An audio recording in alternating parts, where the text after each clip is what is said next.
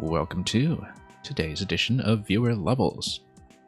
As we await the first submissions in the queue, we're going to do a quick warm-up with the first level I've seen in a while by an old friend of the stream and a very well-established maker since the earliest days of the game, and indeed from back in Mario Maker 1 as well. This is Goku D, and he's delivered us a Fever Dream, a series of short challenges with a surreal soundtrack. Wake up, Mario.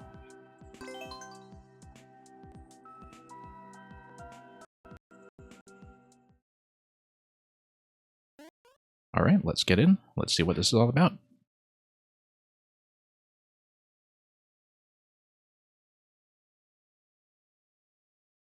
I can't say I recognize the soundtrack just yet, but surreal is an acceptable way of putting it. And Theorymon, welcome. Thank you for submitting Trouter Town. I don't think I ever caught up on that, so... Oh, you caught me in a very opportune moment, I guess. Given that, well, everybody's is going to be screwed up, particularly if you are an NA and have the time change coming in. I've had to kind of forewarn my viewers who like to take this as a breakfast show in EU about that, because their time change comes 2 weeks after the one in North America. And that's going to cause all kinds of havoc, I'm sure. Okay, yeah, I need to go forward and back. So this is actually the newest level from our good friend Goku D. It actually just went up today. The first thing I've seen from him in several months, I think, although I also haven't been playing lately, so I may be wrong in that score. And yeah, this is the first music level I've seen from him, I think. I mean, I remember back in Maker 1, before he started doing a lot of levels for easier audiences in Maker 2, he really liked doing these single-screen challenges, where everything was screen-locked. And 999 Ito, thank you for the submission of A Tale from the High Seas. I'm hoping to get to that soon enough. Currently balancing your time between Maker 1, 2, and Pokemon Sword? Yeah, well, I think Maker 1 probably needs the most time-sensitive attention, other than Mario 35, of course, in which Theorymon, of course, is a very well-established pro by this point. Ah, the Ideas book. Yes, that's right. I wish I had it on me, but I don't have most of my physical Wii U-related belongings on me, least of all the Wii U itself, but that does include the game case for Maker 1 and the Ideas book that came within, which I don't think a lot of people really consulted, but, you know, had all of those 4-digit miniatures that you could punch in to see what the engine was capable of, and I don't think a lot of people actually wound up paying much attention to it, which is a shame, because it was just a beautifully designed little souvenir. Ba-da-dum. Okay, let's go forward. And, oh, didn't expect that. Yeah, I should have watched the panels accurately. You do need to climb up and then drop in the right side. Hey, Meng, welcome. Glad you could catch the stream today. And, oh. There we go. Finally got the pattern somewhat straightened out, except that was kind of a poorly judged shot. Thankfully, you appear not to have cancer. Yeah, that would be terrible, to say the least. I know you had some kind of medical scare, but I remember you saying so anyway. But I'm glad you got that sorted out, Theorymon. It's been really way too long since I've actually caught up with you properly about much of anything.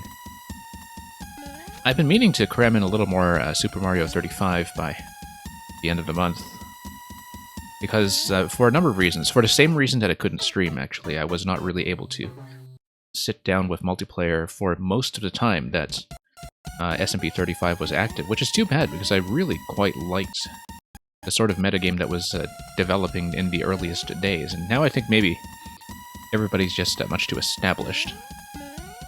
I haven't actually unlocked all 8 worlds in it because I just was unable to play much multiplayer for several months. Brad Yee, or Brad I, or something like that. Brady, I guess. Brady E. Thank you for the submission of this level. We'll give you the Rona.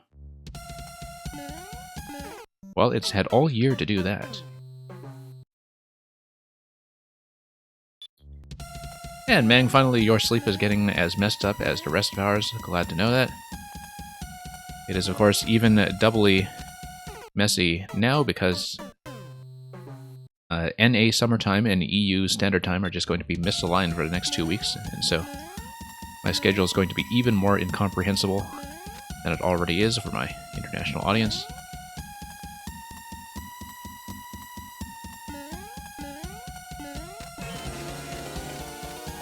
And yeah, this day, I guess, is actually sort of the 1-year anniversary when the pandemic properly hit home for me, in that I had my first big pandemic-related cancellation confirmed about a year ago, on the 13th, I guess, in North American time. But the first thing that was really hit in terms of my own travel plans for the year was something that went down a year ago, and so that's something I remember quite precisely.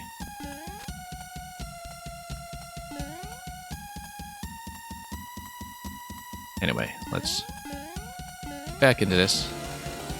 Let's be aware of all of the stuff that's going to drop in on the right side. That was definitely not something I expected. Okay, now what's going on? Wall climb. It's Saturday, you'll sleep when you're dead. Yes, exactly, Brady, that is the correct attitude. When it comes to this stream, anyway. I mean, we run at the most off-peak time imaginable for every region. Like, if you look at the statistics for Twitch in terms of the overall viewer numbers throughout the day, I do consistently run at the lowest dip. But that's the only schedule that works for me, unfortunately.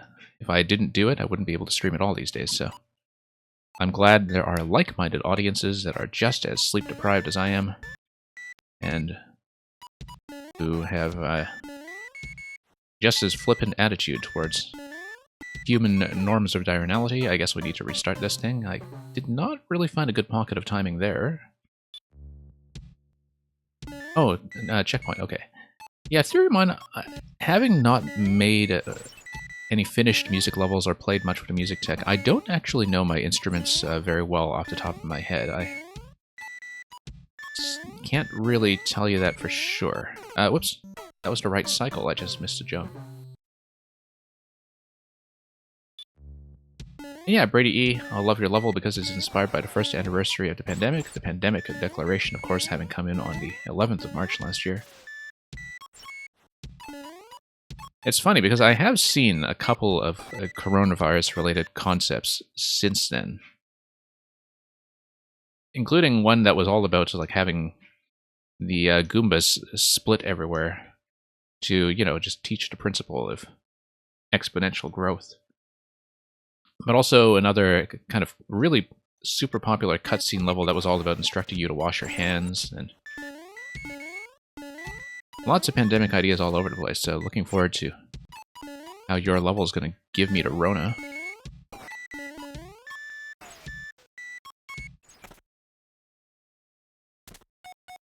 And yeah, Theoremon music tech has just become so advanced now. I'm always impressed by what people have worked out when it comes to music loops. SMB3 is going to, of course, let me slide. And yeah, I'm going to miss SMB35 a lot as well. I feel like I really missed out on most of it because I enjoyed it a great deal, but just didn't get a chance. Oh, it's like a warped in the Hall of the Mountain King. Listen to it. It is basically that melody, but kind of displaced in time. Some good old Edvard Grieg to start off today, and then we will get into the queue, so.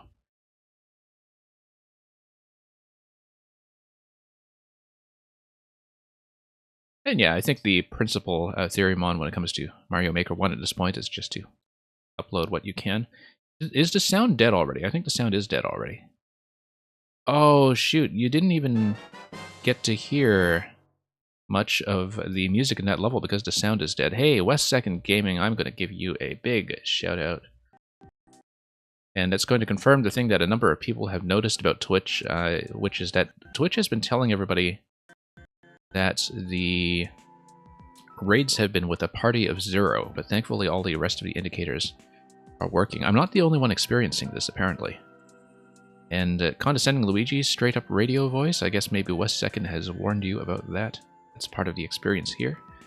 And yeah, West Second Gaming actually played one of my levels earlier tonight, and I hope the rest of the stream went just as well, and you received excellent submissions all the way down.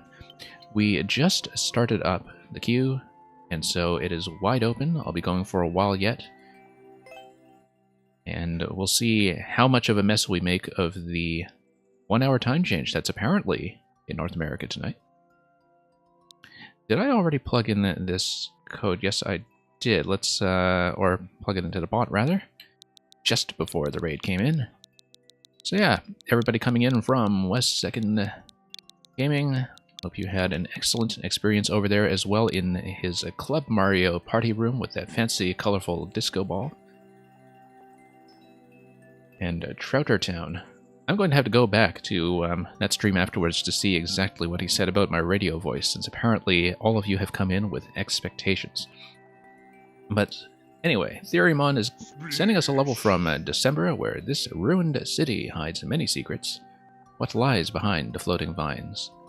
And let's hope the audio actually stays afloat, because my computer's been running rather hot, and that usually spells disaster for the sound quality of the actual gameplay. I may in fact have to do a quick reset on the sound here, but thank you for the follows in the meantime.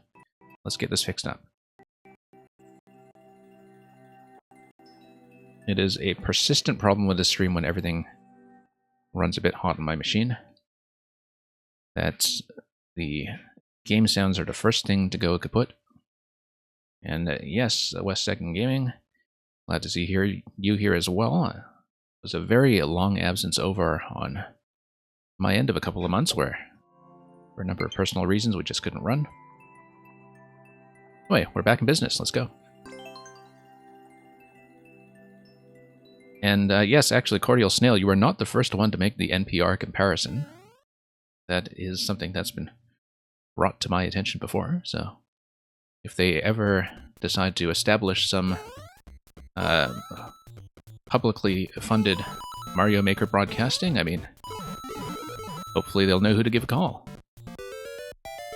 It's not really part of the intended design, but since apparently people have noticed that, or at least are reminded of their Great American Radio experience, so, you know, we only serve to please, I guess. Anyway, so the coins instructed us to do a bit of picking up here and there, in case we had any confusion about that whatsoever. Okay, so much for SMB2. Let's see how far we can progress without it before we need to run into trouble. Okay, we can actually live for a bit for now, but we'll see if we've been blocked off from any particular bonus content. And thank you for all the follows from Cordial Snail, All Sneezing Darkly, and Big Drew Gaming. And yes, so I am missing something to get through this gate here. No. Let's probably, at some point, you just pop out of that. Actually, no, I'm thinking about that, and even with a P-switch active, I believe that pipe just remains blocked, so let's not run into this guy. Okay. So much for that. Just scouting out that location up to the top right as well. Looks like we don't have the SMB2 high jump, and I'm not sure that would have reached regardless, so down we go. And yeah, I'm a little bit behind on some of the chat messages since the raid came in, but let me just scroll through it quickly. And yes, Durymon, you said this is the sequel to Vegetable Vault. I do remember you saying that you were making a sequel to it. And okay, SMB2, let's go. And yeah, in the eventuality that you get your super world put together, it's going to be neat to see how a lot of this fits in. For those of you who don't know, Theorymon, who made this level, made one of the most popular levels in Mario Maker 1 called Goomba, A Sad Tale of Madness, which, if you were in Mario Maker 1 in the early days, you may remember. So he's no stranger to really elaborate story-based experiences, full of all kinds of narrative information that we don't aim to decode. Okay. And Biggie Swalls, as always, I'm Mario Shapiro. If that's a reference to Ben Shapiro, I actually don't really follow his content, so I don't know how close I am to that. Like, I actually have no idea how he sounds, I just see his face everywhere when he's an invited speaker to various things. Unless, of course, you're talking about an entirely different Shapiro. But from a podcasting perspective, I don't know who that would be. Oh, Ari Shapiro. Okay, okay. Yeah, I don't really know my NPR, apart from Marion McPartland's Piano Jazz, back in the days when Marion McPartland was still with us and kind of playing the piano with all her musical guests. But let's look up Ari Shapiro afterwards and see how that goes. There was this one fellow in the early days of my stream who said I sounded like the announcer for marble races, and I was thinking, what on earth are marble races? And that was actually one of the most rewarding tips I've ever had from a viewer, because marble races are actually pretty interesting to watch, and I've kind of learned a lot about commentary from kind of dipping into some of those videos myself. Anyway, Ethereumon, you've heard Reggie speak live? Yes, I remember you saying so. I remember you sharing that experience, actually, when you did see the talk at Cornell a little while ago in the before times. Anyway, Oh, this is a hotel. It's just that we didn't see the top block telling us that this was a hotel, so I guess we are in for Hotel Mario.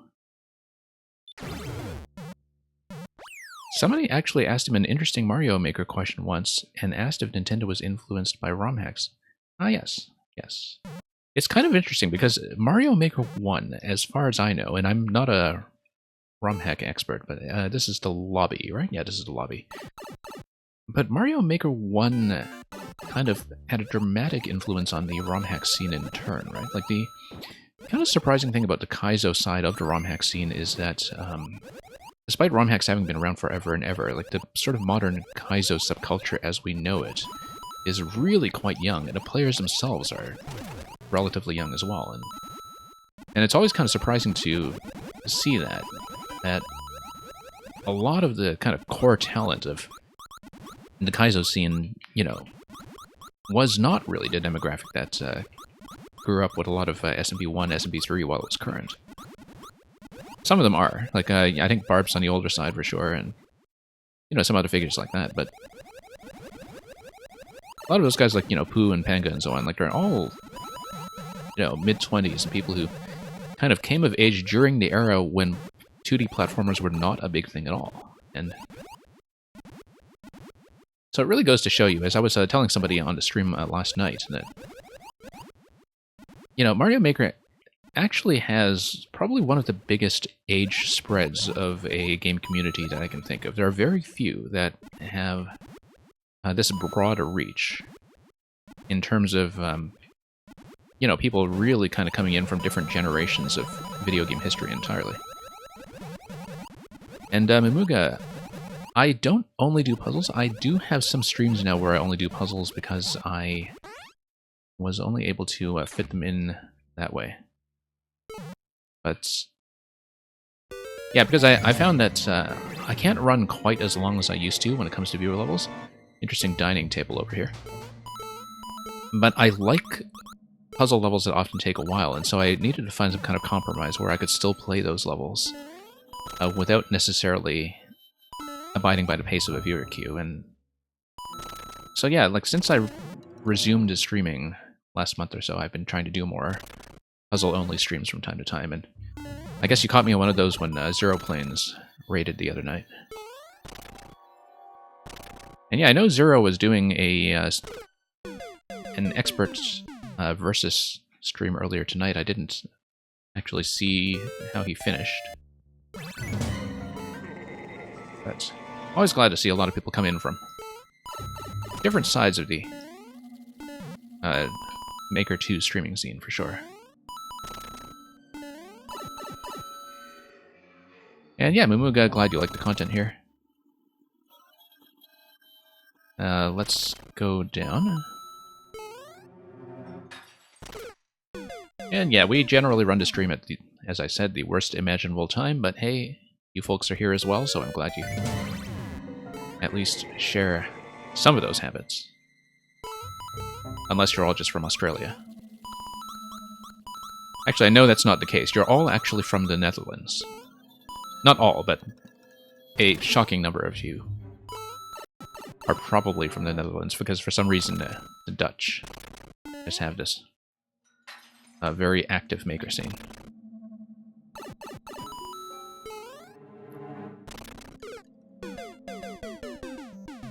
It's kind of like one might have said in Austin Powers. There are only really two kinds of things I can't stand. Precision levels and the Dutch. Actually, no, we love our Dutch makers around here. And also the ones from everywhere else. From Germany, from America, from the Mushroom Kingdom, apparently, if you're going to be all immersive about it. And Terminator, I'm glad you enjoyed the commentary. Really enjoyed the batch of levels that we got from you last night as well.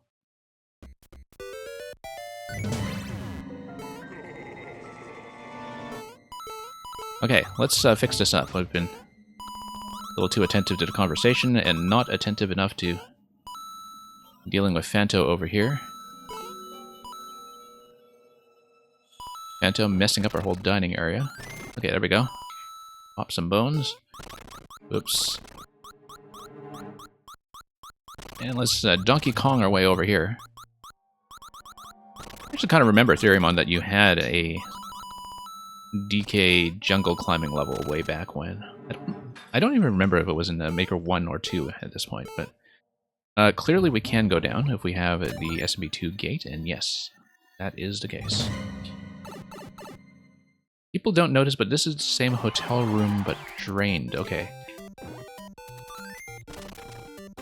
Yeah, I know there's always a lot going on aesthetically with a lot of these Theoremon levels, and we don't always catch everything on the first pass. Sometimes we have to kind of look over the recording afterwards to see what he's doing. Like, what is this guy, for instance? This is definitely some kind of figure. But I can't quite tell who he's supposed to be. Sweet time for a bonus room. Oh, okay, I see. Ah, yes, Trouter from SMB2, of course, because this is Trouter Town. Anyway, here we go. And through the door. Okay, that's coin. Okay, that's the only coin. Oh, interesting placement of that then, prior to the checkpoint. I guess it is going to be a... Okay, yeah, because post-checkpoint, you're going to have a different state entirely, because you're going to spawn from the checkpoint in the on state, and you're going to drop straight down. So it looks like you have multiple endings here, depending on whether you are starting from prior to the checkpoint and picking up the key. That's how I'm reading this, anyway. Ah, I see. So now we have dropped below the segment we were in previously. So spawning from checkpoint actually takes you down here, and then you continue. Yes, the entity limit checkpoint, yes, with the key spawn from the anti-checkpoint mechanism. Kind of interesting to see the anti-checkpoint mechanism done with just one pink coin. Yeah, let's duck under here just to get a refresh. If we need to refresh, we'll do that. Okay, so let's just get a read on this first of all. We need to swim our way across and dodge, and then we need to find some way to hit the spiny shell such that it is going to bounce off the trampoline and then hit Ludwig in the face, if I understand this correctly. We have a stump over here. Stump looks like it's manipulable, so that might be part of the solution here. Carry the stump across. Oh, I know this is almost certainly a reference to the SMB2 sequence, but I hadn't really thought very carefully about it. Okay, And then it's going to load the stump all the way back. So what we're going to do is we're going to get up to the upper conveyor belt and then crouch our way through. And whoops. And then reacquire SMB2 mushroom if we can. Yeah, damaging our way through there might be the most efficient way to do things. Sadly, you couldn't fit in multiple endings. Okay, yeah, I am seeing what the looping structure is now, of course, as soon as I popped through the deceptive little on-off column that we had earlier. And, okay. Let's just do this whole dodging segment. Oh, okay, it's going to power back here. Let's not get squished. That would be a terrible way to go. And let's just get in hits number 2 and 3. So, yeah, neat little single screen boss design over here. It's readable right from the start, as long as you are paying attention, and it's got a very clear in and out structure to it.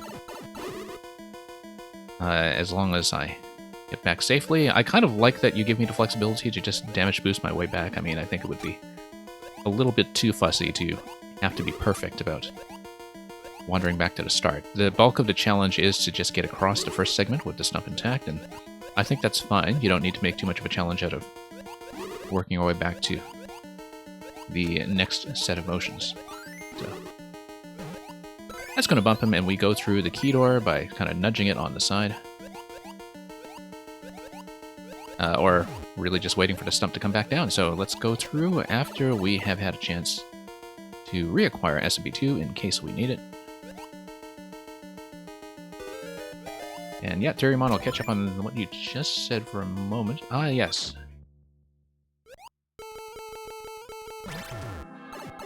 And there's the Boo ring at the end of the hotel. Okay, so much for that. I'm going to leave a nice little TripAdvisor review for Trouter Town. So the whole level basically began with the boss battle and the idea of how would SMB2 handle water level. Handles it quite well, I think. I like the overall flow and especially the spacing. I think it's very often when you have one screen boss fights like that with lots of projectiles, it can feel rather crammed. But in this case, I feel like there was just enough space to work with in terms of the dodging challenge being fairly relaxed, and giving you lots of chances to retry if you do fail. So, thank you for that, as always, Terriermon. Good luck with the combination making between Maker 1 and Maker 2. Going to pull up the next code from 999, I believe. Oh, I should have checked to make sure we don't have subs in the queue, but that's okay. We don't. So, yeah, going to pull that up in just a second. I will read the chat in the meantime just to see if I missed anything, because I think I actually missed a fairly big chunk of messages following the raid, including much of the director's commentary from Terriermon. And yeah, I see that level has been very well liked in the time that it has come out, so.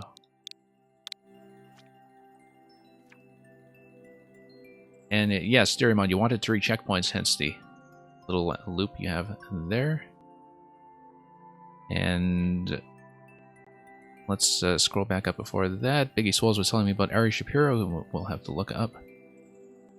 Cordial Snail was saying something about NPR. And yes, I missed Terriermon, what you said about this being a Mario take on Kirby Superstar in terms of the overall structuring idea of the world. So, and also what you said about General BB and his looping music tech, which he's very much at the forefront of researching. Anyway, let's take a look at Tito's A Tale from the High Seas.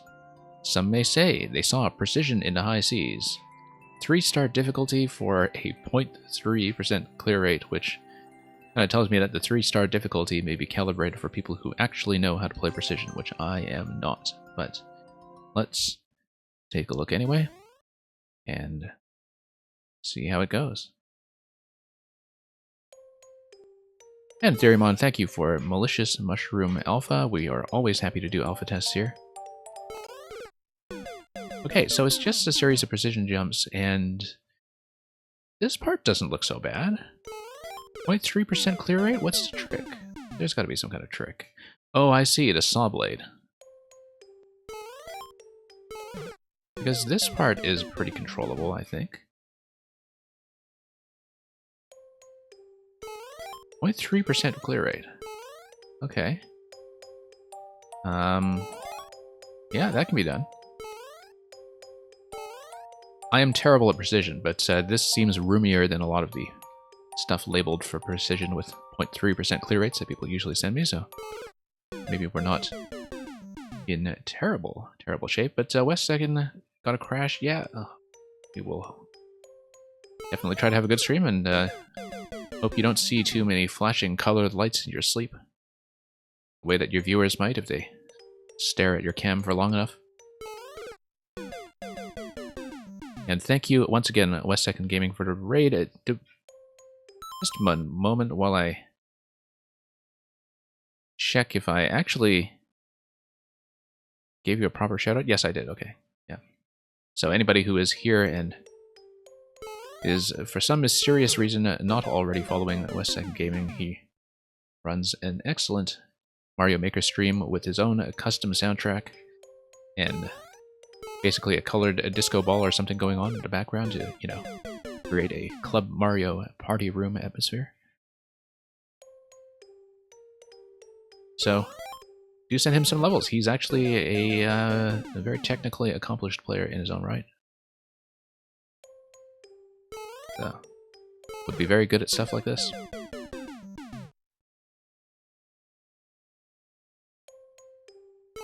Okay, tap this, and forward. And this we know is reachable just from the left side with some bendy jumps here and there. Whoops. And we'll see if we can get through that column. And Theorymon, the disco thing reminds you of something. When you were checking the idea book, they had an idea where Weird Mario dances underwater to the disco ball. It's kind of interesting to see where Maker 1 went in ways that were not anticipated by the developers, but at the same time, what the developers thought might happen with the game that did not really materialize in quite the same way.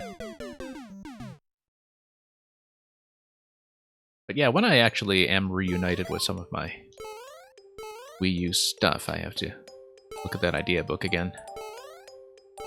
Because I knew from the start it would be a real treat to have that as a long-term souvenir, even if nobody is bothering to punch in a lot of the codes.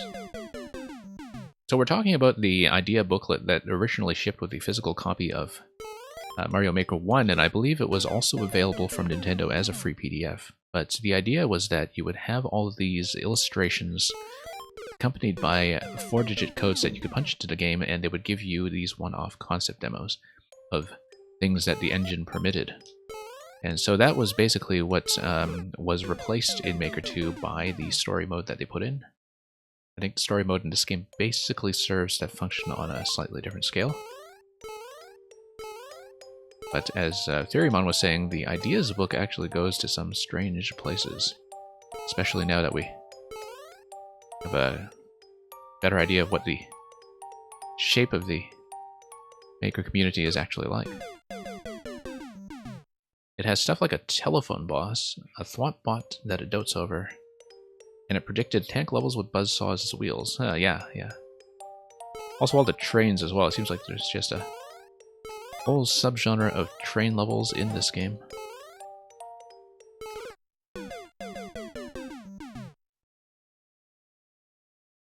I do kind of wonder when it comes to the idea book tribute that you're talking about, how much of that will be recognizable to the audience, but even if it isn't, it'll be a nice little treat for people who do remember coming across those designs. So.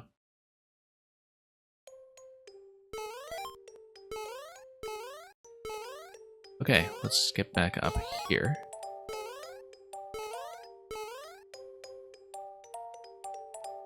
And yeah, I see. Okay, so we can do a full jump like that and work our way up. I don't really know the technique for getting through columns like that, if there is a sort of standard technique to it. I do know that some very experienced precision players will I don't know exactly what the input should be. I think I'm kind of in a position of trying to figure it out on the fly and, you know, without really understanding in advance how it's going to go. But yeah, as you can see, it is possible to kind of nudge your way through if you're standing on just the right pixel. But I'm not getting enough height off of that, so I feel like I do need some momentum going in. Terminator, have the developers ever responded to the weird levels made in this game? By deleting the glitchy ones, I suppose. The developers, not so much, but some of the sort of regional spin-off Nintendo offices do kind of engage with the community in their respective countries, so... Because I know that sometimes, you know, some of the branch offices that are specific to some countries do reach out to members of the community to judge contests and so on. So Goku D, whose level I was showing off at the start of this content today, I think he's had some interaction with Nintendo UK, and I know Kavik from the various YMM projects, and of Mechagodzilla fame, has been contacted by Nintendo in Italy to judge some contest levels before. So there is a little bit of outreach from, you know, just the marketing offices, but in terms of Nintendo in Japan, I don't know if they've had much contact with the Japanese makers as a community, and I would not be the person to ask about that.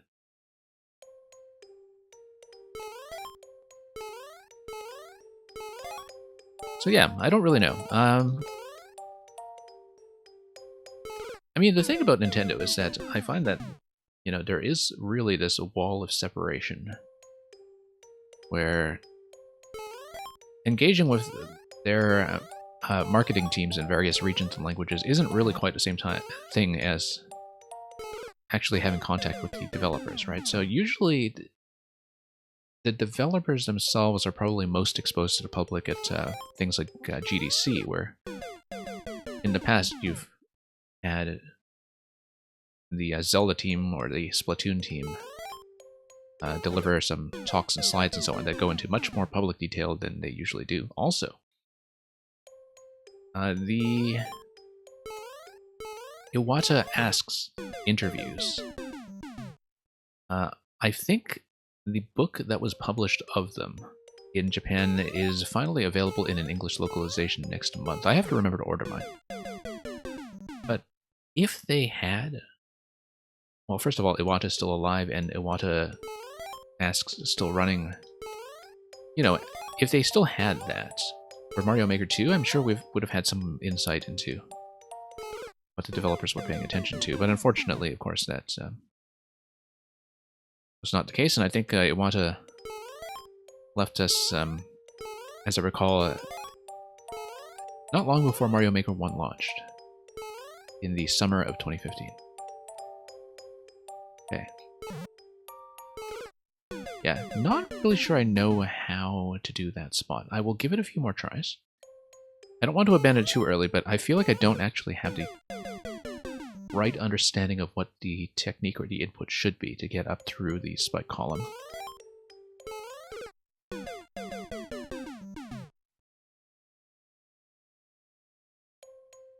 And yeah, Theoremon is always really kind of interesting to go back through a lot of the older interviews, as you were saying. I don't remember what the stumbles were with NSMB Wii in particular, but I think NSMB Wii doesn't get nearly enough credit for what a big change co-op was in terms of design. But I know that they were moving over to, you know, having 2D Mario be kind of the apprenticeship for a lot of younger or incoming Nintendo designers at that time, and so you could kind of see that in the end result. And I don't mean that as a criticism. I mean, you know, that you can kind of see that it was a bit of a transitional handoff game in some ways when it comes to design principles.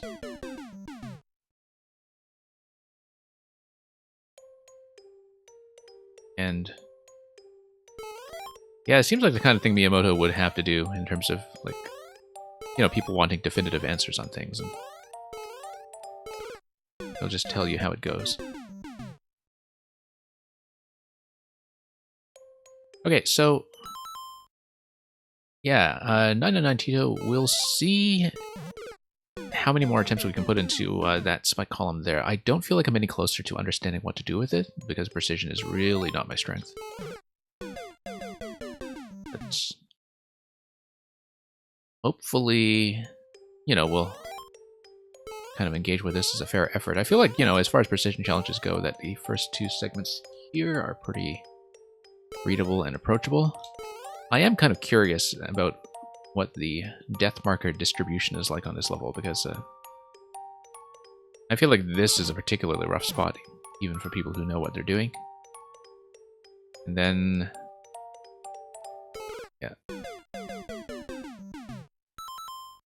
yeah, let me take a look at the opening image for a second, the preview image, and yeah, the thing about precision levels is that, you know, there are people who are definitely good at them. I don't feel like I understand how to become good at them, and often there's not that much for me to sort of figure out in terms of kind of mentally mapping what I'm supposed to do. You either have the input or you don't have the input, right? Because I find that, you know, with much more technical levels, like some ISO stuff or some other like really hard levels, that sometimes I can make up for poor technique by having a good read of what the mechanisms are. And I find that with precision levels, I don't have a chance with that at all, so... Yeah, sadly, Tito, I think I may have to bail on this one. I know I didn't spend too much time on it, but we got through that first segment, and that's about a quarter of the way through. And we could kind of tell by the coins as well that we were approaching coin 3. Doesn't look like there's a type to a subworld or anything. Or is there? No, just doors. Okay. But yeah, thanks for that. Let's see who actually got the existing clears. I'm kind of curious.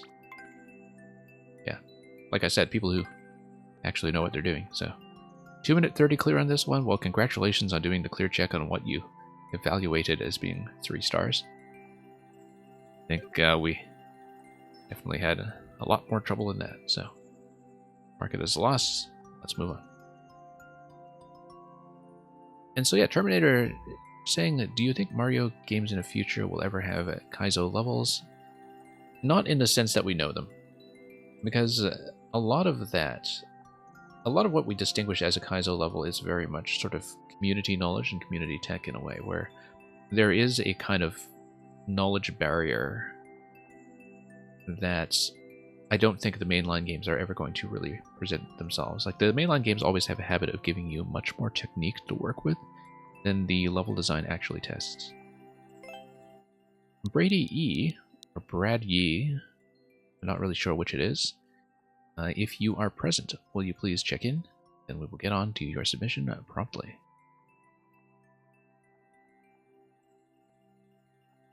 And let me just check the chat log quickly. Ah, yes. It is intentionally a hot mess because it represents, yes, the year of the coronavirus. So let's see how it goes.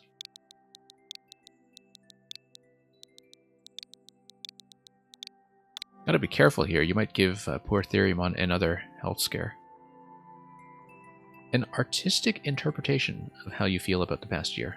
Uploaded within the past day, and follow Brady E21. So, 0.27%. Once again, at those clear rates, sometimes with viewer levels, we won't necessarily clear it, but let's have the artistic experience nevertheless and see how it goes. Might just have to treat this as a storytelling experience. This level will give you the Rona.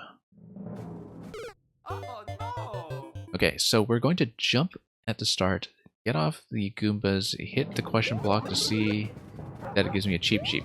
However, if we bop this from up top as a coin, okay, so that's not going to be useful. Looks like lower Cheep Cheeps can be jumped on. Fire Cheep Cheeps are a bad idea. Oh, wow. That was actually salvageable, except I was still twirling instead of spin jumping, as we are clearly meant to do to get through the next segment. Okay, we get out of the way there. Bop. Pop. Pop.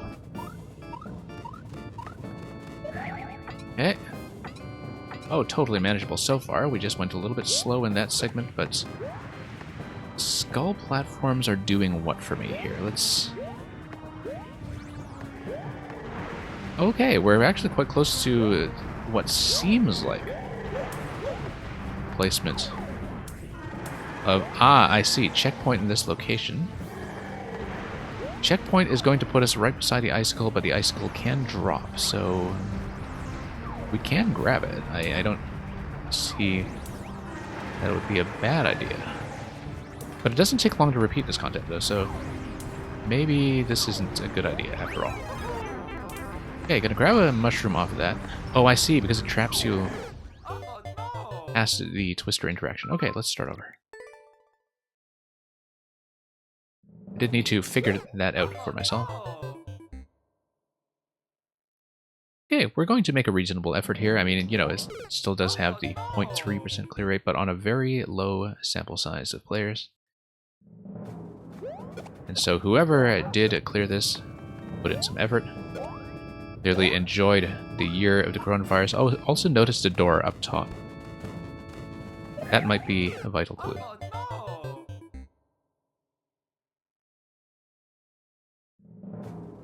So yeah, I mean, whoever did decide to put in the clear evidently enjoyed enough to try.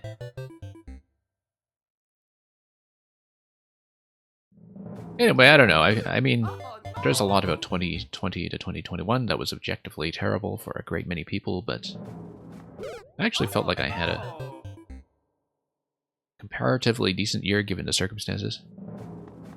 I think I was very fortunate to, you know, mostly take up streaming, which I had begun to try just before the pandemic hit.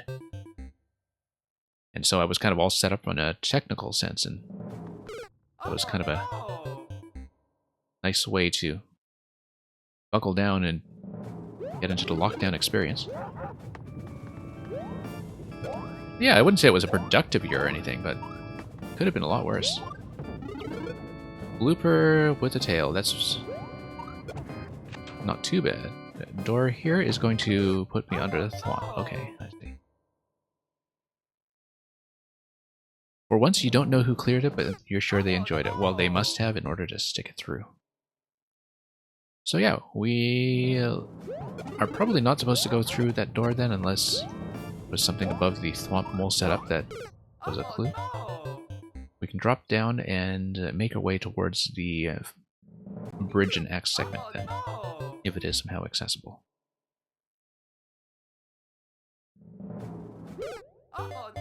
And, you know, occasional we'll just lower the clear rate on the very start. Okay. And let's actually do some twirling this time, just to get some repositioning out of the way. Nope. Not where I wanted to go, but actually kind of an efficient pathway if eventually you want to, for some incomprehensible reason, try to go for a speed record on this.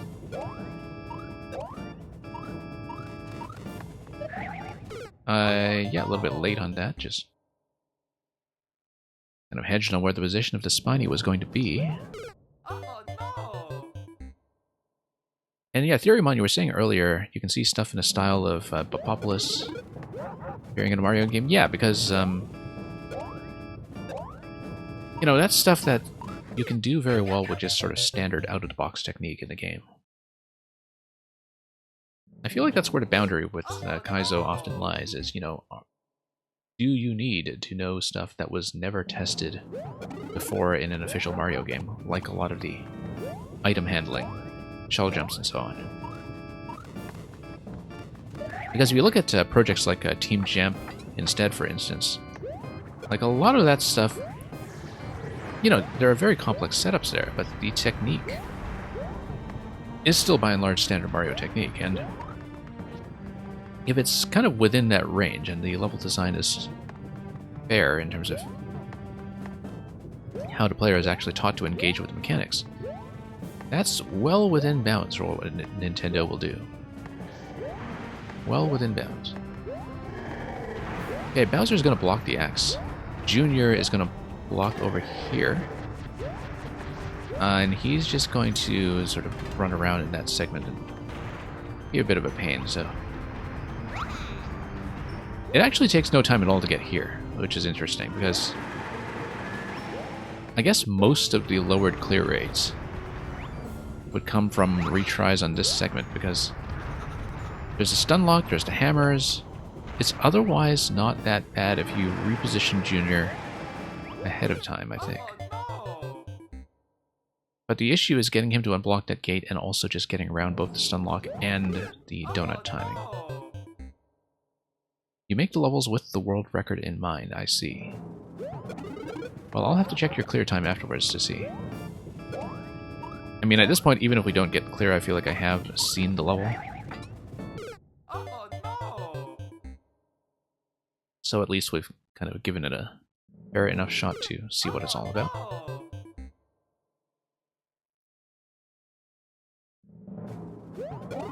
And yeah, let's see if we can make a proper attempt on the Junior segment at the end. Not having high expectations for clearing it, but we'll muddle through just in case. We'll see if we can find some other way to deal with it, exploit it, whatever you might want to call it. Okay, let's get ahead of the fire bar. That's going to be a necessary piece of the puzzle here.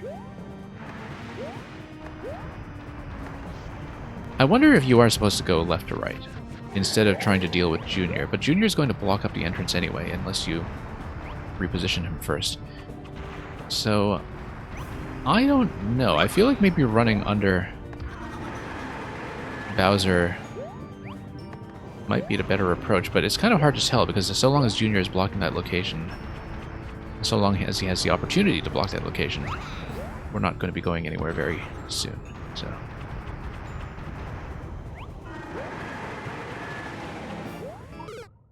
thought I could almost fit there. Bowser fire timing, of course, is going to have a certain element of RNG there. But we'll see. But yeah, it doesn't take too long to get there. I mean, you know, considering that it's supposed to represent 2020 to 2021, it felt comparatively breezy in terms of actually getting to the end segment. And okay, that's okay. We'll pop that guy, get out of the way. Didn't take long to navigate the maze, actually. Not even necessarily a maze, just a couple of dead ends along the way.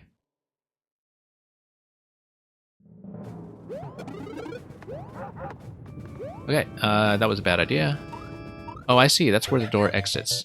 I did not previously check that corner, and so I didn't know that the door exit was in fact right out of the starting location. So that, of course, doesn't provide us with any useful information whatsoever when it comes to getting clear. In fact, the thing that could be most to our advantage is if there's something like a hidden power-up that lets us cheese the final bit easily. But I think at this point it's just dodging Junior, and it does look doable. We need to get there safely first without flubbing the easy stuff, of course. And yeah, we got to 2021 with no problems, so if that's how you feel about it, that's perfectly fine.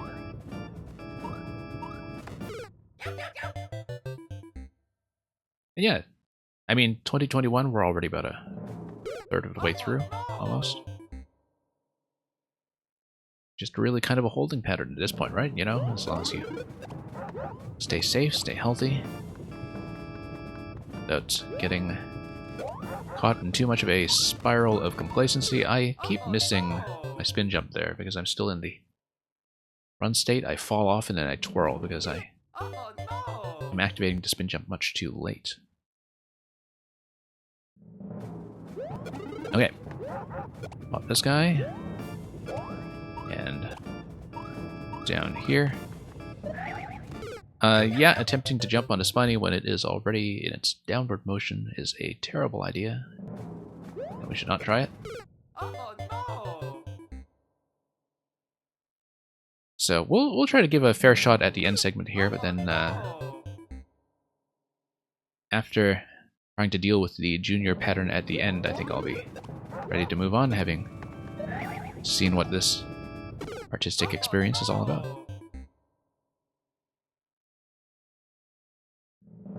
But we'll give it a shot just to see what we can do with it. I mean, that will require me to clean up some of the comparatively easy stuff up top first. Oh no! Feel like we are kind of slipping behind how we were performing previously. That's just part of the experience. I don't know why I keep going for that question block, even though I know perfectly well and have known since the first attempt what was there. There are options.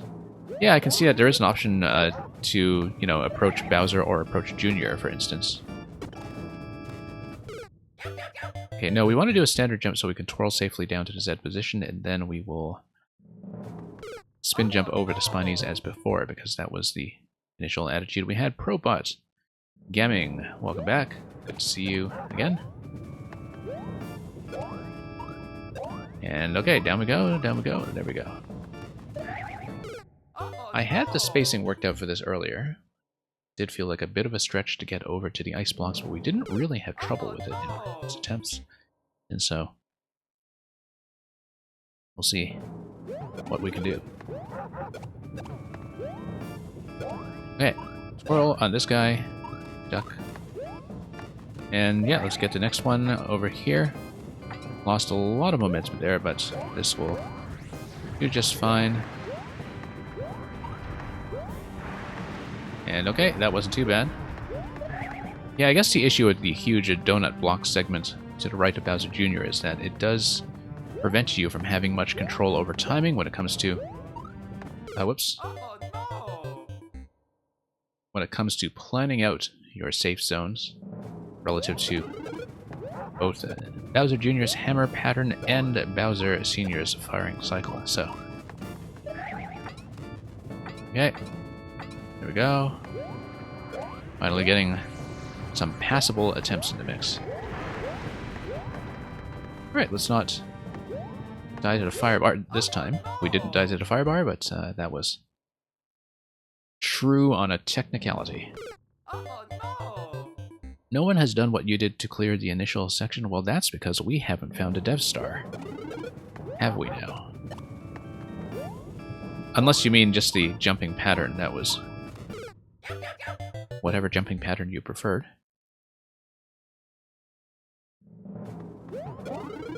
Okay, get out of here. Get out of here. Okay. Not a Dev Star? Okay. Oh no!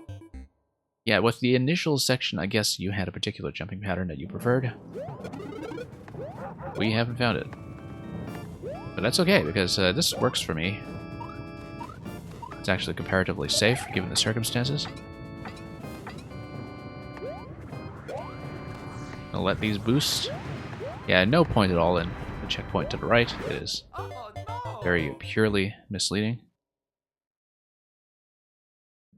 Probots, I Oh believe we played Big Annoyance yesterday.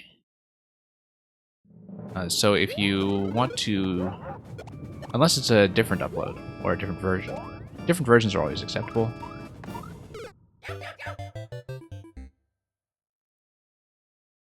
But yeah, I'll just let you kind of exercise your judgment when it comes to which code you want to submit. Oh no! But yeah, Big Annoyance was the single tile maze level, right? That was the one with the 4-second record. We definitely did that on the previous stream. Oh no! Ah, different, harder, more annoyance, just the same title. Okay. Well, we'll see how annoyed we could possibly Oh no! get.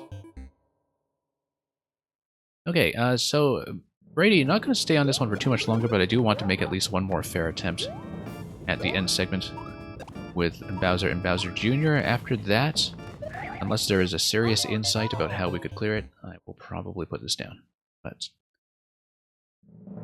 let's get some of the bad attempts out of our system first. I mean, all of this stuff is pretty doable. It's just something that requires a little bit of care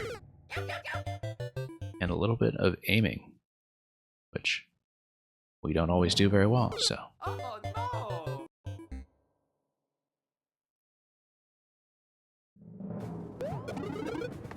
Okay, forward.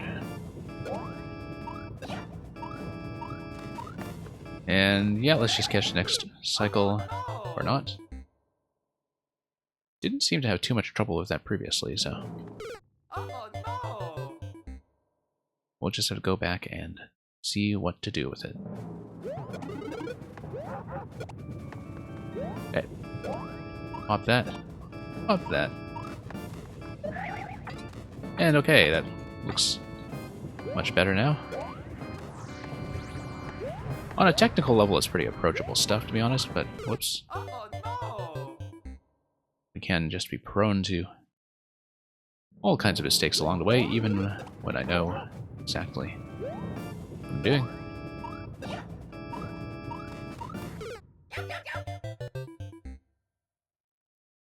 I think the general tactics we're applying here are No! about as good as they can be. I don't think that's the issue in terms of how we're approaching any of this. That's okay. Drop down. Once again, getting a bit too risky there.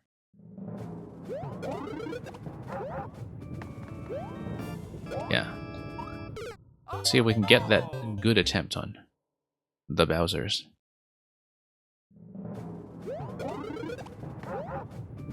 Because a lot of this is avoidable when it comes to mistakes.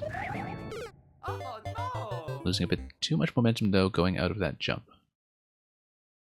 So, Oh no! definitely some spacing that we need to adjust in all directions.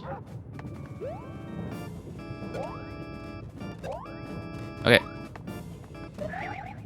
Oh no! Yeah, kind of surprising how much trouble we're having with things that previously didn't really provoke my attention at all. Yeah, at this point, actually, let's just, well, let's see about that good attempt, and then we'll decide whether to bail just on account of our own mistakes.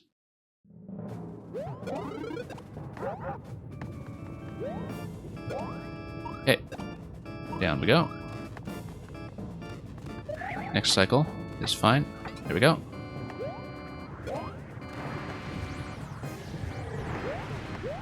Alright. Everything's fine so far. We need to watch out for the long fire bar now. We'll just let it pass on this cycle. Just to clean up the timing, let's let it pass on the next cycle as well.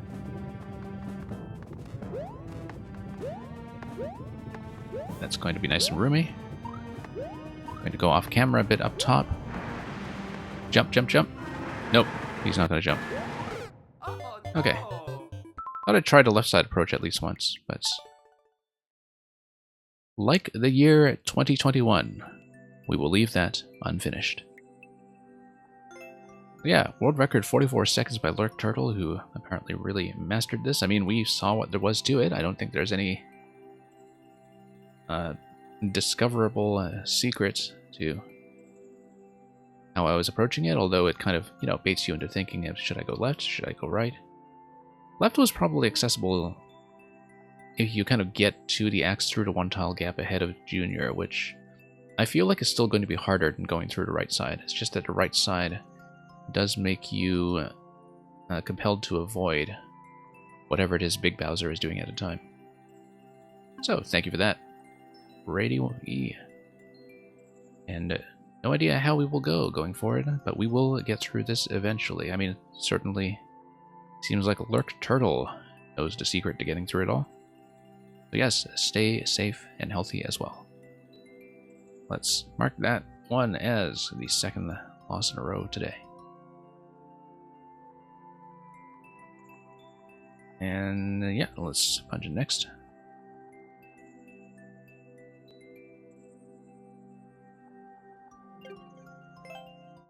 Bang! It's going to be SV5.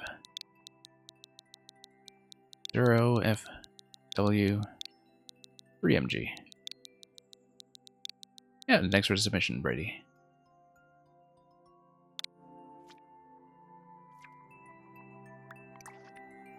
Okay, going to get Meng's maker code. I don't know if you have any particular suggestions. Guess we haven't seen the Kitty Nightmare.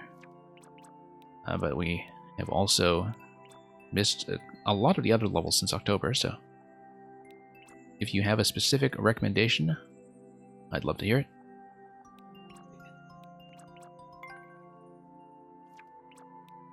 Touchy P form, Super Christmas Ball Party, very seasonal.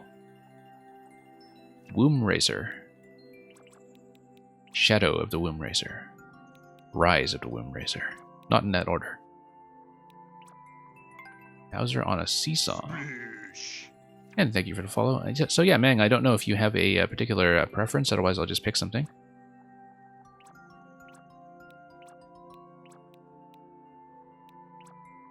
You would not recommend a kitty level, okay. In that case, let's take a look at, I mean, you know, you feel horrible, and that must be a good sign. So let's take a look at Touchy P form.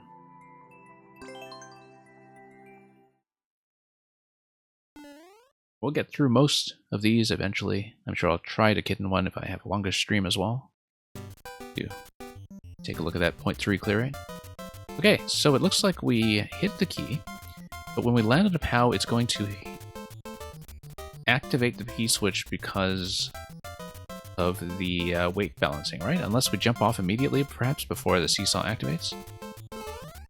We'll find out. Yeah. So we just have to touch it very lightly before we exert weight on the seesaw. I think that's the whole idea here. We hit the on switch and then we jump through again. We just have to be very light on our feet. Yep. Nice. Yeah, I like the idea in terms of seesaw logic. It's funny because I don't know, Meng, if you've already played Supernova's catapult level, but we were basically doing timed jumps on seesaws with that already. Just yesterday, and this kind of reminded me immediately of it because you sort of have that switch activation that's here based on weight plate, but yeah, we just need to get off of that surface immediately.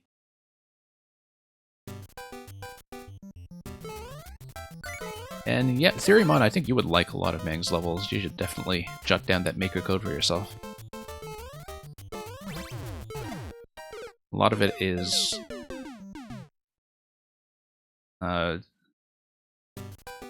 you know, tricky, bouncy ideas with a very keen sense of surrealist humor.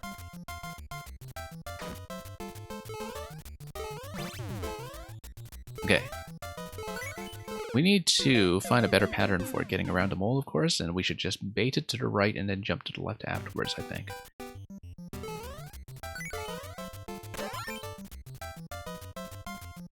And okay. Oh, that works too. Nope. We cannot build up a run like that. We do need to build up a run up top, I think, and just immediately dip off the POW when we are already at full speed. So that's one thing that that room is teaching us immediately. No time to waste on the POW.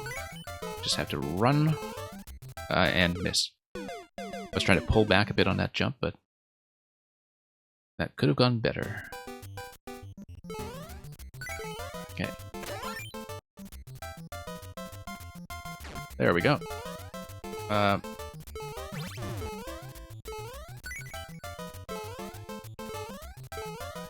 No. trying to mentally calculate how much speed we need to build going into the jump towards the key door, and so that will take a little bit of experimentation until I understand it as accurately as I'm able.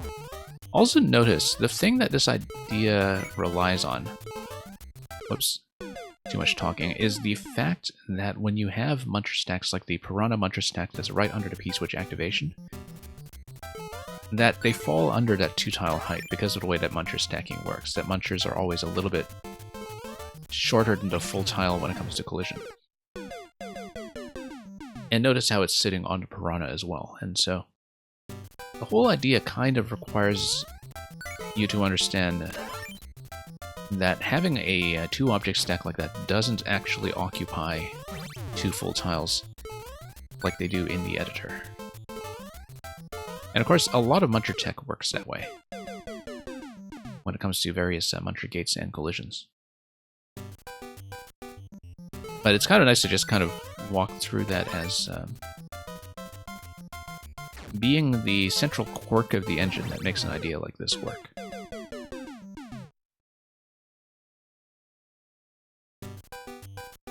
Okay. No.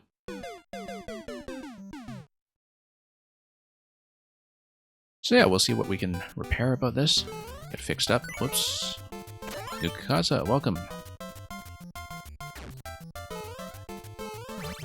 And Nukaza, with your newfound sub-privileges, we're probably going to call you up next, actually, as sub-next. So you've slipped in very advantageously with Cannonball Endurance Challenge.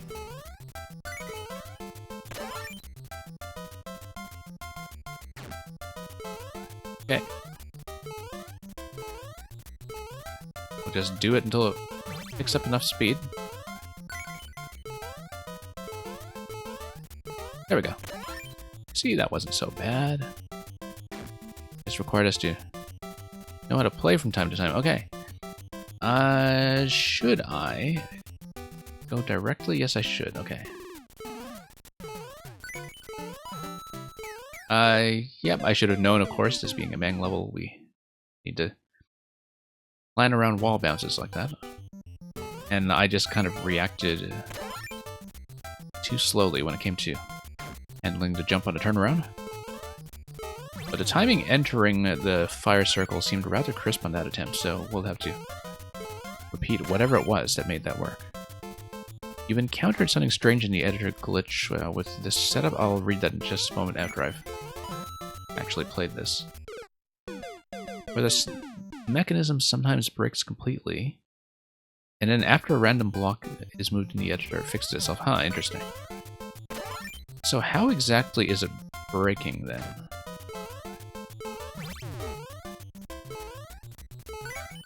Okay.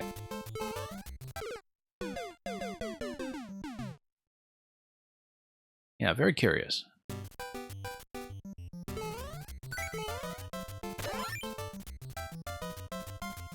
Okay.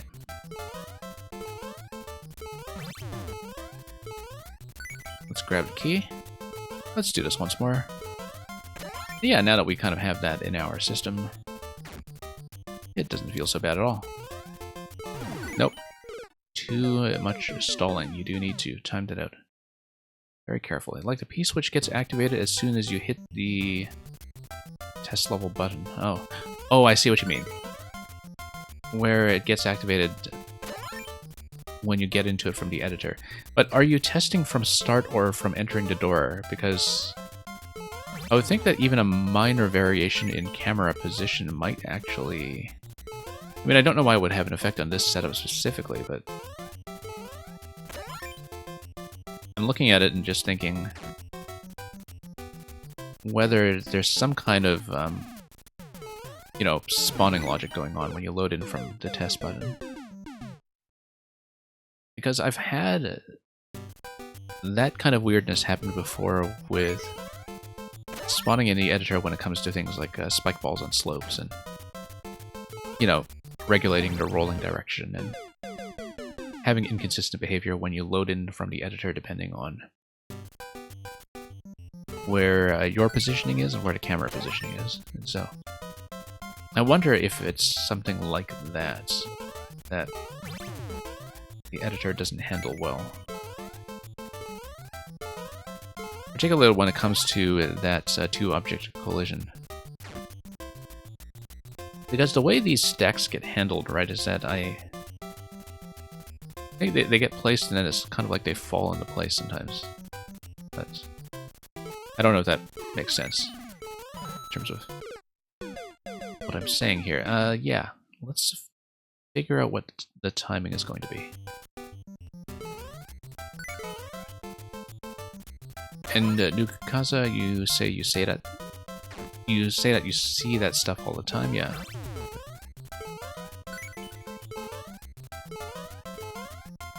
Nope. Too long. And Cordial Snail, have a good night as well. And oh my goodness, look at the time. Depending on your time zone, of course, and depending on whether you are in a region that is affected. Yeah, Cordial Snail, thank you for dropping by once again, coming in with West Second's crew.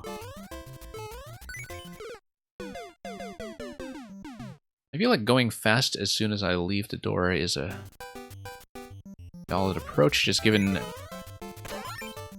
prior experience with a lot of Mang's timings and setups being very speed-friendly in terms of being able to do things on a first cycle.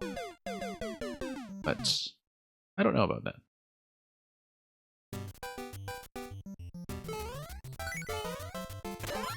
Yeah, it might just be one of those things in the editor, kind of like with semi-solid stacking, where the editor, sometimes when you run it from the test button, it's not working from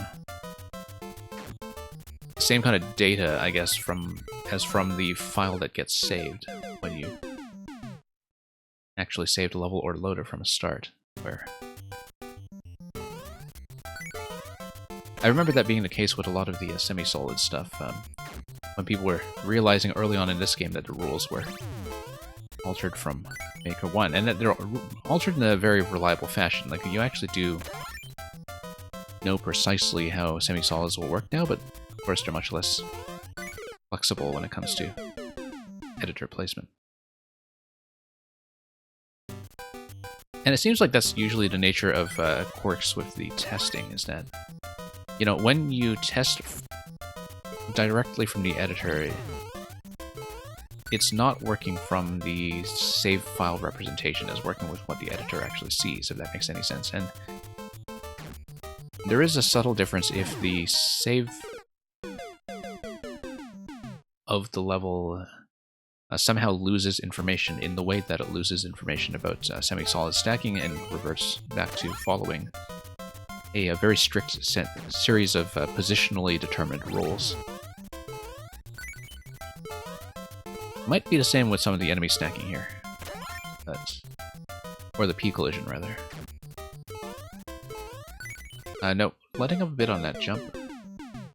Do need to do a nice full jump with good timing.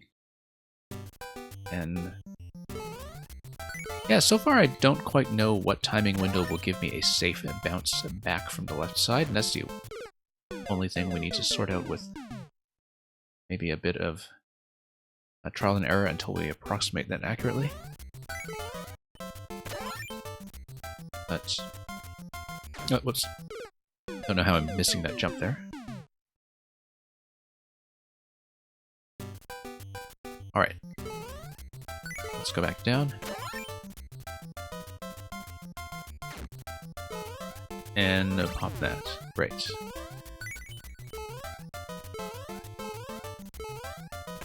You know, listening to the Sky theme that was written for SMB1, it's kind of interesting how much of the original Maker music by Koji Kondo that was kind of retrofitted into this game has just become second nature to me by now. This music was not heard before Mario Maker is something that is kind of easy to forget once you've been playing enough Maker and you're just sort of used to it. And, okay, here we go. And one of the lovely musical touches, actually, that I think didn't get much attention is the way that some of the original music written for Mario Maker has kind of made its way back into the main series. So the airship theme that was written for SMB1, specifically for Maker 1, is actually the airship motif that introduces the airship for the first time in Super Mario Odyssey. And of course, Odyssey is just full of little stuff like that, but, you know, up until that point, you hadn't really seen SMB1 airship incorporated into the main series. And, oh yeah, Theorymon, you were just saying the same thing, making the same observation. But yeah, I totally did not plagiarize it from you. I think we were just thinking alike in the moment. And okay. Here we go. See, when you go in the first cycle, fairly smooth, fairly open. Okay. Now, did I need to maintain momentum here? I don't think I... Whoops. That was very silly. That's okay. We can get back there without too much trouble, I hope. Even the second room had a very clear timing once I just got everything sorted out and coded as a good habit when it comes to clearing that room. And yep, back we go. Very smooth once you roughly understand it. Okay. Blue platform is going to fall. We get onto top POW, and we don't want to wrap around at a fall, I think. We do want to get on the middle POW and then to the right. For the height. You feel comfortable, but it does mean that you need to land very accurately. And then, of course, we're going to explore. Who do you think I am? Of course, everything is also going to be camera locked. So that's not going to do much for me. That's okay. We're going to hit the on-off switch and see what happens.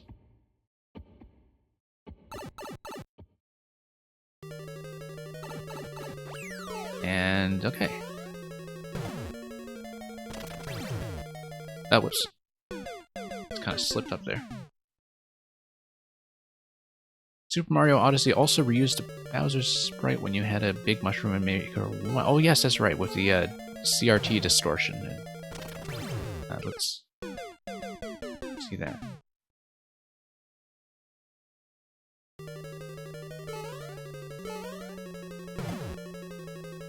Yeah, I think, you know, it was, I don't know, Theorymon, if I would say that people don't realize that, but I certainly think that there's a tendency to sort of not talk about them as mainline games simply because of the comparative lack of original Nintendo designer content. But yeah, there's sort of a tendency to think about them as, you know, being entirely user content driven when it's not really exactly the case. There's a lot of thought from old and new Mario veterans alike from Nintendo's offices too. Okay, I see. Oh, interesting. That's nothing triggered there unless it locks us off from a gate in the long term. Okay, we actually survived that. Interesting. Oh, on-off switch. Yes, that's right. Except, I think that was correct. We just need to jump back to the left and on top of the POWs. But yeah, there's so much stuff in that Maker that has become second nature now that's... If you play enough of this game, it's very hard to kind of go back to thinking about it as being totally new in a way that, you know, Dry Bones Shell, for instance, is totally new. Or even just having the POW block accessible in this style is something that's totally new. And the POW block as an element is so familiar to us that it's sort of incredible to think about what a minimal presence it has in classic Super Mario proper, as opposed to Mario Brothers Arcade. I mean, the POW is very much a kind of retro throwback in some ways that was not really much of a part of the traditional Mario concept originally, when it comes to the Super Mario line of platforming. That's the other thing, too, is that Nintendo does have a very controlled sense of brand identity when it comes to when they're referring to, like, Super Mario, the way they rebranded Mario Maker as Super Mario Maker.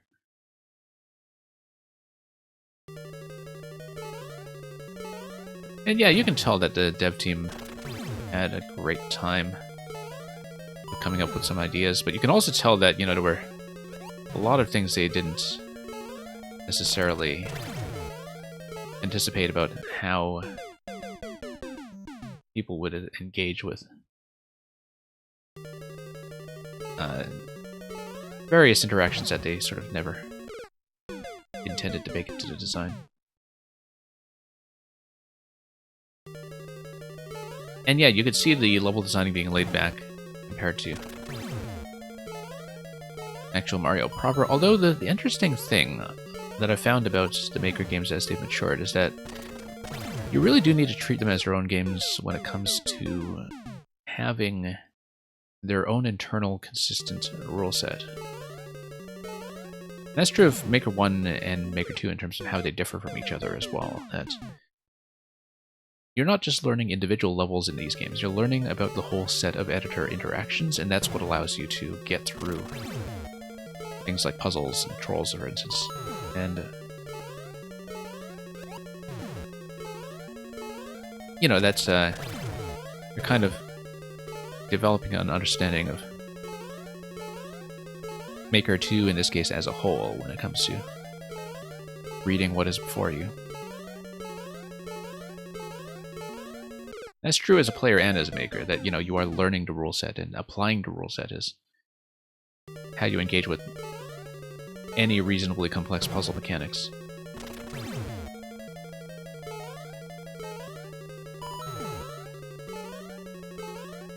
Okay, here we go. Left and then right. Keep forgetting. Theoremon, I think what you were saying about the sort of crazier character of Mario Maker 1 is something that people have noticed about Mario Maker 1 generally, that it feels much more like a toy box and much more of a spiritual sequel to Mario Paint. That's there's a lot that feels kind of cleaned up and straightened out about Maker 2, including things like the various editor rules for semi-solids, and the lack of the center tile placement, and the loss of the pipe stacking, and so on. That it's a much more regulated experience now, despite how many more tools we have to play with, and how much more powerful this game is in many ways compared to Maker 1. That it's definitely much less wild and much more settled when it comes to what the community has established as what is by this point a fairly well-defined set of subgenres that are dominant. And people who are Maker 1 veterans who have come to the stream have noticed a lot of that as well, that the popularity of certain concepts has definitely shifted.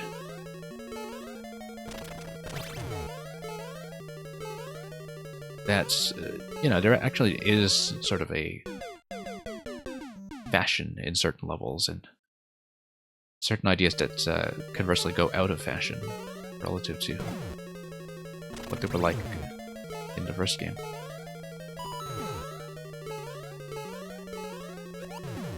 And, okay, let's go left.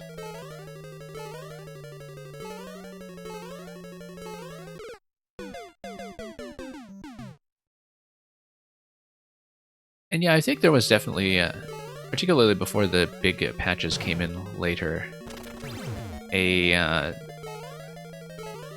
bit of a sense of letdown among some really serious Maker 1 veterans, particularly those who realized that they couldn't port any of their favorite levels accurately.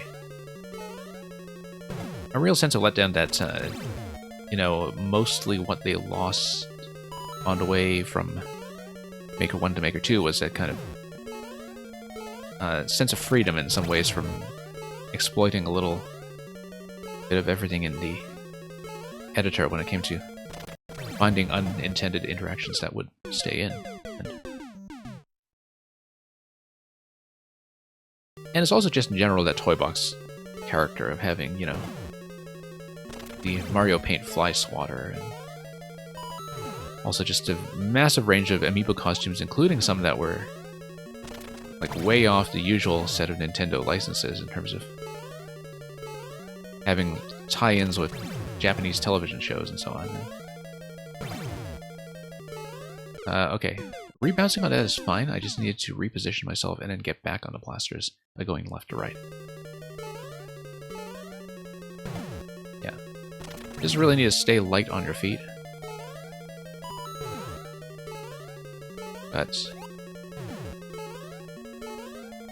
yeah, apart from not being able to stay on any surface for all that long, the platforming is still like relatively standard platforming. And so it's kind of nice to, you know, be able to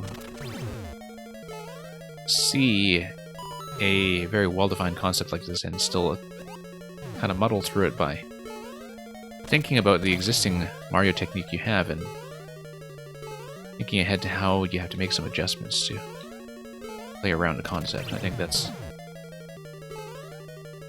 really a sign of the Mario Maker concept working. In that we have that kind of shared basis of knowledge, right? Shared idea about how Mario works, even if the rules are very specific to each of the Maker games. And that's why, you know, a lot of other level design games will just never be interchangeable with this, and to some extent even ROM hacks with all their freedom will never be quite interchangeable with this, where here you have an experience where everybody comes in with the same rule set and with the same kind of burden of editor knowledge. And that's how you're able to look at what the level designer is giving you and sort of figure out how to match that with your existing understanding of Mario technique. Anyway, Theorymon, you really like the twist in this level. I think I know what you're getting at in terms of that sort of multi-part approach to Mario level design with how you elaborate on the original concept that you introduce, right? Like, is that what you're referring to as the twist? You know, that kind of description of Mario levels as, you know, mapping to comic book panels, as you probably know. Or like 4-panel comics where you have that conceptual modification partway through that gives you a new perspective on what it is you've already been trained to do. Okay.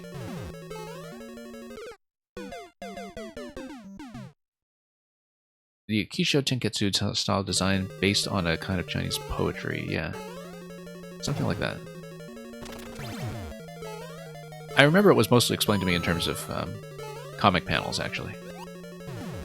And but I know exactly what you're getting at, because I think I've seen similar interview material as well. And of course, you know, going back to play 3D World again recently, that's a game where that approach to design is really obvious everywhere you look. And also in NSMBU, actually, because that's a game that's very much about having each level be its own concept. And, you know, go through the curve of introduction and variation.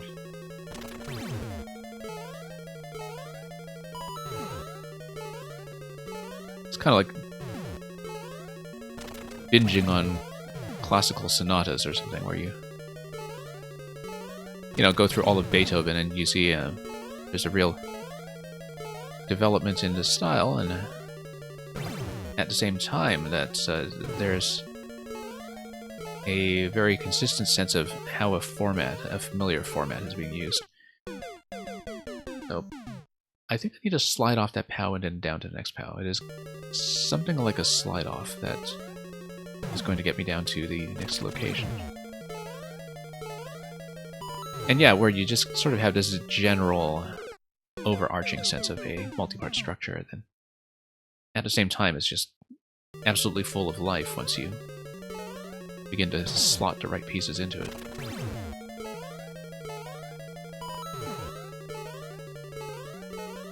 And okay, let's go through this, go through this. I like that there are a lot of locations where, even though you always have to get off the POWs immediately once you land on them, there are other locations where you get to kind of plan out where you're going next and stall in the location for a moment before the next activation, which is exactly the same thing I was saying about the Seesaw Catapult stage from Supernova yesterday, because that was also just based on, you know, committing to a block of multiple jumps at a time. Which is really the core of this interaction here, is that you see a series of moves that you have to execute, and you get the opportunity to think about them, but as soon as you commit to it, you do have to go through the whole series. And it's always nice to see mechanics like that. That's really kind of feel responsive to the player in that way, because they're all timed according to that moment of initiation when you feel like you're ready to go. And Theoremon, something you started in 2020 but take more seriously in 2021 is to write things down, take notes. I'm lazier about taking notes on designs than I used to be, and partly it's because I just have everything on video now, and because I also used to take a lot of design notes and stuff. I took a lot of notes on Breath of the Wild, actually. Like, I looked it up afterwards, and I think I just kind of kept an initial sort of play diary, because I didn't have a capture card at the time or any other means of recording. And with Breath of the Wild, I just wrote down my progress through the game. I took it completely blind and just sort of blocked out outside information and just charted my progress through it, and wound up writing like 15,000 words worth of notes, I think, that were all about what was kind of going on with the some of the more controversial elements about it, like the dungeon and shrine design, among other things, but also just that general sense of discovery when you have the whole game world before you and, you know, no real intended pattern of discovery.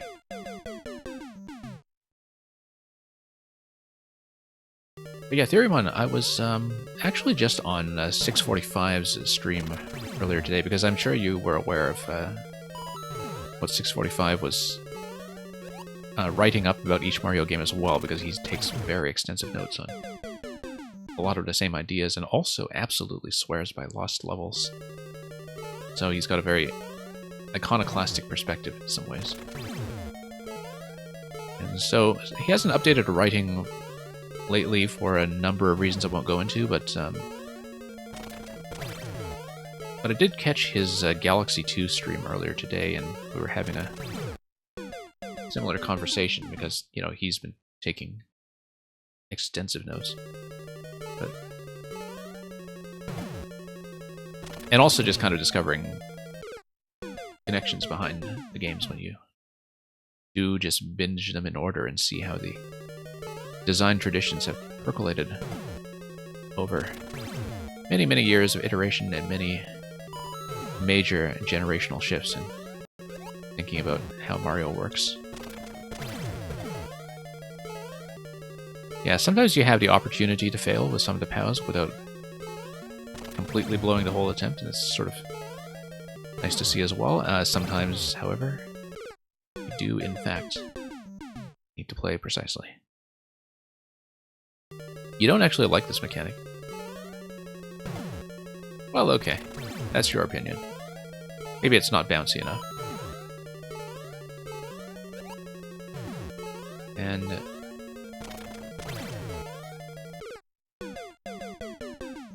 I'm reasonably satisfied with it. I mean, it is, like I said, just kind of like standard platforming, but where everything is like a really fast donut block. That's what it is. Because the way you're approaching the POWs here is the exact same way that you approach donut blocks normally, except with a much faster response time and a much narrower window of opportunity. But the principle is really the same, right? Like, that's why it feels so familiar, is because the way that you jump on top of these is exactly what you would do to keep donut blocks alive. And which is also one of the things throwing me off about 3D World as I replayed it recently. There are, of course, tons of rule changes between 3D World and Mario Maker. One of them being how the 3D World style donut blocks operate. Okay. Still haven't accurately slipped there. I think I just need to slip directly to the right as soon as I land. Don't see a better way to tackle that bit.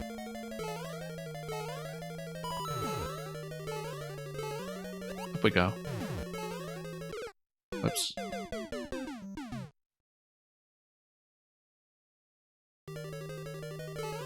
And yeah, Lost Levels getting credit for creating a post-game, that's kind of an interesting way to look at it. It's sort of funny that, you know, in SMB 1 they were already sort of thinking ahead to post-game and minus worlds and such without really developing the concept, but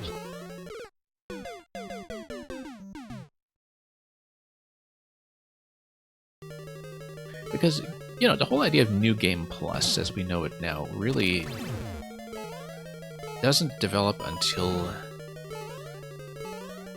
quite a bit later. I mean, you know, you do have a lot going on in arcade design, obviously, but like the whole idea of what we call New Game Plus is very much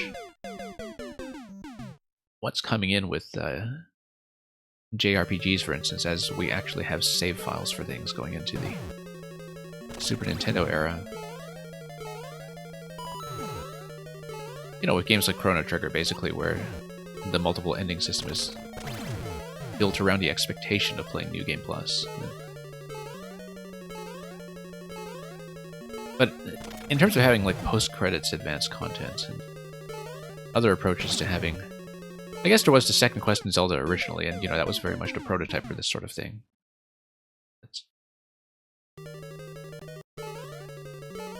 I'll read what you said about the glitch world in just a moment. Let's see if I can actually fix up what we're doing here first.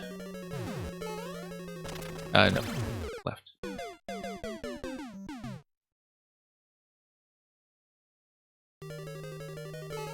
Okay. Up we go. No. Bad timing there.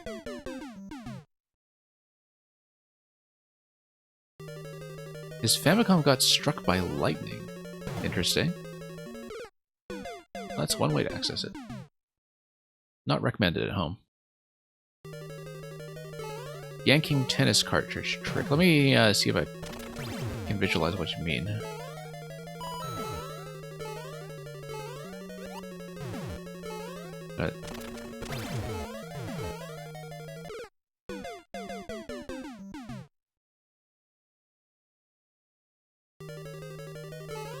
Yeah, it's kind of interesting because, like, obviously not being in Japan, you would just have no access to that scene whatsoever if you were not in a country and didn't speak the language. That a lot of this stuff, you know, we just discover much, much later over here. And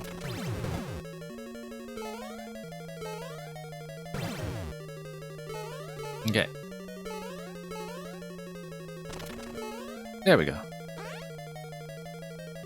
Just needed to look at that a few times until I completely understood it. See, that wasn't so bad. Let's try to slide into this properly. That was a very close call. Well, it wouldn't be a Mang level without a sort of face as well as Boom Boom. I totally see this end screen as a bit of a face. 2 eyes and a pipe for a snout. Thank you for that, Mang.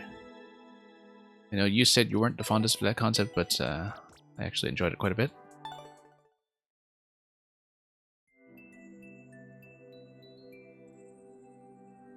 And yeah, Theoremon, like I was saying, I think you in particular would enjoy a lot of Meng's stuff. It's basically your kind of humor and difficulty in many ways. And also a great way to learn about a lot of mechanics and a lot about the physics system in terms of the momentum calculation in this game. Okay, we do typically alternate next and sub next, at least, you know, for the first sub submission. So Nugukaza, we're going to skip ahead to you for the next submission, and then we will go back to going down the list. So thank you to the patience of everybody waiting. The one-ups were actually supposed to be a troll. If one of them falls in the lava, it pushes down a seesaw. Oh, okay. I hadn't thought about that, but yeah, I guess if you're sort of just aware that there is the seesaw mechanism going on with the final POW by the yellow pipe, then that's something where you're just sort of punished for not thinking ahead to something that was very much set up to happen.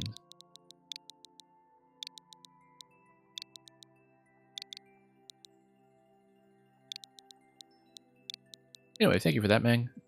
We will see how much more of the queue I can get through today. But we'll remain open for now. We've been on for less than 2 hours, actually. Lately, I've been kind of closing between 2 and 3 hours. And still wind up running really, really long. Here's a Cannonball Endurance Challenge. 60s survival. Oh, 60-second survival. It's not like you're surviving the 60s and trying to make it out with your pea-balloon and your bell-bottoms and, you know, all of the memories of Woodstock and marching for civil rights or whatever else you did back in the 60 seconds that you were given. This is from November, 2.6%. Let's play.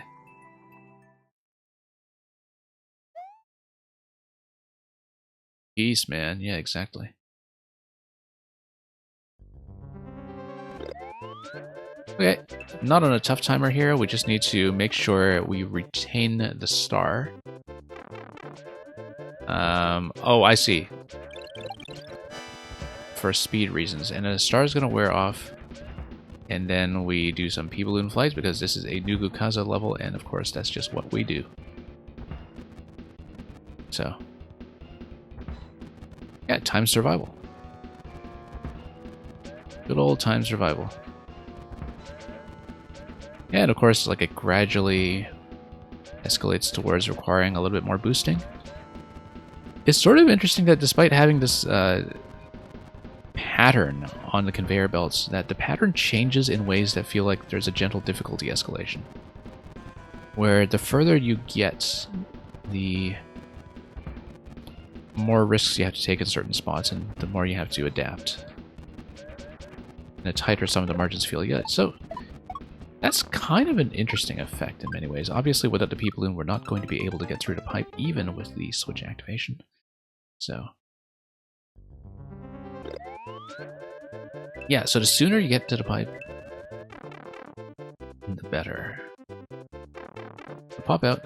Let's just try to retain the P. Now, I wonder what happens if I crash against the question blocks. Because I haven't seen what happens. I think it's just coins, yeah. But if you want to use that as a deflection point for the advanced pea-balloon momentum-preserving trick, you can do it. I'm not going to do it, given how much trouble I have with that mechanic on a regular basis, as Nugukaza already discovered the hard way through some previous submissions. But I guess for advanced pea-balloon players, that's the option you have. Yeah, really neat that you have that much variability in the pattern, considering how everything is being loaded onto the conveyors. I mean, you have a lot of conveyors in a particular sequence that are being rotated by the block pushing from their initial spawn position. I don't know if there are additional kind of cannons that are being added. I don't have time to really look at the right side of the screen and track setup right now, of course, because I'm too busy trying to survive, but yeah, with my eyes glued to the left side of the screen, of course I haven't been able to inspect that mechanism very closely.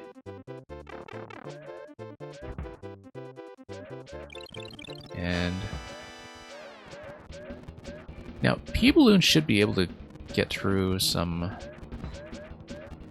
single tile slots, right? An idea just sort of occurred to me, but I'm sure this level was tested against it, so... And, oh hey, Explicit. Yeah, thank you for dropping by even as a lurker, and have a good bedtime. Okay. Never mind that. I knew I was too optimistic about that, given how quality checked these levels tend to be. Now, I could have just gone through and survived the first cycle, of course, without the star, but... who wants to do that? Oops. Okay. So yeah, just gonna stay cool, stay accurate, and we'll hopefully be out of here in not too long. Interesting that the dropping of the Podoboos on the top row act as a bit of a progress timer as well. I only just, I mean, I noticed them dropping previously, but I didn't notice until just now that they are kind of like a percentage completion. It tells you how far you are in the level, that we have gotten over to about 50%. Explicit, I don't know how you would imagine you could cheese this, given that you need the P-Balloon in order to get through a pipe that does not have a block underneath it. And you can't just get on a resting position on top of the cannonball when you bounce on top of it without the P-Balloon, right? So you must have the P-Balloon in order to exit, because you can't enter the pipe otherwise. Like, you just don't have the footing to do so. So that's how the level kind of gates your progress in a way that requires you to engage with a mechanic and finish it as intended. Okay. Alright, let's just hang out here. Oh, this is going to be tight. Here, oh, no. Didn't quite manage that. Yeah, Theuremon, he's not here right now, but we actually have a very regular submitter to this stream who has made a whole Touhou tribute series that I think remakes some of the bosses. I don't really know the Touhou games, so I can't speak to the faithfulness of that, but surprising number of Mario Maker people are really into that. Like, there's a huge crossover between Mario Maker and Touhou for some reason that everybody else in Mario Maker seems more familiar with it than I am.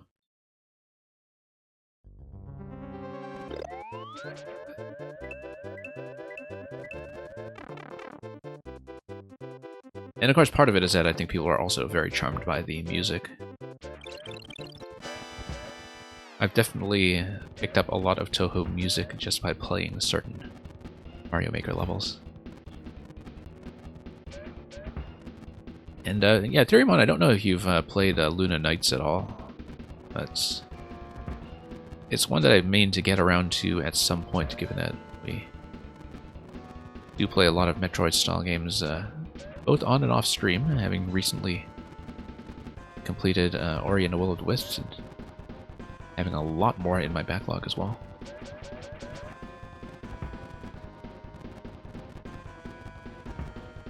Okay. Yeah, let's just stand back and land some decent gaps. Some of the gaps tighten up a bit with time.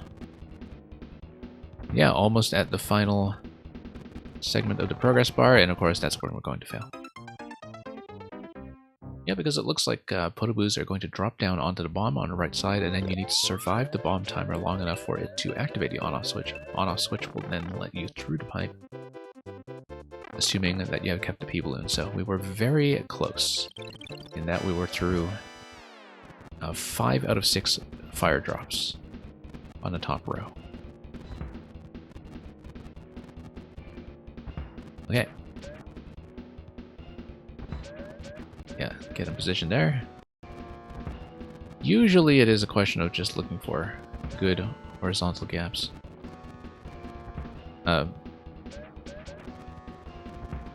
And being able to navigate my way through that by planning ahead. I mean, one thing that you can't really see from a viewer perspective is eye tracking. But I feel like these levels are often very much about just doing the read, like not looking at the character, but looking at the bullet pattern and planning ahead and getting into position accordingly. I feel like I've been much more successful in this attempt because I have my eyes mostly on the bullet pattern as it spawns, only to choke at the last minute, so that's what happens.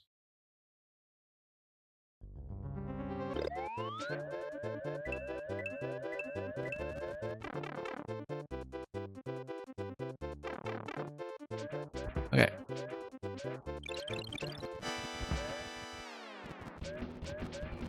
And yeah, let's just get back into this.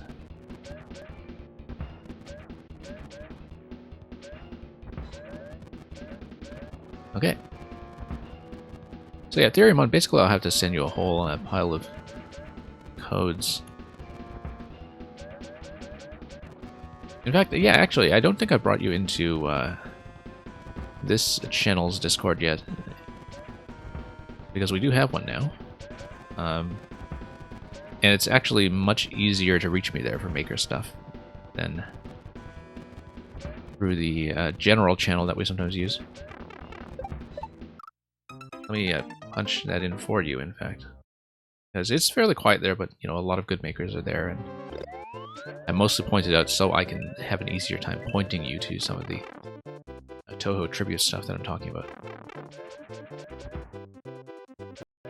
Okay.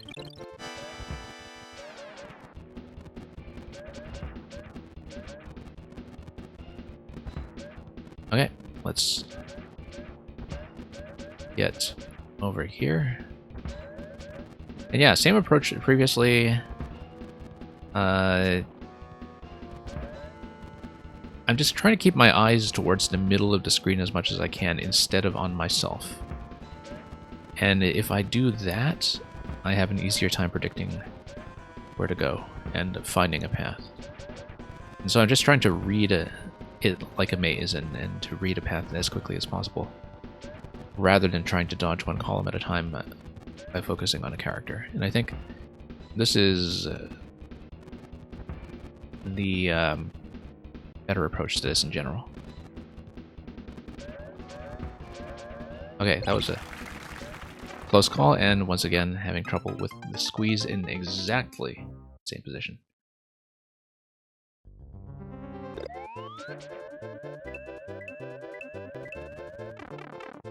And yeah, Theoremon, you know, I know just as well as you do that it can be a bit overwhelming to be in dozens of maker discords at once. I don't keep up with most of the ones that I'm in, but it's kind of nice to be able to reach a lot of very specific segments of the community for certain kinds of expertise.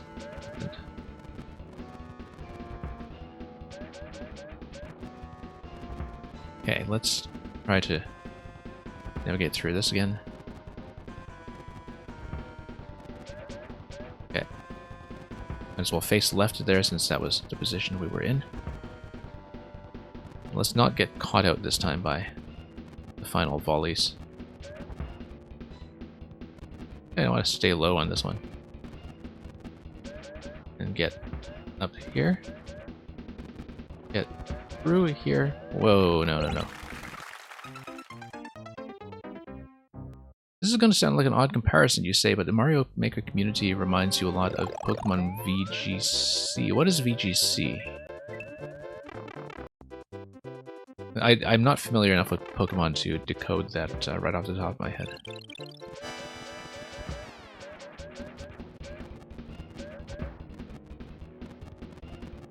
I'm very, very casual about Pokemon. So.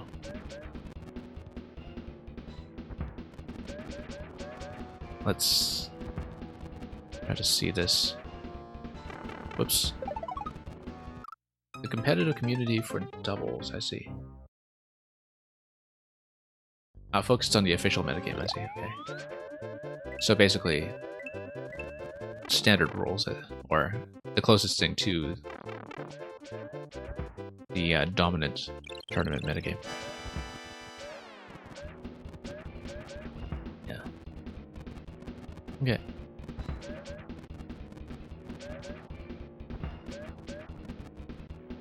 Let's wander around it a little bit. Whoa. That could have gone very badly if I did not plan it out properly. Interesting that you just kind of have that slow bottom layer as well, but I think that's mainly from the drag that is exerted by the lava. Because the lava just drags all objects, and that a slow bottom row is just a side effect of that. Oh, whoops, no. Once again, I got up to 5 bars out of 6.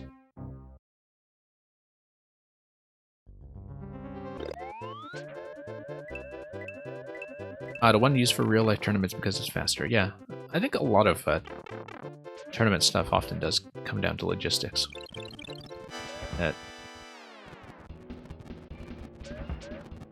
you know, preferred formats or popular formats are often a matter of convenience as much as they are a matter of actual player preference.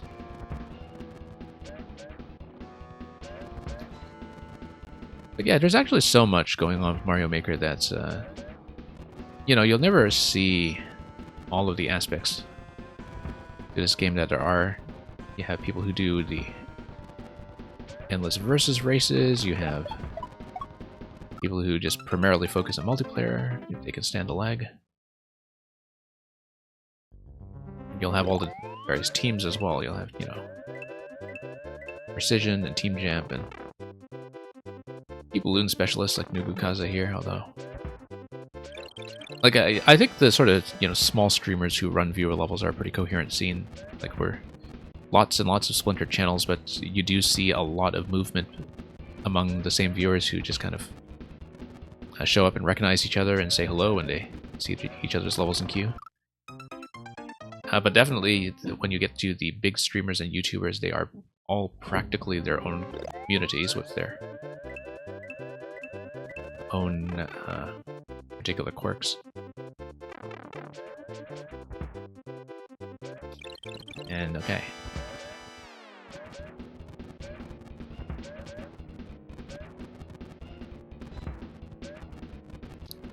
Alright, just going to try to read this carefully, and it's a very hypnotic experience in some ways, where you can just sort of zone out and just run this over and over while asking questions about Pokemon. Yeah. Nugukaza, I don't know what you did with your life before the P-Balloon was patched in, but I don't know if I can imagine what kind of person you were before the P-Balloon.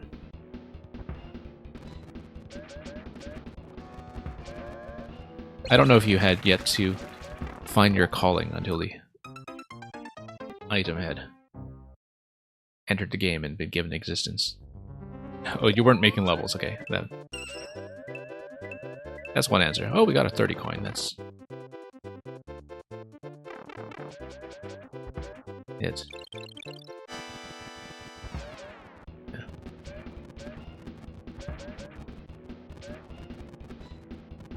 Okay.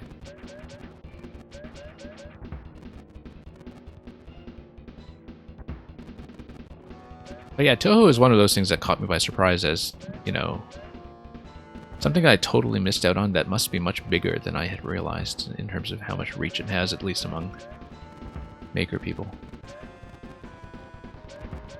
Because until Mario Maker, I never really saw people talk about it, and then it has so many fans that intersect with this community for whatever reason. Okay. Oh. You notice that no one made unique P-Balloon levels, and they were all navigate the spikes and enemies going right. Yeah. I've seen some interesting P-Balloon bosses here and there, and of course, Balloon Brain by DI Program, which we were talking about before, and which you apparently have the world record on. Like, that one was, I thought, pretty special. But yeah, the P-Balloon is actually such a powerful item, and I think to some extent people are, and I've said this before, but people are kind of conditioned by how some of these items worked in their original games, where, like, you know, you think about what our associations were with the P-Balloon prior to Maker 2 and prior to the patch last year, and mostly it was getting hit in the face with baseballs and footballs from Charge and Chuck, right? Like, that's what the P-Balloon is for. It's for getting hit in the face. But it's also funny going back to Tubular in Super Mario World and realizing just what a short level it really is, that it's so, you know, famously difficult among people who grew up with the game. And it's literally like 3 obstacles.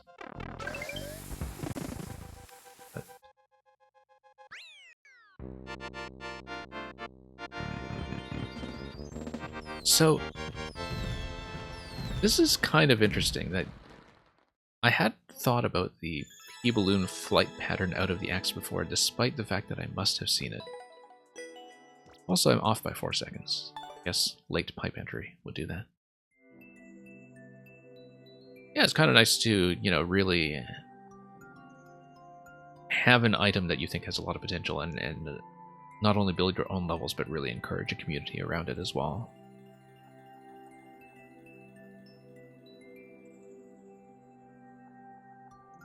Okay, let's go back to the standard queue. And Nugukaza, you are welcome to resubmit, but since I've already called you once for sub next, I'm just going to stay on the standard list unless more subs should happen to come in. That's the usual policy we go with, just to make sure everybody gets played.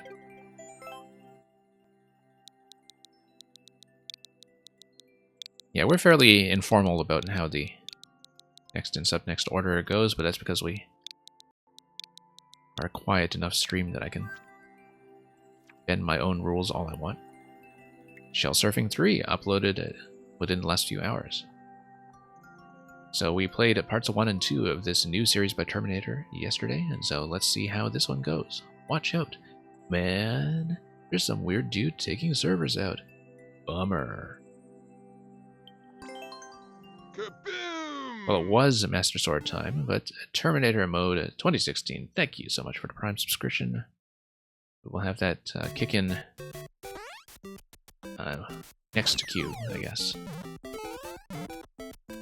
But yeah, glad to have your continued support. We will hopefully not disappear for months like we did last time. So we have to deal with Angry Sun and Fanto, which is going to be interesting. Alright.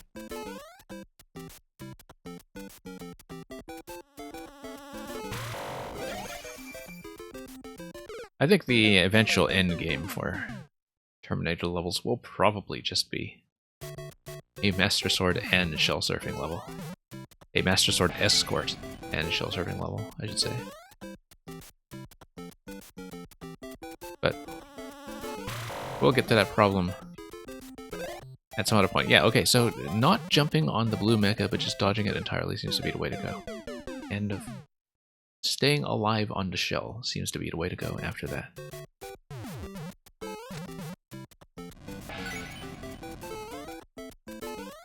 Okay. Yeah, it looks like the P block there is marking a jump position. That we are supposed to have a controlled, safe time that will allow me to dodge Phanto and Angry Sun the way I did previously, and also survived a beam, which, you know, sometimes is a bit difficult to estimate when it comes to timing. Nope, slipped off.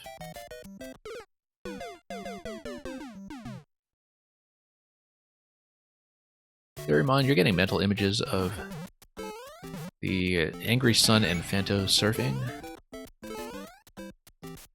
Yeah, that's is what they do on their days off, I guess. Oops. Well, okay, we did bop the Angry Sun, which is unusual, but maybe that will come into play much later. Okay. But yeah, Blue Mecha Koopa, or Zappa Mecha Koopa timing has definitely been a sore point for me since they were launched into the game, because like it's such a deceptive pattern in some ways where they zap very quickly. The safe zone is actually quite generous, but just assuming that it's going to be on your side can just get you into tons of trouble. Sure, we'll take out the Angry Sun and lose the attempt anyway. Let's scout ahead. Boom Booms, okay, and then we have a shell switch after that, where I think we probably need to get into the top position.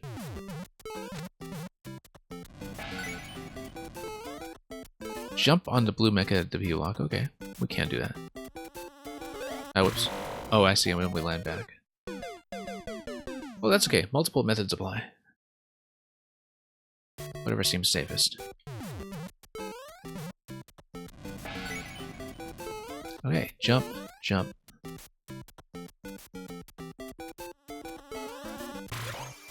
Yeah. Okay, so yeah, the sun gets hit by the shell, and that's going to consistently take it out, I think, before we get to Boom Booms. I like that timing on the Angry Sun shell pattern, that you have it synchronized just right for that interaction to happen consistently, so long as the shell remains undisturbed, as it should be. Pretty fancy, actually, to have like a very precise Angry Sun sweep like that. But that's what you can do when the shell timing is going to control the timing of the level in a way that you can totally trust as the maker. So let's not be paranoid about the sun. Let's stay on the shell. Let's not do that. It's almost like the Angry Sun wiped out. Yes, that's right.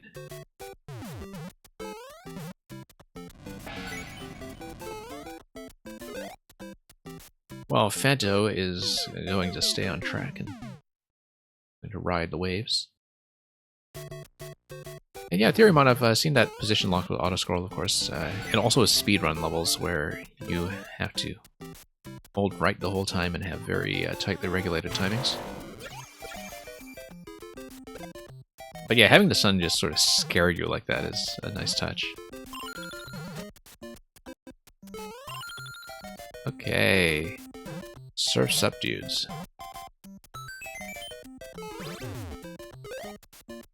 Oh, I wonder what this is for then. I guess it's for jumping over Phanto on the way back, but that we should stay on the shell. Otherwise, no point in jumping there. The burners up front, of course, are also there to just get a quick kill on you if you do somehow miss the board when you try to get going. Whoops. Yeah, Theramon, there was a level like that in 4YMM as well that I think was a music level, where all the timing was fairly strictly regulated, and there was a secret that was accessible by... Well, and the level in general was accessible by the sun having very precise sequences of interactions with breaking open parts of the level. Okay. But yeah, having the sun just kind of scare you like that is a wonderful little touch. Very precisely tuned. Whoops. We will need that Shellman at the end, I'm absolutely sure of it, but let's try to ride this out and... I see, okay. And so why you're encouraged to jump that location.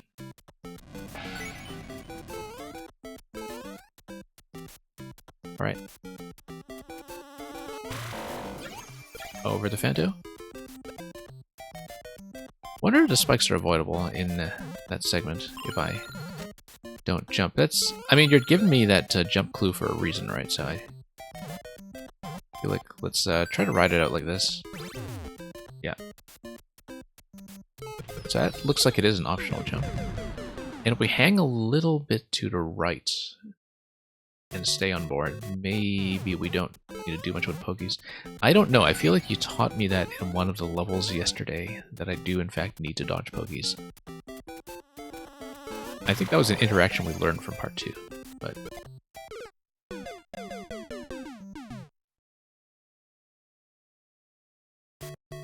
yeah, because the thing that's a surprise, I think, when it comes to the player's intuitions for what the Angry Sun is going to do when it comes over, is that it's the sun that's moving up to the shell, and the shell is actually spinning away from it. So, if you're reacting in the spur of the moment, you don't feel like the shell is going to kill the sun because the shell is moving in the other direction. Although, of course, because it's sort of in that rolling state, it's going to give you the desired interaction anyway.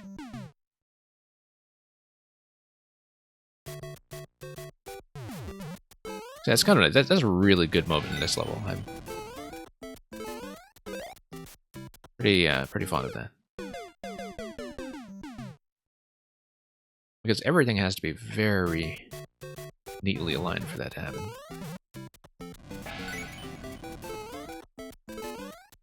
Okay.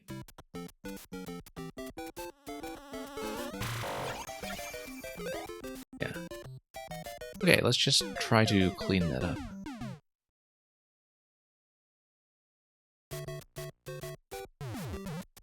Yeah, I think if you weren't here with me in chat, I wouldn't necessarily have known to read the Mecha Koopa signal that way, although you do establish early that MTP block does mean jump.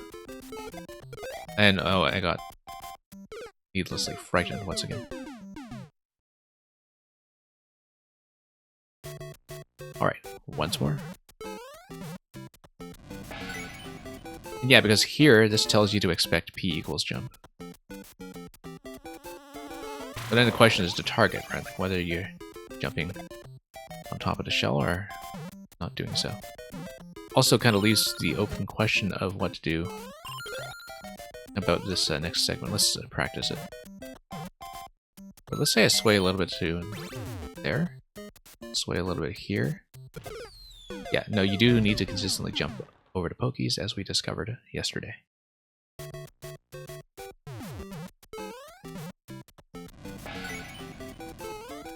Okay.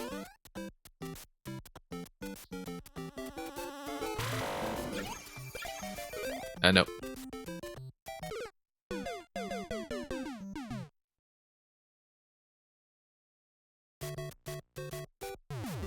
Alright, back on we go. And we'll just get to the point of cleaning it up. You're saying jump as soon as I hit that? Yeah. It's really more of the landing that's giving me trouble. But... okay, forward. Okay, that was a good fit for once. Now let's see if I can, in fact, stay left. Oh! Oh, interesting. That Phanto has a slightly different pattern than what we encountered previously. And that's why I had to make the jump. That's sort of interesting. That Phanto did not previously hit me in that position. Possibly... well, we'll see. Don't exactly know why that was, but... yeah, that was definitely sort of unexpected given my experience with the previous attempts, but...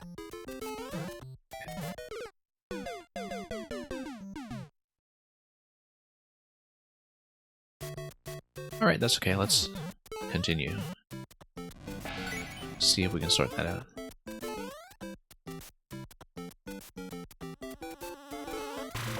And you've been putting these together pretty quickly as well. That was also the case, of course, for the Master Sword series previously, but...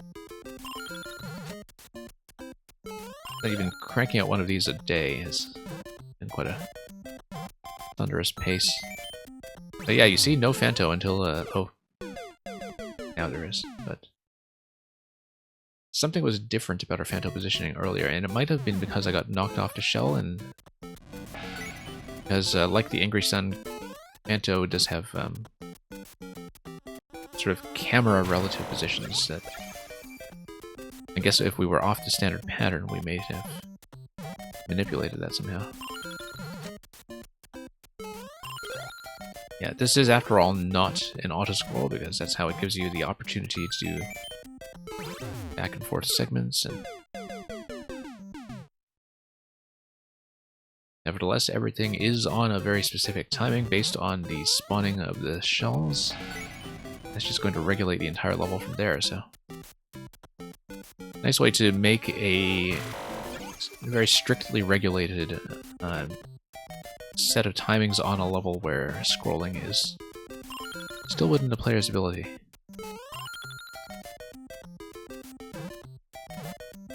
Okay. Let's expect Phanto to come up, yeah, and we'll just slip off anyway. I missed the jumps before, so I changed the pattern. Yes, because that would affect the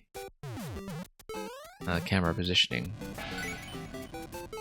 and where Phanto is in terms of catching up. But when you do everything successfully, I guess that is going to be a reliable pattern that requires you to jump over Phanto, that location up top. Yeah. In general, given the kinds of moving parts that you're using, it's nice to see how reliable setups are, just entirely from the synchronization of the initial shell firing. Okay. Just need some accurate landings. And we are almost there. After this segment. Not almost at the end, but almost back to where we had progressed.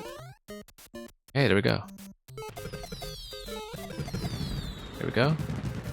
I mean, I could just duck under these, right? Not that one, obviously. Nope, need to jump that. Jump block kind of surprised me there, because I was not planning on it, but... Up to that point, though, pretty manageable.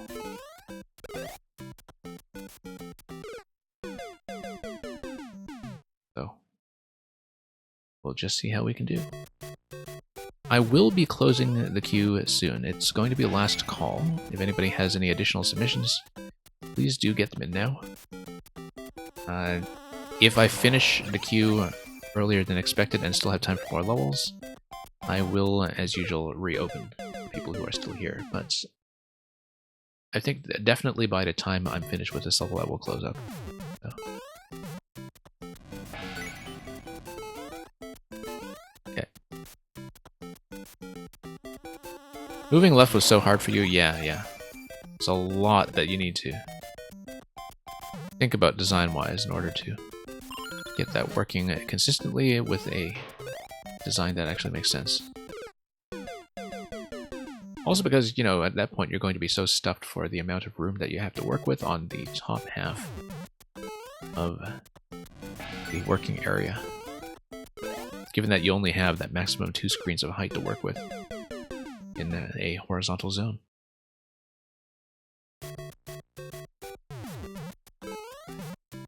Often because, you know, when you're designing for the player to be playing at the top half of the screen, there's so much you need to take into account when it comes to camera positioning as well, to make sure you have enough headroom to see where the jumps are going to be.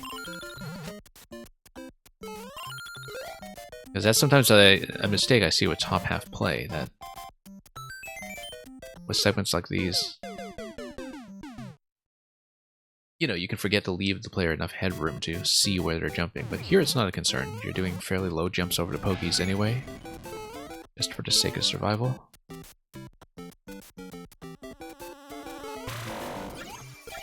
Yeah, here we go.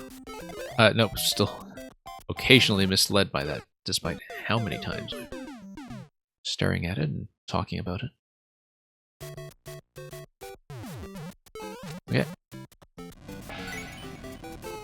On we go.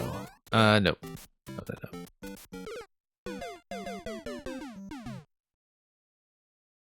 It's okay, just going to take a little bit of practice.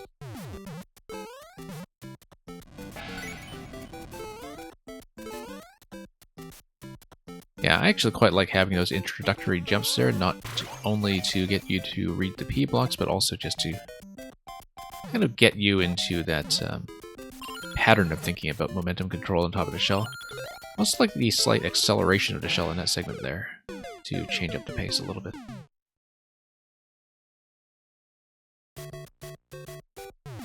But jump on this, ride it out.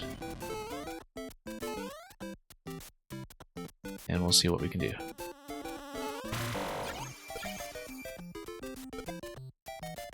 Alright.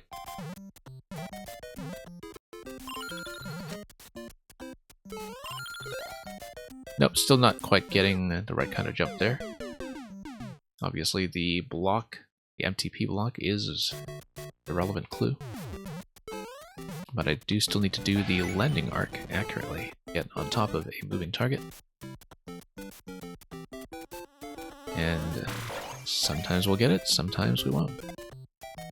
Sometimes when you have a lot of the visual effects like that on screen, it can make it a little bit harder to see where to land back on top of the shell. It's not a huge concern here, I think the interaction is okay, but the effects sometimes do risk disguising the landing position. And yeah, once again, we need to ride it out and then jump in that middle section. And then Phanto is going to come back and exact revenge. Okay.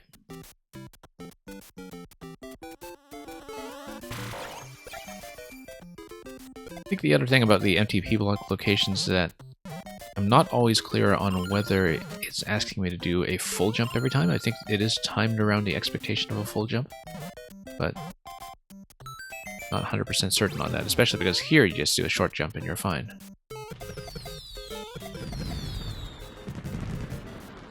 Okay. Nope, too early. I do need to ride it up first. And again, it's a segment that sort of exists to scare you, because impulsively you think, okay, I've got to get into the jump early. But if you have the patience to ride it out until the marker, then you can actually pass that obstacle. Down comes the sun.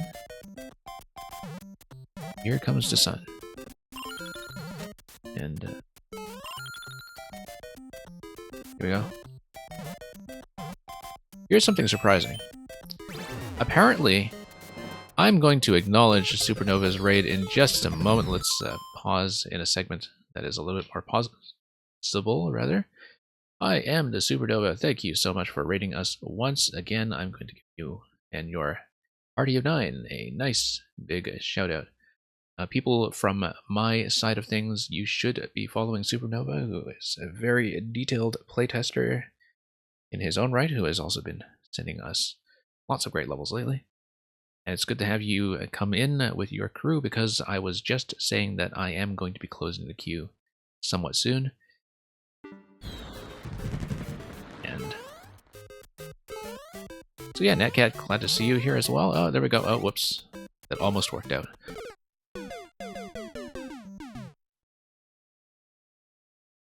So yeah, Supernova, as I was saying when we were raided much earlier in this stream by West Second Gaming, yesterday and today I've had an issue with Twitch telling me in the streaming panel that I've been raided by a party of 0, and apparently a lot of other people have been seeing that as well. The stream itself has been going great. We've had a lot of really good levels in a row, actually. And yeah, just having a pretty solid time. Had a generous raid near the start from West Second Gaming, as I was saying. I mean, understandably, for time zone reasons, some of that audience has petered out since, but still very nice to have some new people come in.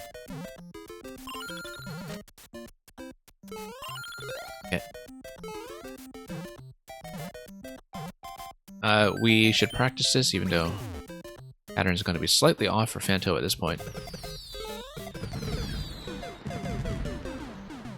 And yet, Twitch is just being glitchy in its own way.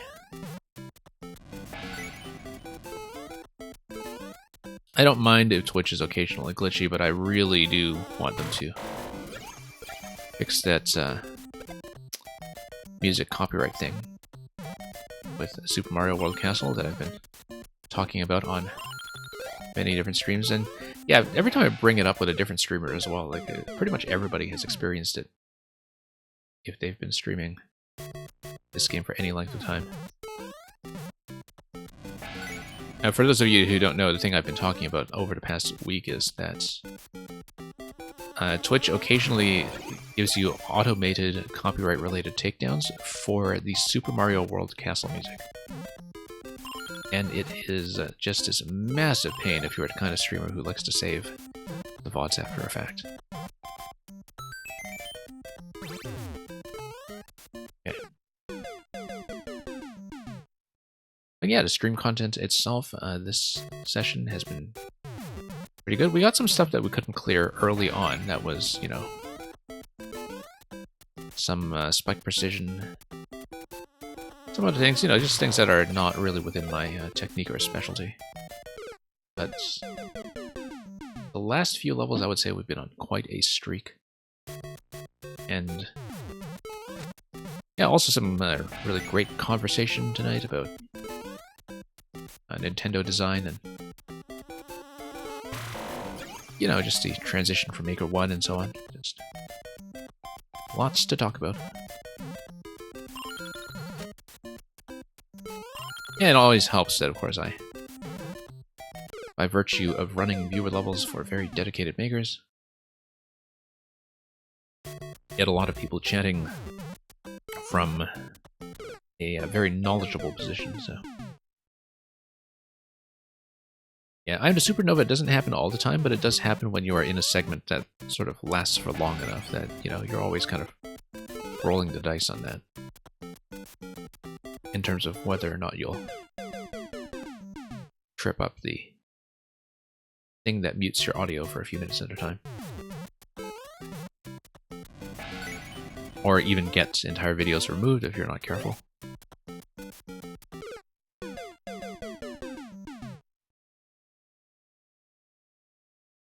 Okay. But yeah, somebody really needs to have a word with Twitch about that. But apparently even the people with partner status who have access to like partner priority support haven't really gotten much help on this issue. And a lot of them have been aware of this issue for a long time. Like they've been complaining about it for months themselves. I had a lot of those issues last year as well when I was streaming quite actively.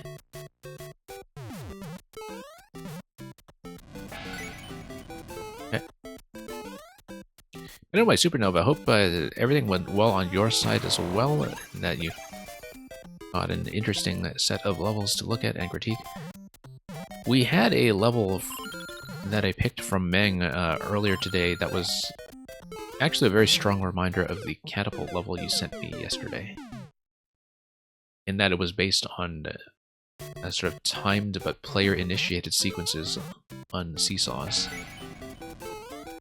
So that was kind of neat to see. Like, very different idea. I don't want to make it sound like they're similar, but the feel of the interaction is definitely kind of shared between the two levels in terms of how you're thinking about approaching seesaw mechanisms. Okay.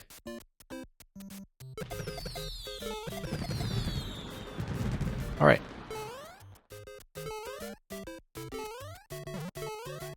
Okay, made it for once, only to fall over. Okay. First time we had even made that, in fact, accurately. Oh, that's because Meng's level inspired yours. Okay, that makes a lot of sense now.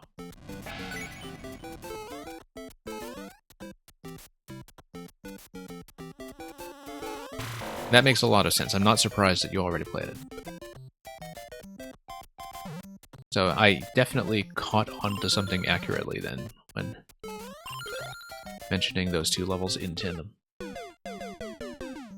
Supernova stealing your ideas, yeah, well.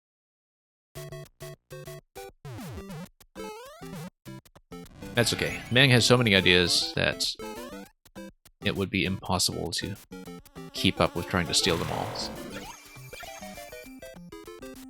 And if you tried, you would run out of upload slots.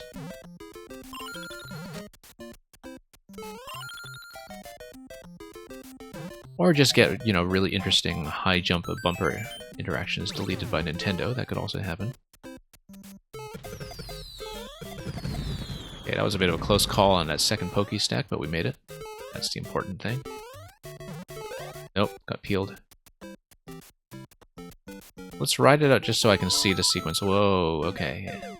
That's the last thing, is we need to survive the lurch. And thank you for the follow, 10 wallbanks.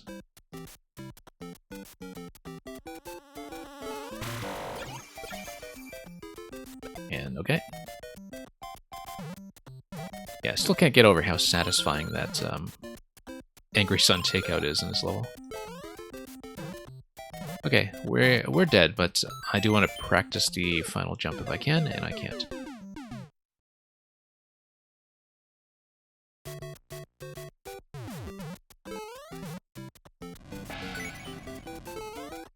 Right, here we go again.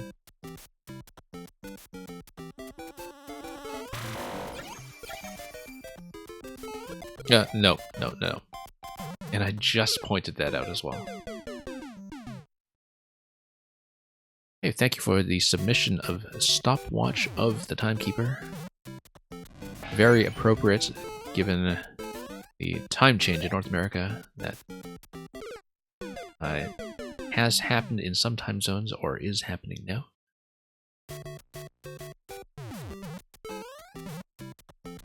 You know, just to make anybody still lingering from North America feel extra naughty about how late they're staying up on my stream.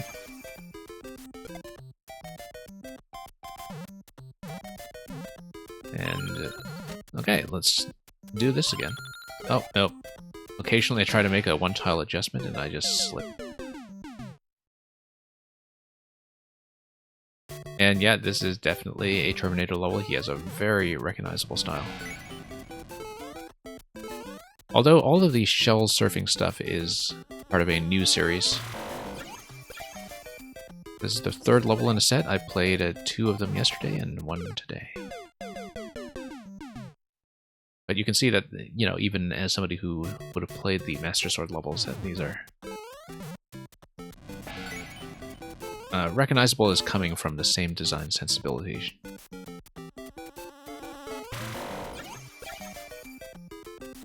You know, SMB1, a lot of precise bumping around over various mechanisms. Okay.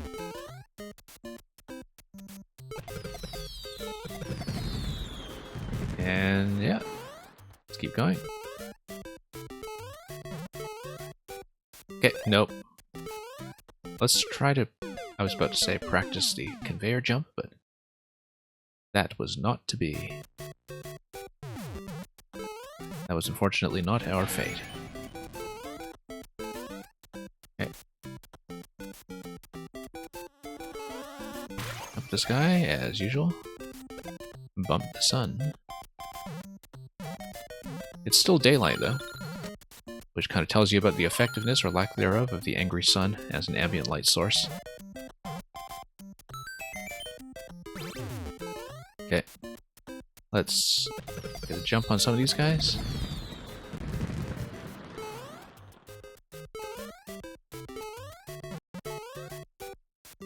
Yeah, if you were to look at it blindly, it would not be obvious that the Pokies do in fact need to be dodged. Okay, fine. Claw here.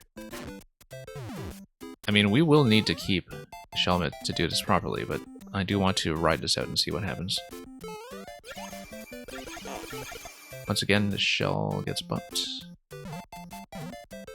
And we have something different happening in this segment now, I guess. Not exactly sure, because we're repeating that, but we're going to have something change. Without the presence of... Ah, yes, because we toggled the on-off switch, and we only toggle it once. So there will be a switching mechanism that takes us back down to the lower level and forward through a lot of the same interactions. And kind of neat that the Anger Sun dies the same way twice, despite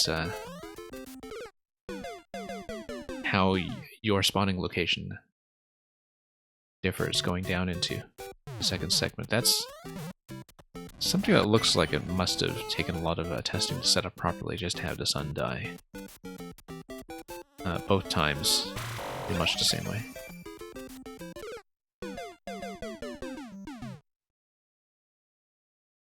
Yeah, just to avoid any mishaps later, I am going to close the queue now, as forewarned. Once again, if we do get through the rest quickly after this, I will reopen at the end, but I cannot promise anything at this point. Let's just try to get through the existing pile as best as I can. So let me check the list. Bant, no. Not too many in queue, thankfully. And let me just change the stream title and the bot display quickly, so we can represent what's going on here with slightly greater accuracy. Okay, close up shop. Check the bots because Warp World is a quick reload. And let's continue. Alright.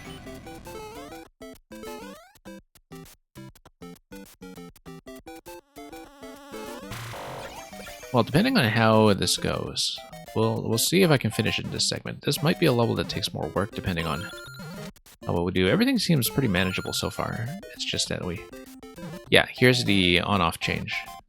So we just need to survive up to that point, really, but with the Shelmet intact, presumably. So yeah, I still haven't really gotten an accurate approach down to the conveyor jump. That's about to come up, but we will not be able to practice it on this particular round.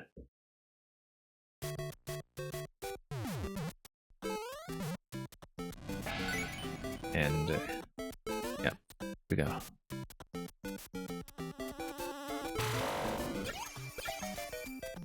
Yeah, as Terminator was saying, I guess it took some work to figure out the sun timing to get it killed both times, but worth the effort, I'm fairly sure. And don't know if I just said this, but thank you, Red Knight, for the follow just now. Always glad to have more people indicate that they might even want to come back someday, which is always nice to see. Okay. Up we go.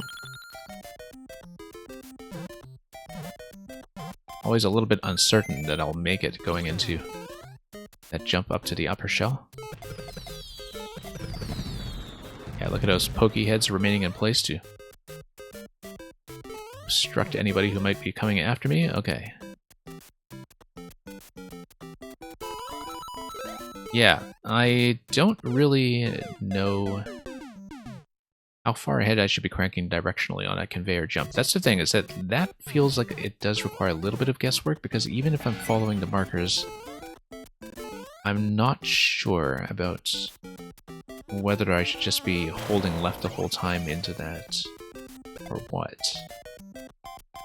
Or whether I need to wind up into it, or anything like that. I think that maybe the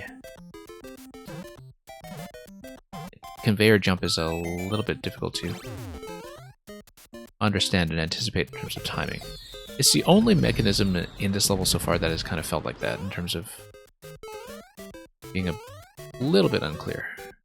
But because you can't see where your landing spot is, or how the backspin at the end of the conveyor is going to go, right? Like, you have that change in speed when the shell leaves the conveyor, and it's very tricky to anticipate that even if you are aiming for the second MTP block right before the entry of the key door.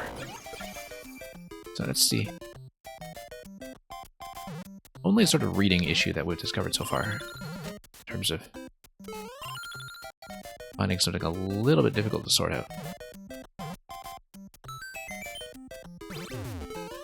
That's okay, everything else we'll see what we can do.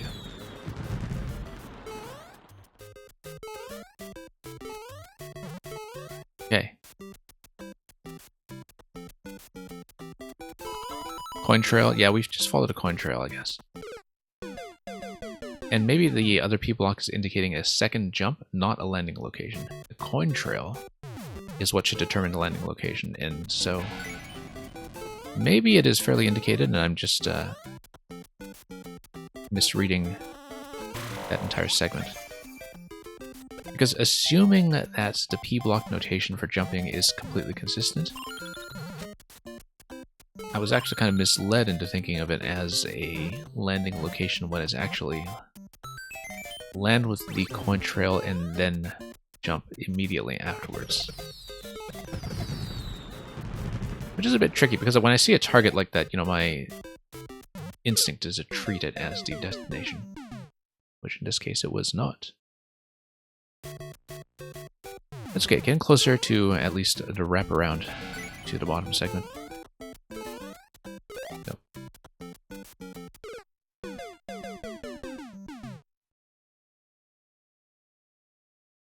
Okay.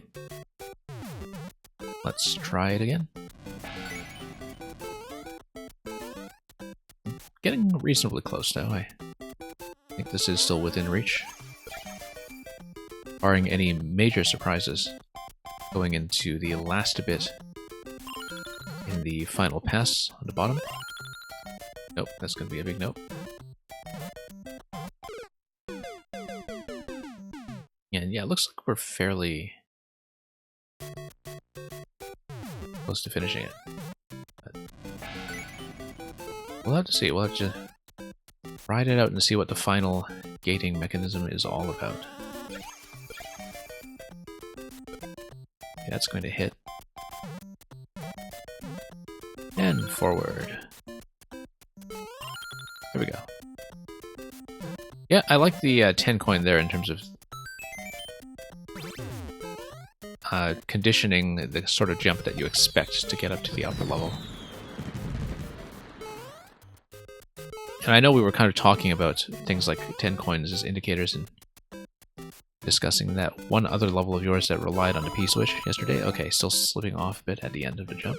That was an accurate landing that time from following the coin trail, but I was still holding left a little too aggressively coming into the landing.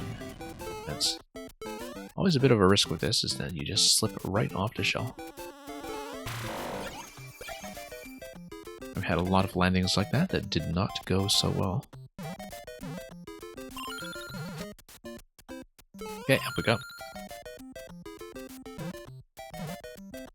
Yeah, let it hit and then we jump.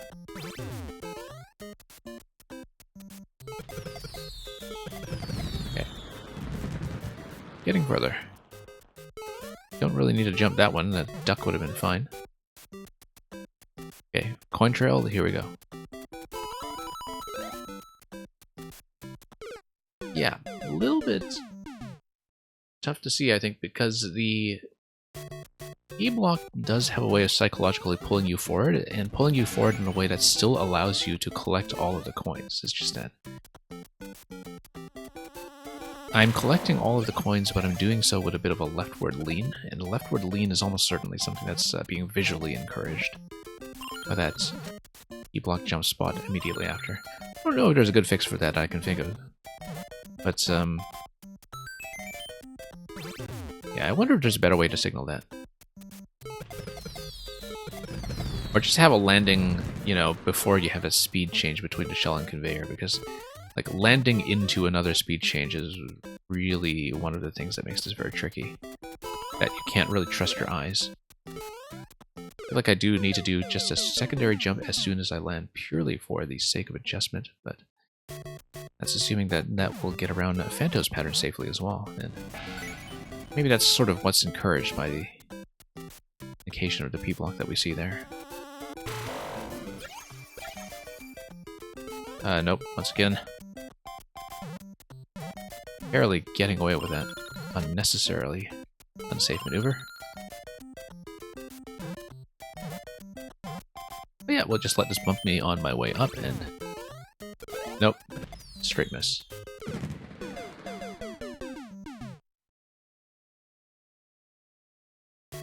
So yeah, I mean, we're close enough, Terminator, that I do want to stay on it. But if we're getting to an unreasonable time with this, I will maybe try to do it in a second segment. But we're close enough that I do want to do it. And so yeah, everybody waiting behind a queue, thank you for your patience, especially with levels like this, as I work out some of the technique piece by piece.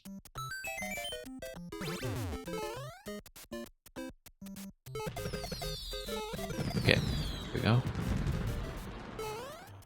Duck under this one. And yeah, let's just try to make this jump. Or once. Nope.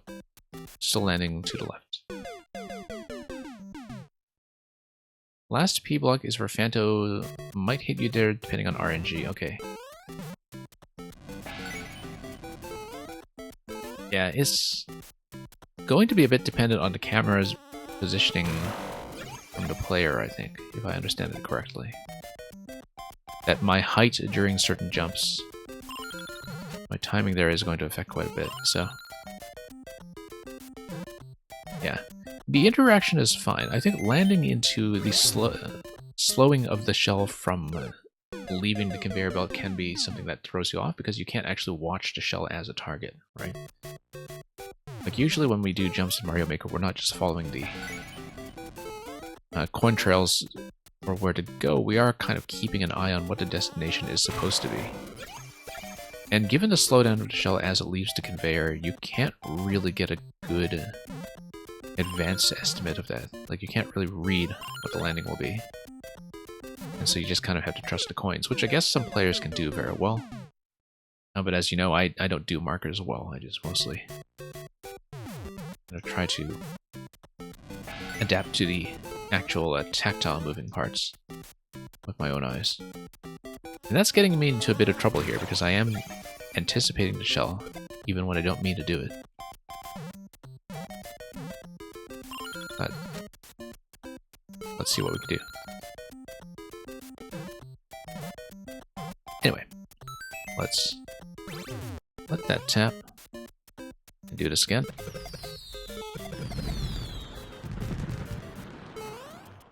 Getting there slowly.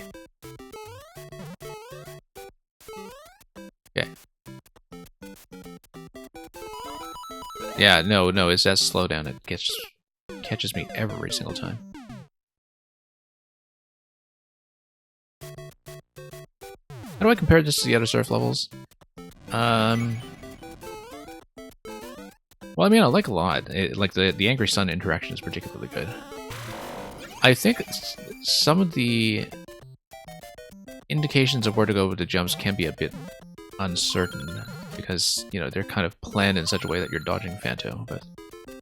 And of course, sometimes you have interactions like this where you're going back and forth in the same location, right? So you kind of have to make a determination as to whether you're obeying the P block the first time, the second time, or both times, or what.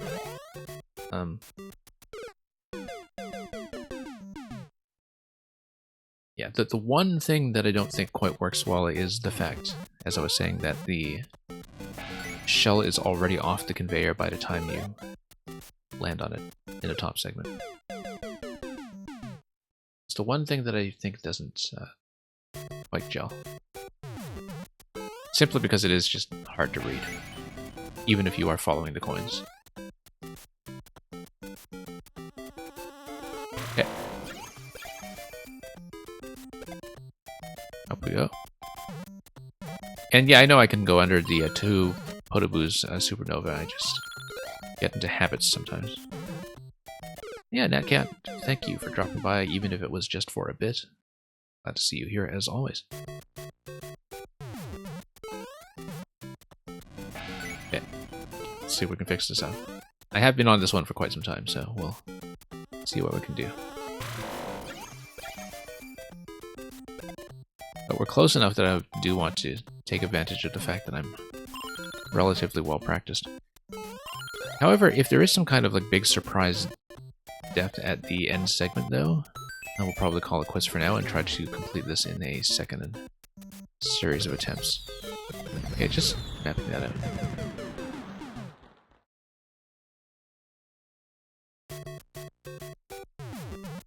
Okay. Once again. Nope.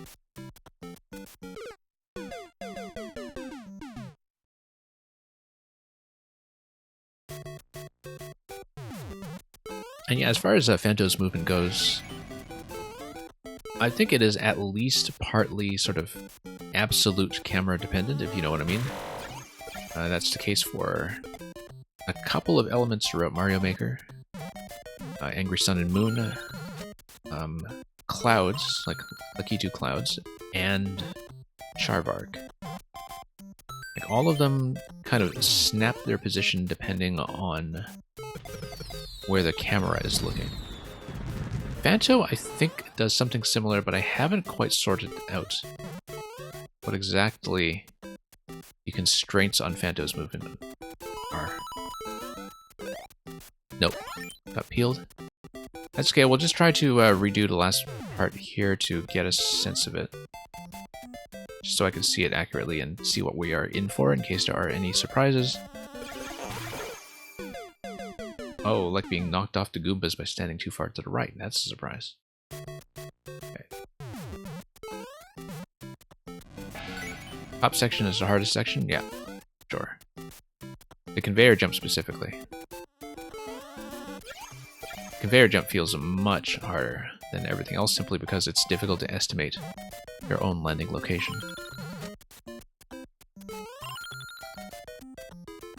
Because you can't really see what your target is. So. Anyway. Back through we go.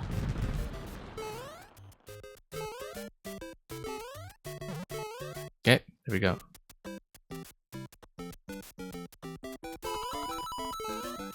Nope. Yeah, I don't know about Phanto's movement in that final sweep there. I think it is a little difficult to plan around because part of the issue is that I am making that adjustment jump as soon as I land. But I also kind of feel like I have to in order to control my landing properly, so... If Phanto is just sort of hanging around at a time, then that gets me into all kinds of trouble. I may not need to take the last jump. Yeah, I know, but I'm not just taking the jump because there's a marker there. I'm taking it because I'm trying not to fall off the shell as soon as I land. And that has been a bit of a prevailing issue on some attempts. So yeah, Terminator, I may need to work on this in a second segment at some point, I think. Let me just see where... I've been on this for about 45 minutes, I think. We'll see, because I am just so very close to getting it right that it would be very worthwhile to try it. Yeah, Terminator, I mean, you have sub-privileges now. It will not be hard to get this back into the queue in a later level stream if I don't manage to finish it today. Okay, jump, jump. Yeah. I think we need to take a break from this for the time being, and we'll hopefully catch it the next time you are able to submit. It will not be today, but yeah, I've enjoyed it a lot so far. I think we've seen, you know, what the trouble spots are for me, for sure. So, I do intend to clear it at some point, which is not likely to be today. So thank you for submitting that, and we'll try to get through a bit more of the queue. Hopefully everyone on the queue, but we'll see. So Theorymon, you are still here because your sleep habits are almost, but not quite, as warped as mine.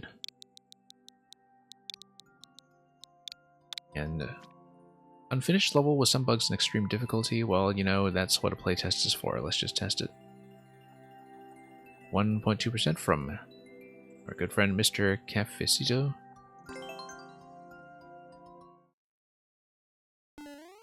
Ah, the lag detector level. Okay, I see. Let's take a look. So, yeah, it's going to teach you at the start. Oh, interesting mushroom effect here because it's being repelled in the night theme. And yeah, it's going to show you that the mushroom is going to toggle the state. Some people might mistake that as thinking that the change in position is what's going to alter the state, but I think by the time you get into something like this, it becomes clear. We have the number 3 for some reason. Lemmy can be dropped using a P-switch activation. A Super Ball can be busted open with the Big Mushroom.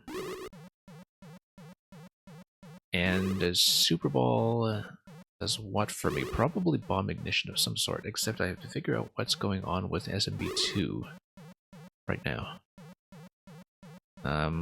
But let's just wander through this then.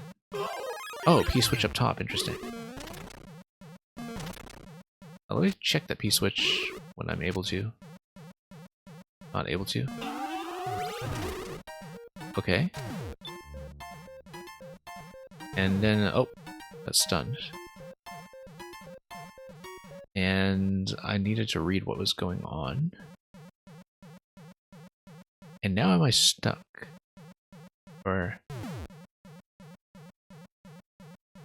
see here. Maybe... let's check that pipe. Yes, that's right, because it was busted open as a passageway. Okay, Master Sword is going to tell us that this is a work in progress with a naked pipe stuck out at the end of the level.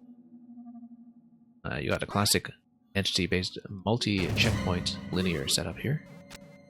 So it's going to be a linear series of multiple challenges. And yeah, that's going to light things up. Okay, that's going to be a sort of a double operation. And that drops the piece. Ah, I think I understand that you have like a maximum number of 3 state alterations or something. The tutorial zone was trying to tell me something to that effect. Something would do the number 3 activate the P-switch. So let's just avoid the power-ups then and see. Yeah, I guess if the idea here is that you're only allowed to collect up to 3 power-ups, then I understand it.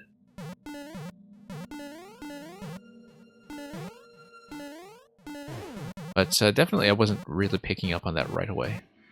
That it is an avoid power-up level. Nope. Okay, well this is going to be trouble. Yeah, I see.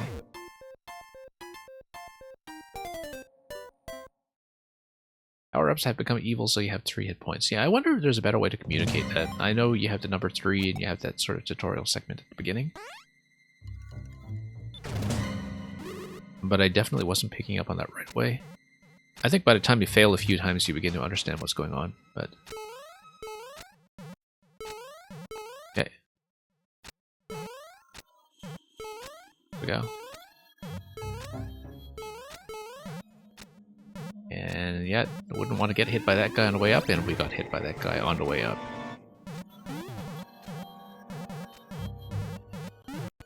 Okay. No, we need to dash through that, actually, in order to do things accurately. Okay. Wow, this is an interesting pattern, okay. Nope, nope, nope, nope. Big nope. Okay. the actual level description is going to make it really clear that power-ups want you dead.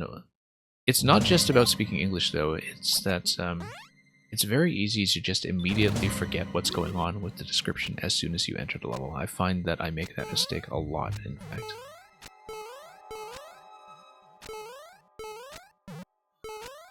Lately, I've been taking to comprehending special conditions in Japanese levels by just pointing Google Translate at the screen. Anyway, being big is going to be a problem there because, you know, you just take up so much space. Okay. Nope. That's not the pattern you want. Particularly because you're grabbing so many at once. Yeah, Meng, too bad you can't stay for the next one, but thank you so much for the level you sent earlier. And we'll hopefully catch more of yours soon enough.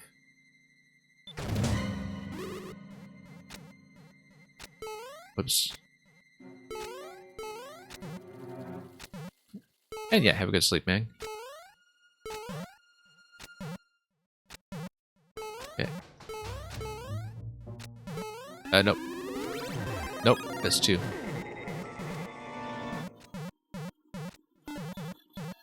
Okay, let's dash. Yeah. Once you understand the idea behind this level, this is a really neat challenge with a bit of a safety buffer. But there is that initial hump of comprehending what's going on. That's... I don't know if there's a more elegant solution to it, other than the room with the number 3. It becomes obvious if you actually stick with it and play it. It's just that I think some players seeing this interaction for the first time will definitely have a bit of confusion. Let's see what kind of pattern we want here in order to get through. No. No, disaster. However, notice that collecting 2 power-ups at once is not going to trigger the detector because I guess it's within few enough frames that it's not an issue here. Nope. Also, there's a lot of stuff, like if you have kept the SMB2 mushroom up to this point, it occurs to me that you can pick this up and throw it. So that's something to be aware of, is that SMB2 can mess up a lot of stuff simply because of how flexible it is. Okay. Alright, over the one-way panels, obviously, but... Oh yeah, that's gonna be a soft reset. Okay. Made it through, surprisingly, but are we allowed through? Kind of.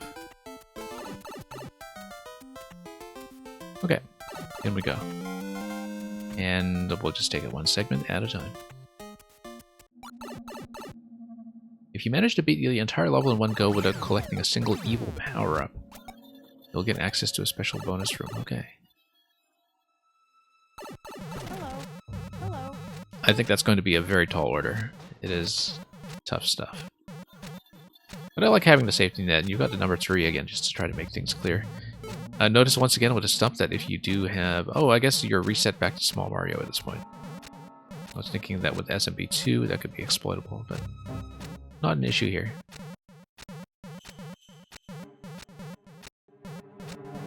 Okay. Interesting that this segment also has the various night theme item pushing mechanics, and so, depending on your position and facing direction, you've got those issues to work with as well. Just a position, in fact. Okay. Yeah, noticed how they changed their movements a bit once you get into it in this way. And then you have to work around the SMB2 reaction in the night theme. That's kind of a neat little thing, actually, that you have to time your way around some of these night-specific behaviors. Nope. Disaster. Now I don't know how we'll avoid the star.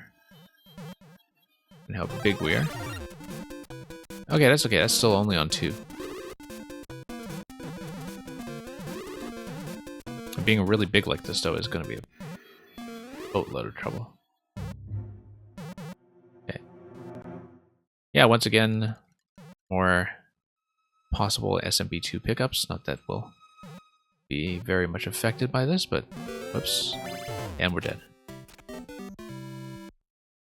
Star is affected by facing direction? I think so. I recently playtested something for somebody else that took advantage of that. Hello. And yeah, Master Sword can really mess with this, for sure, just by tapping things all over the place. And also because of the power-up collection priority, I guess. But mostly just from sword manipulation. Nope. Didn't manage that.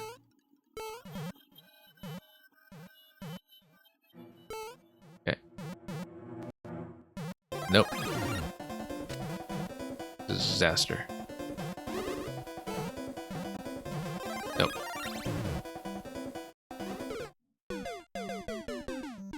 Given the length of the maze, it is pretty challenging. So. How does the star affect the contraption? Hello.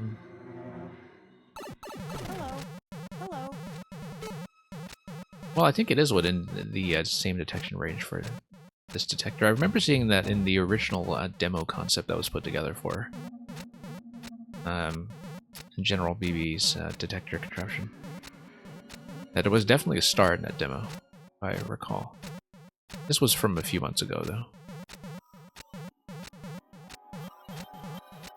Okay.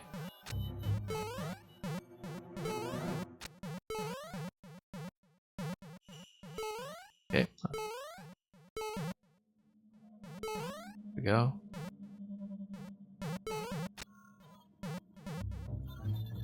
Going to be safe location here. Okay, great.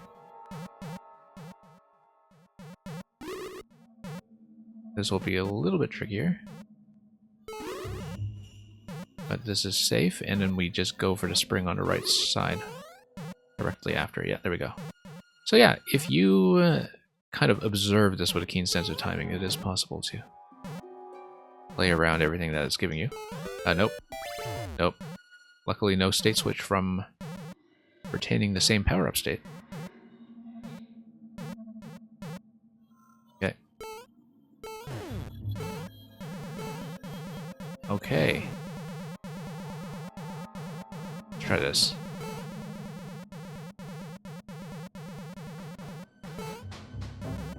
Alright. So, with a bit of planning, and get through some of this. Oh boy. Okay.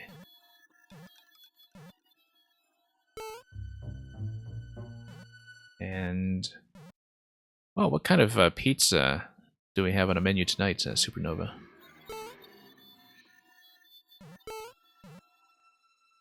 Let's see what we can do here. I'm gonna try to find that window of opportunity. Okay, there we go.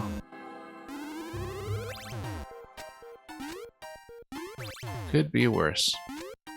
Oh no, we need to drop in through this door.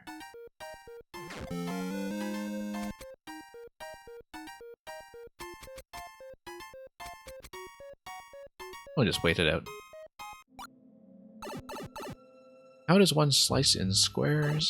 Yeah, I've definitely seen pizza served in squares. More often than you would think, in fact.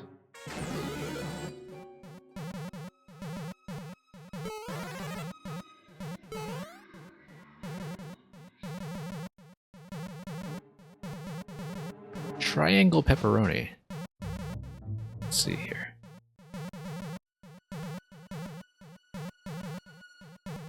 Are you referring to the pepperoni or the pizza slices? Because I'm having difficulty visualizing triangular slices of pepperoni. Like, why would you do that? Unless you were wasting some of the pepperoni. Okay. Pepperoni doesn't come that way. Nope. Nope. Disaster.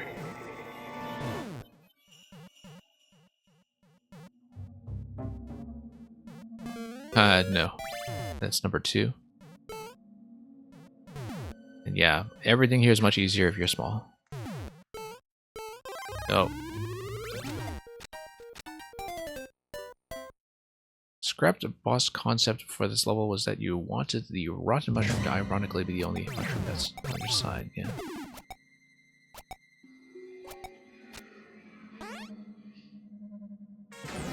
Well, I see what you mean, because of the sort of alteration of the friendliness of all the power-ups. You want a total inversion. Okay, so we don't want to get dunked by the jump blocks. That's what that's for. Okay. Got through there safely for once. Nope.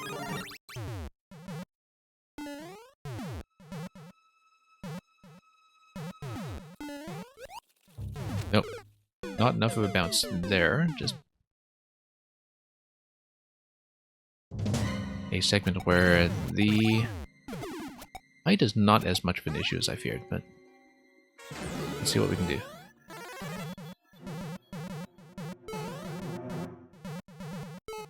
Okay. Nope.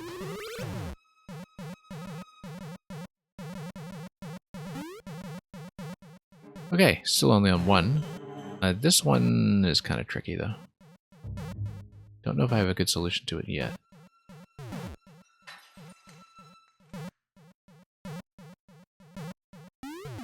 Nope. Now on 2. And it's going to be death anyway, so. Anyway, 10 wallbanks, you were saying Rotmush can hit a note block with a sideways spring and shelmet under it. I'm trying to visualize that.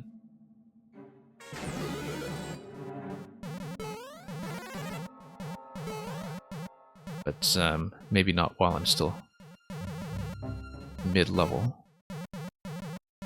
Okay. Let's let that bounce happen. And dodge everything we can.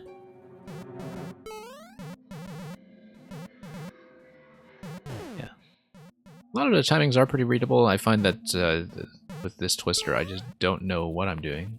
So I think maybe I have to jump through it, in fact, to get the correct arc.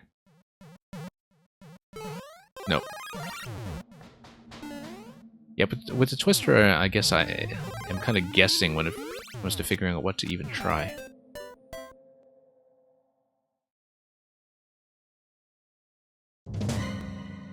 So yeah, I'll catch up on what it is you're describing tech-wise after the fact. See, now you've all given me a craving for pizza, which is nothing wrong, of course. It's just that I do have a stream to run first, and then have to long for the pizza after the fact, and delay gratification until that point. Okay. Oh hey, actually managed to jump over the springs entirely for once. And dodge that guy because we are small. If we're not small already at that point, I think the mushroom is a bit of a tall order. Okay. Yeah, jumping over this thing is going to be quite a task. Because if I get on the blue platform, I want to get on to the left of the mushroom. Otherwise, I'll have a lot of trouble proceeding forward. Nope. Big nope. Yeah, interesting to see how that works. Okay. In terms of having an alternate path for big mushroom holders. Okay. Big mushroom really gets you into all kinds of trouble here, though. It's just really a massive setback.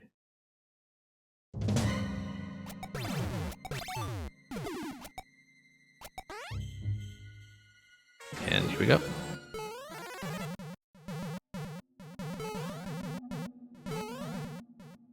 And yeah.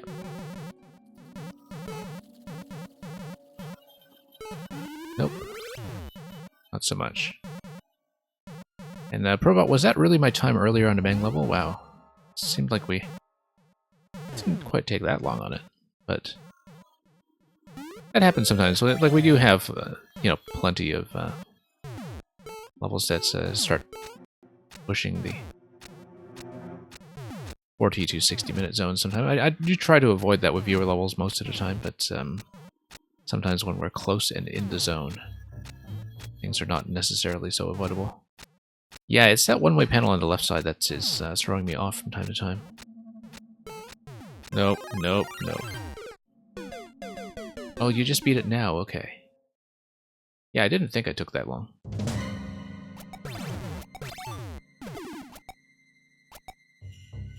And you were saying Theoremon, the big mushroom on the blue platform, is probably the hardest part. Yeah, I still don't really have a plan for that. In terms of understanding what my intended pattern should be. Okay, that's a disaster. That's also a disaster. Yeah, this attempt is blown. Let's just take to death here and surrender. A slide might work for the Twister. Thinking about it.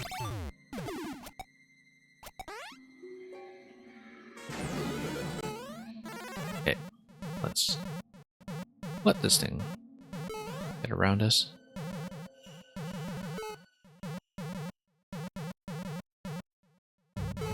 Yeah, definitely a very interesting use of the detector concept, though. And each of the power-ups just has a very different character to it, in terms of what the risk and the punishments are going to be. Okay, get around. A slide, really? Huh. No. Well, I didn't quite do it properly, so...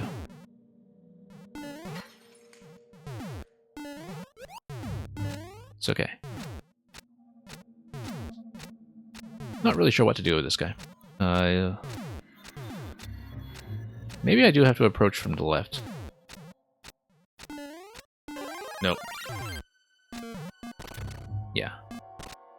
I am kind of completely lost for what to do with it, but... we'll see, and we'll just have to survive with the big mushroom in the meantime. Okay. Let's not get too thrown off by the one-way panels here.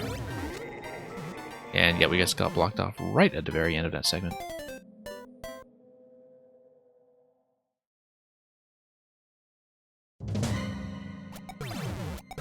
Hitboxes on power-ups being huge makes sense. Design-wise, yeah, for sure.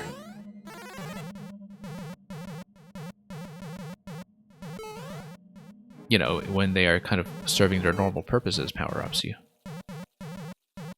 don't mind some room for approximation. It's not like you ever feel that it's going to be unfair. Okay. There we are. Let's not flub the rest now. Okay. Here's our friend. Nope. Not even close.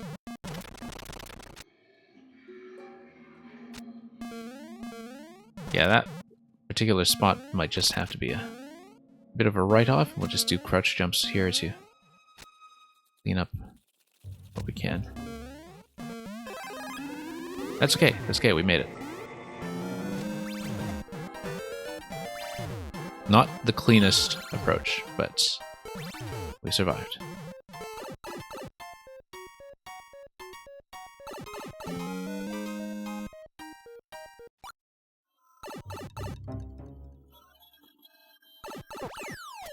Okay, back down through the multi-checkpoint thing, and then to the last segment over here.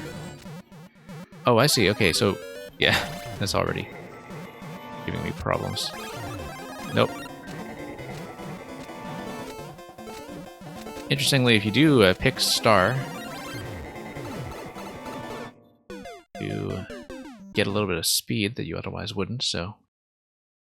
if you wanted to deliberately take the star as your power-up of choice, maybe there are reasons why you might legitimately want to do that. Oh, no, no, no. Okay. Yeah, that's a disaster. I think at this point we're just kind of tripping the state switch mechanism to try not to trigger it. Nope. Not even close.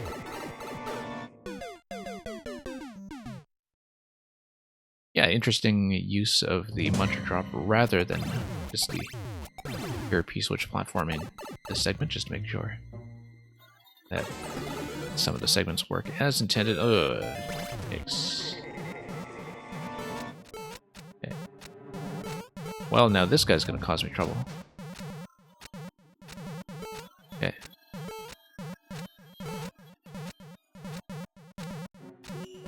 Okay, actually managed to slip through there for once.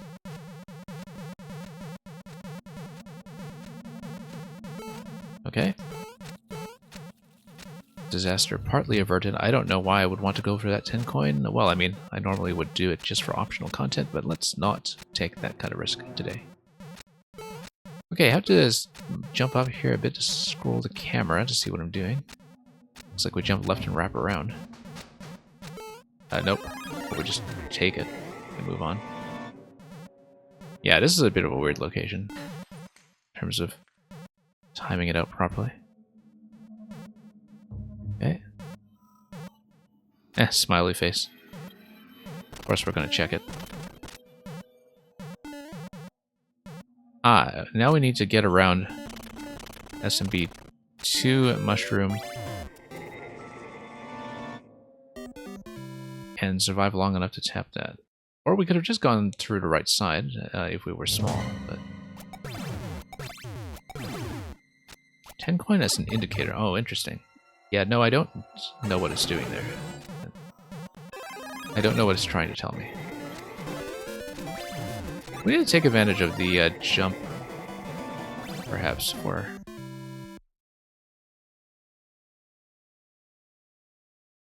the SMB2 mushrooms to get them out of the way. Maybe that's something that I'm not thinking about hard enough. Nope.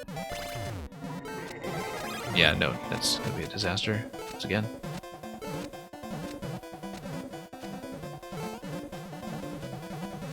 I know. A rotten mushroom hits the switch. I don't think I've looked that far ahead yet. Okay.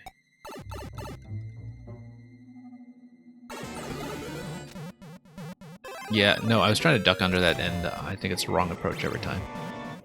Still don't think I've figured out what to do there. We did get reasonably far on one previous attempt. And by the checkpoint layout, this does look to be the final segment, so... yeah, trying to duck slide under it just doesn't work. I can maybe jump over that mushroom, and I still should not be in the way of the SMB2 mushrooms bouncing in tandem with me, but... for now, you wouldn't go all the way to the left. Okay. Advice taken. I'm kind of curious, but... nope. Yeah, no. Okay, no, I see. I'm supposed to jump. I'm supposed to jump, and I should not be too concerned about the SMB2 mushrooms doing so. Yeah, a bit of a time delay on the mechanism there when I'm collecting multiple items in succession, but I think I know how I want to approach this now. Nope, backed up a little bit too much. And that's just going to get trapped now, which is... oh, no, it's not. Kind of like this, actually, that your jump releases it from the trap. Can be very initially misleading. Also, yeah, I guess if you collect the same type power-up, you should not trigger the freeze. I think... yeah, it's just from a state change, right? If I'm understanding it correctly. Nope. Oh, that's a disaster. Now we're in a mess. Nope.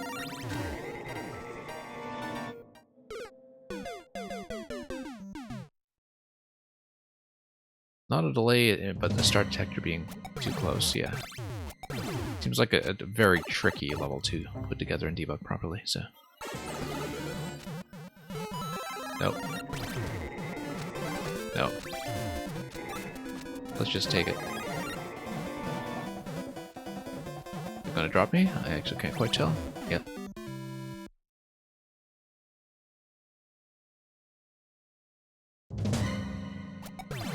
Okay. Once more.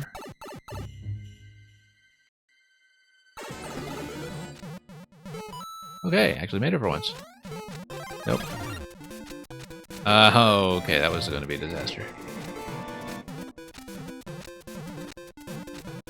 Yeah, if you leave both of these SMB2 mushrooms alive, you actually have a whole new challenge coming into this back segment here.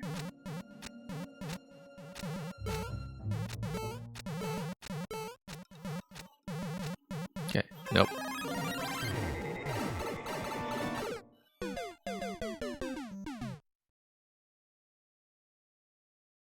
Yeah, getting there. It is a very large-scale level. Lots to do, one segment to the next. Couldn't help but notice on the checkpoint screen all of those one-way panels that were stuffed in there for the sake of entity control.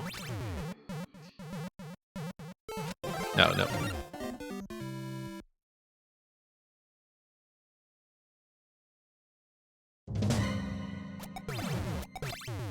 Yeah. We'll see. We'll see. This is tough stuff. Nope. Yeah, I guess maybe we did trip both detectors if you have a separate mechanism for the star. Okay.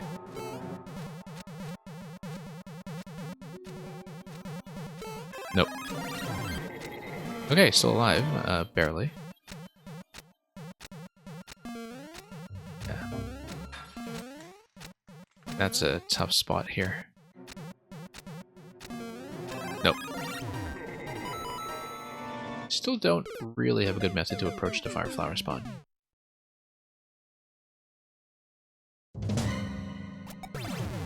Yeah, maybe if the 10 coin is supposed to clue me into something I'm supposed to do.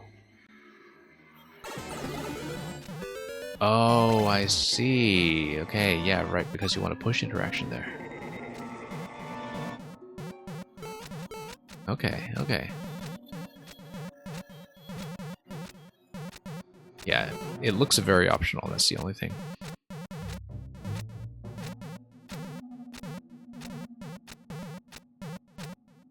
Okay. Maybe the 10 coin is not the best thing to put there for those purposes. In terms of something you can do, but I know that your choices are somewhat limited by the fact that you do have P-switch activations all over the place. Okay. Nope.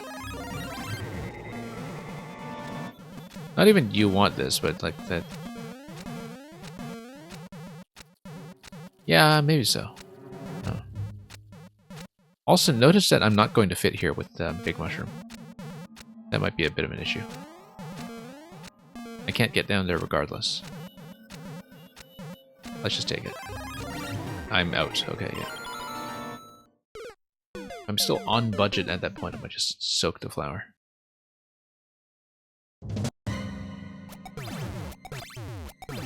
Okay.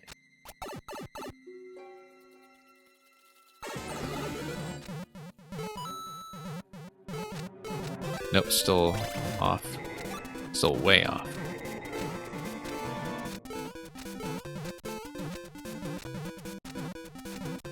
Okay.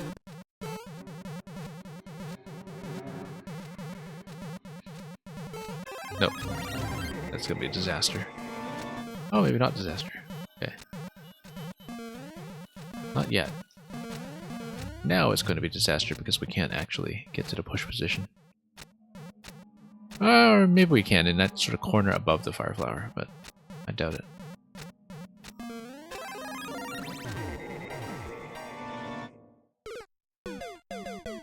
Yeah, I don't think the tracks next to the flower really signal that either. Like, I think maybe there's number of communication required things to work out. But nope. It's okay, we only took one. That pattern down there is quite different when you actually do have both of the SMP2 mushrooms alive at that point. Nope. Death.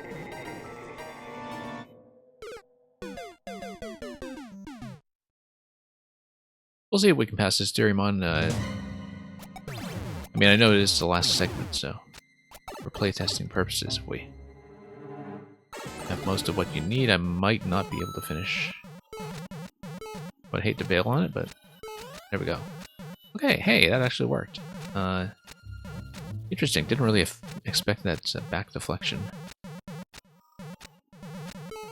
That's why I didn't, it's because it hit the wall, I see. There. Oh, nope. Disaster. Okay, we're just gonna stuff this. And we still have one more hit to go, so we'll just take it. Okay. There we go. Then now this segment here, which will be a little bit tricky. Yeah, I see that you can only go through the right side if you are still small at this point, and even so, you would need to go through that one tile gap, which can be a tall order. Nope.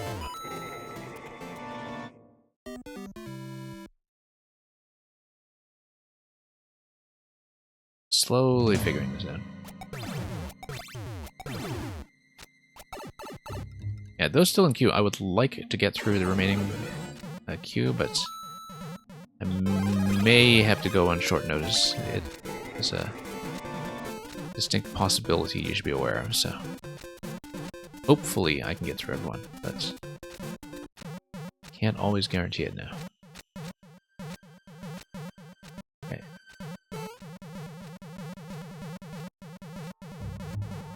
Yeah, I can see the red blocks are empty, which kind of indicates to me maybe there's only been one activation.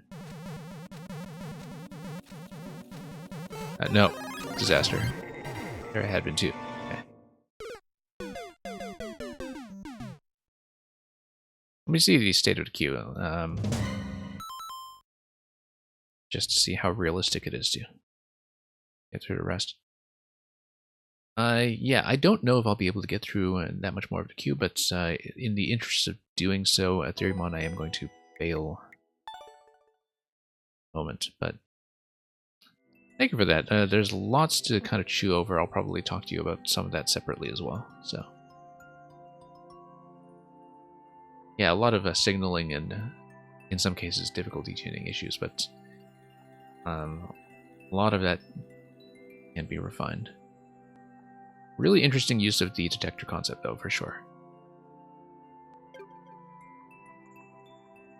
I've had to bail on a surprising number of levels today, but, you know, some streams just go like that. Okay, Probot. Let's take a look. If you are here.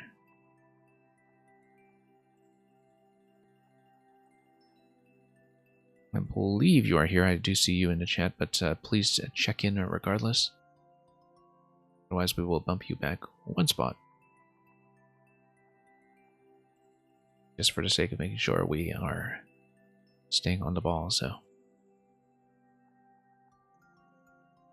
And yeah, Theoremon, always useful to document tons of stuff, really. I mean, you know, in case you have anything in particular that's going to slip through the cracks. I always do save the VODs of these sessions long term as well if you need to consult them later.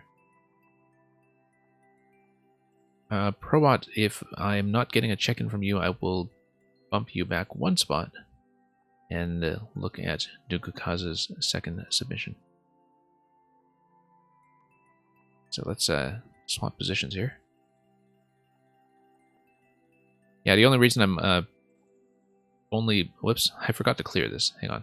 Let's actually mark this. No. I just forgot to clear from the bot. It's not your turn. A second time. Much as we would like it to be true. sometimes. Yeah, I saw Probot still kind of in the chat, but you know, if people are lurking or AFK, sometimes that's indistinguishable from Twitch just being behind schedule on tracking who is or isn't present. So Nukaza, let's take a look at this one.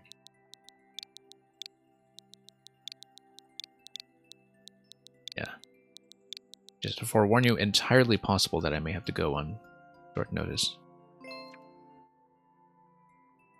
So, oh, 3GF. Blaster Rush. Race to Blaster. Release and boost before hitting the switch. Okay.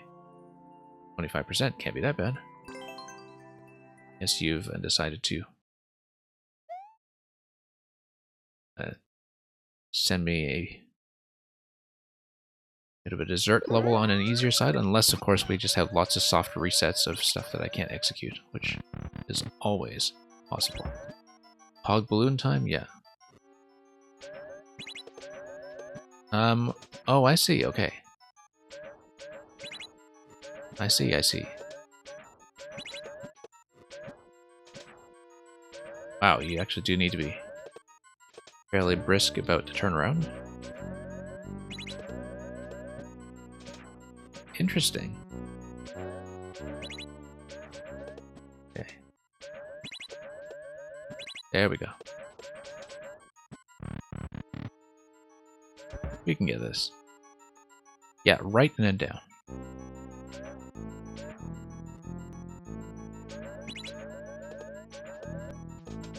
Okay.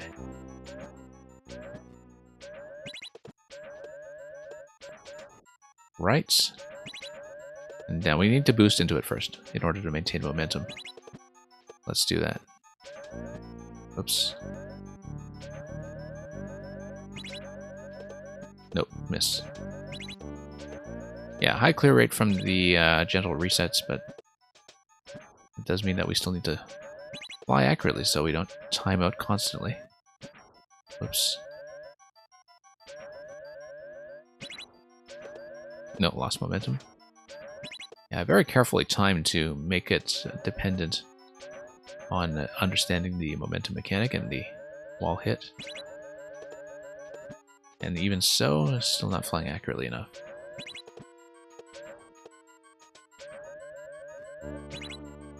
Yeah. World record was battled for time 2, I see.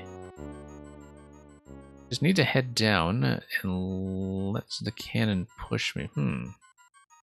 Interesting. I don't know, though, because by the time the cannon gets to this position, it feels like I'll be a bit slow.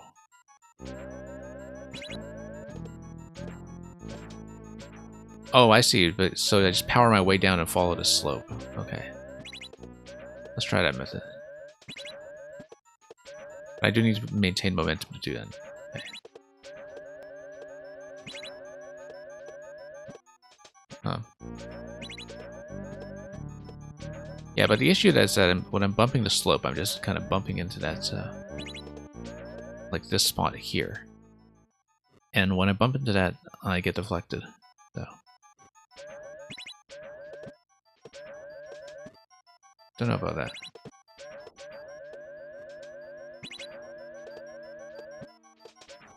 Okay.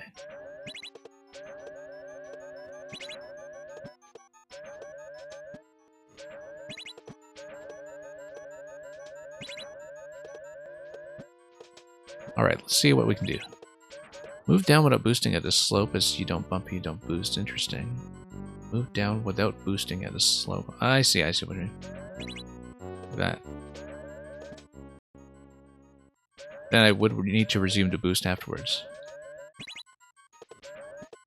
And yeah, I see.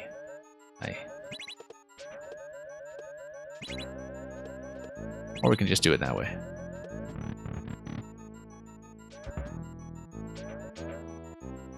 Alright, let's try to get through some of this before timeout.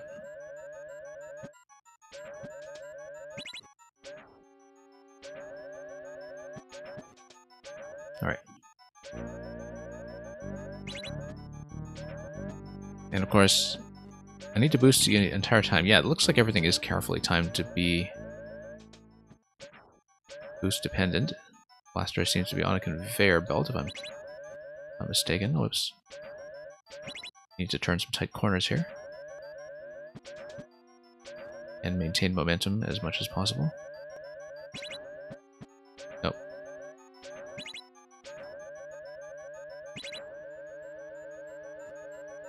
Okay. I might have to switch to stick for this, but we'll see. Ah, almost. Timing was right that time.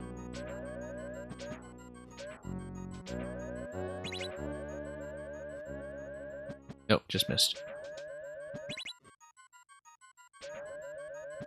Nope. Yeah, interesting how it slopes and very easily throw you off in terms of making sure you just can't do just do straightaways everywhere. You need to turn the corners accurately.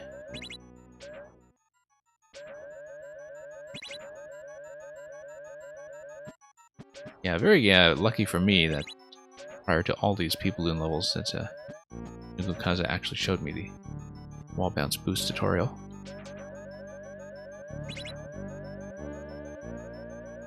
Okay, taking a bit of a long arc around the side was fine, in fact, because we conserved momentum the whole time. Ah yeah, okay, we need to get through this narrow gap here. Momentum conserved, but it's a bad flight pattern. Down to the lower level. Okay.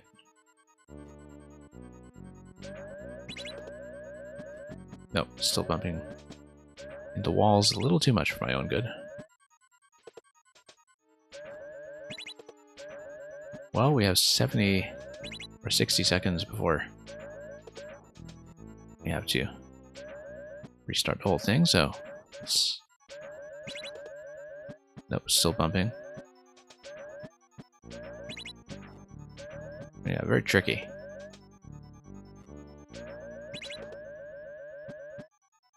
No. And yeah, definitely 10 wallbacks. Try to give it a try if you want to test the mechanic. It is all about letting go and preserving momentum as you hit the wall. After you hit the wall, rather. No, not even close. Some of this is really quite tricky. And yeah, still slowing down every time.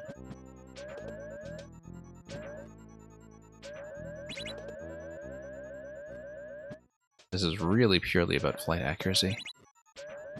Looks like I lose quite a lot of speed just trying to turn the corner there. There must be a better way to do it. I think I'm supposed to take advantage of the fact that there is a bit of a rotation time on the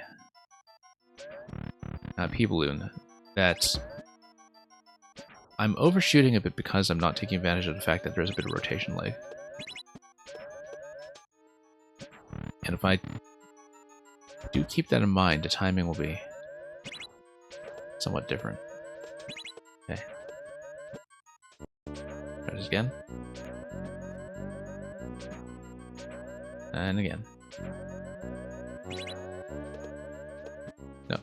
Nice wide arc is probably better. No. Too much loss of momentum. There we go.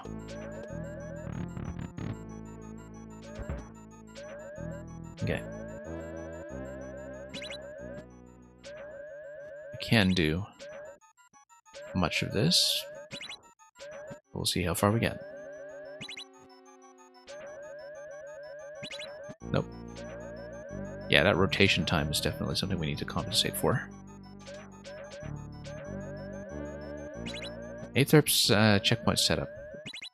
Or Etherpie's checkpoint setup. Are you talking about the multiple linear setup? I'm trying to remember which one that we're describing by that name, but I'm sure I've seen it, but because it is the linear one, right? Yeah. Okay. Yeah, Ethereum on Nuka Kaza has been sending me a ton of P-Balloon stuff. That's all about mastering the technique of conserving momentum. And occasionally just more accuracy-based challenges, but a lot of this momentum stuff that uses the wall bounce. And yeah, if I just come here and I crank it down, the rotation lag on a P-Balloon should allow me to turn the corner. So. Too early. Yeah, the pink coin system.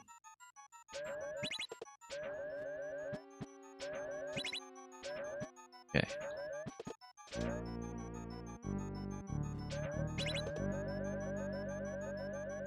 There we go. Oh, hey. Success. GG. Yeah, thank you for that, Nukaza. A very steady escalation of challenges, and as you can see, it was sort of carefully plotted to create the risk of timeout on the first series of attempts as you learn it. But yeah, definitely taking advantage of the rotation around the final corner was the central insight that made that click. 21-second world record. We're not chasing that. But congratulations to whoever can actually apply that accurately. Because it won't be me. But yeah, I thought you were talking about the linear checkpoint setup that we, of course, had just seen with Theoremon as well.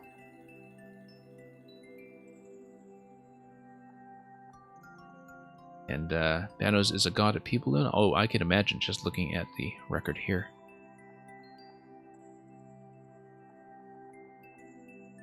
Okay, this will be second call for a Probot. And I'll skip Probot if we don't get a response. He's got world record on most of your levels. Yeah, as a P-Balloon master, I can see why. And yeah, in the absence of Probot, we will finish with 10 wallbanks.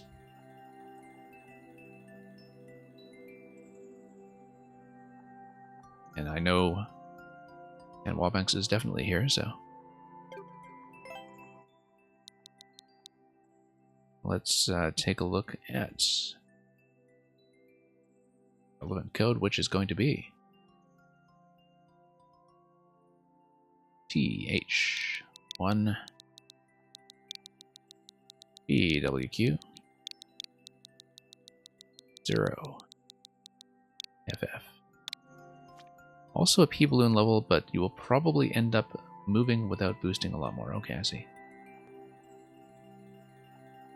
And yeah, Supernova, I mean, you know, I do kind of expect that people do a lot of stream hopping when it comes to viewer submissions, especially if they're called in a different stream, so that's why we have policies to catch this sort of thing. So anyway, here's a stopwatch of the Timekeeper. As I was saying much earlier, very timely day to be playing that. Given that Larry has stolen the Timekeeper stopwatch and now time is glitching out.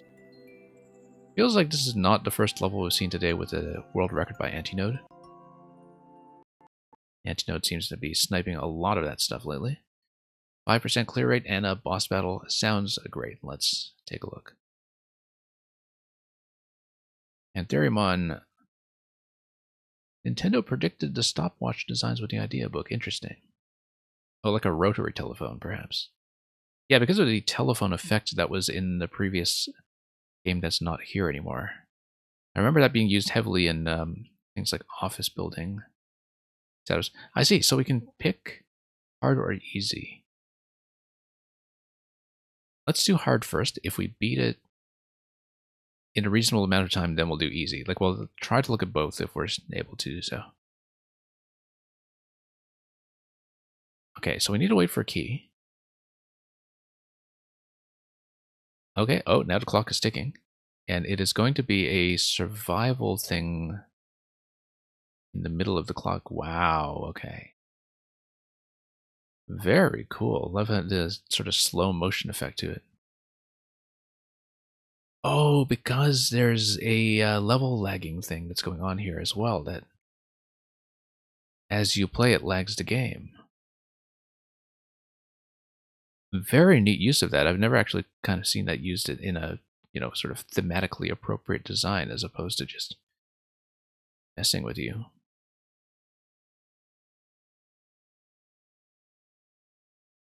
Hard, easy is tough and hard is brutal. Okay, let's see easy first and then we'll grind it hard. How about that? Because this is very interesting mechanic. Looks totally innocuous, and then the boos come down, and then I guess the fire bar would be one of the things making a difference. And yeah, because you can sort of see the standard fire bar, you can sort of detect that the game is sort of doing a bit of distortion.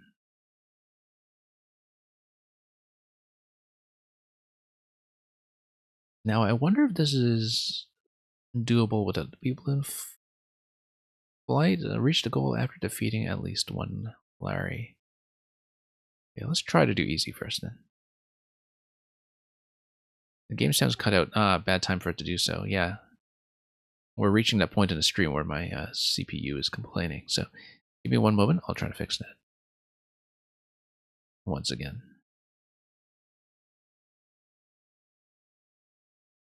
Yeah. I think my computer is whining with overheat again. So let's just try to get everything back online. Which doesn't like Super Mario World's soundtrack in many different respects, but in this case, this was a problem on my end. Okay. We really, for this level, need the full experience of the clock ticking and steadily slowing down, so let's get back into it.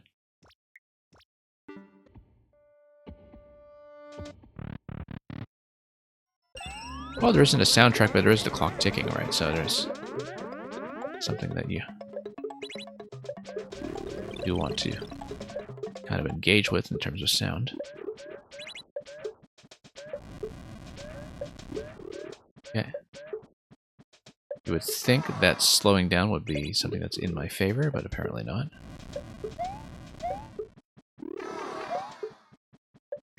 Let's see if we can wait it out. See what actually kills Larry here. Fancy dodge, but that's not going to last me very long.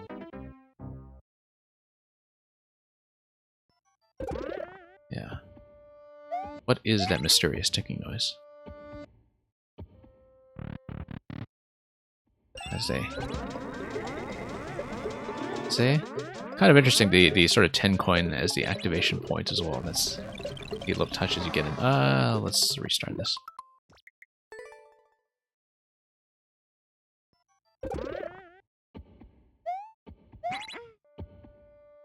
How in a chomp stuff, okay.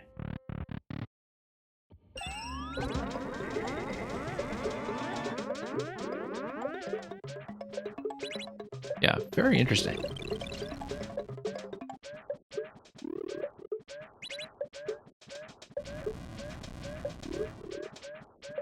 Okay. Interesting. Well, let's try to do the rotational flight at least somewhat accurately. Oh, no. Wonder if this is survivable anyway, though, if we stick around for long enough. Looks like we may need to keep the P-balloon in the long run, though. I don't know what the kill on Larry is going to look like just yet.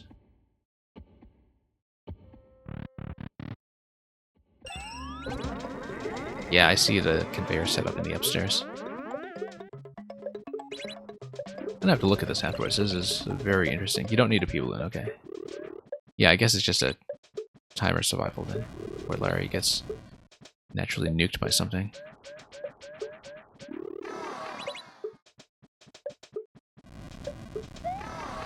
Wow.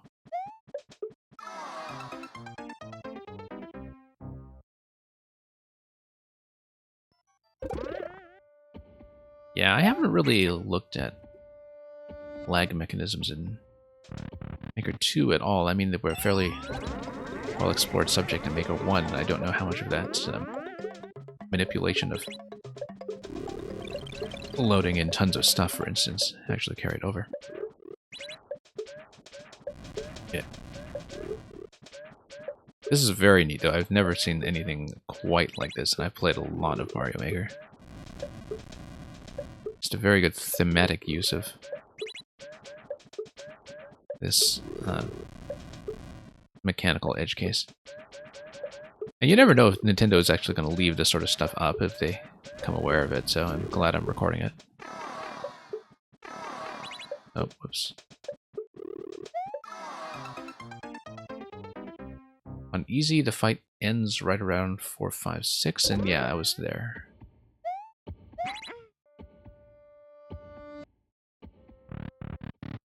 Okay, so we'll at least try to clear on easy. I'll look at it on hard, but I'm having enough trouble that I actually don't think I'll necessarily be able to approach it in hard. At least not this stream. It might be something I want to approach on a separate broadcast and really grind it out just for the sake of showing off this level some more, because it's a great, great concept.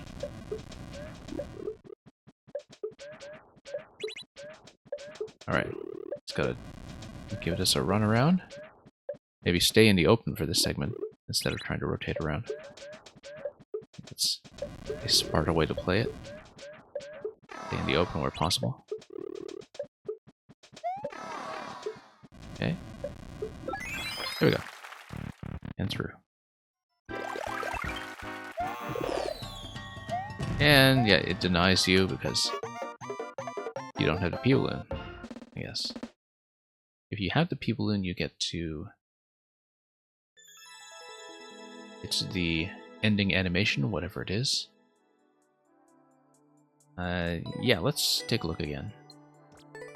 See how the hard mode looks. Non-lethal troll, yep. Exactly.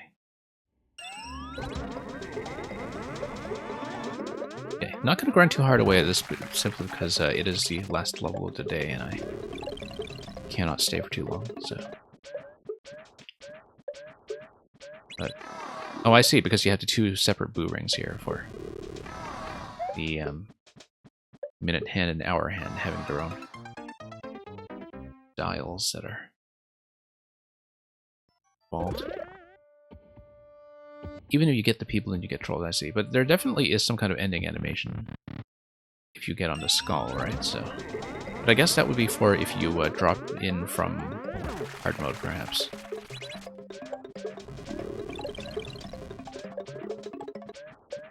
Yeah. Okay. Nope. It's gonna bump into everything, so.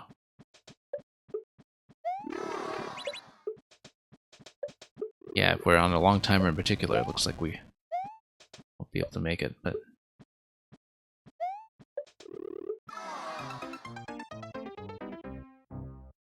Look at all the death markers, of course. I mean, it's the on-off state that differs. So it's, you know, death markers that are all sharing the same room. Yeah.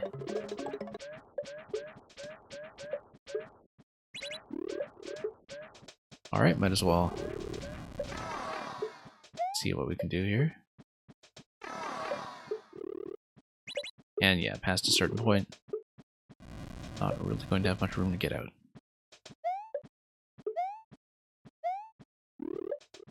Nope. Okay, just a few more attempts on hard. Just to see if we can make any headway. It would be nice to get a clear of hard on video, but once again, I'm not really counting on it happening this session. Whoops. Yeah, that was very quick death. Incoming. Leg toggles on and off when the watch that Larry is on touches the icicle. Interesting. I hadn't noticed that, but that's because I've mostly been watching myself and not so much paying attention to everything else that's going on here. Notice the bomb here tapping Larry that way. Oh, that's interesting. Yeah, because I guess you would have time to kill on Larry from bomb drops.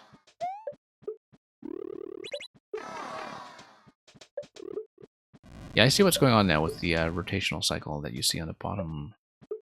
Maybe? Oh, gonna get pinched. Attempting a precise escape in slow motion there is not going to fly. The bomb is to tap Larry so he shoots faster. Okay. Interesting.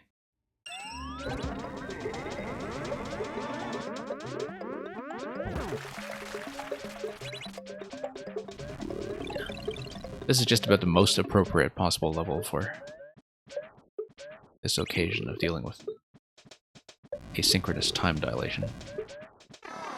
Whoops. No, we needed to get into the middle in the first cycle there and swim about inside.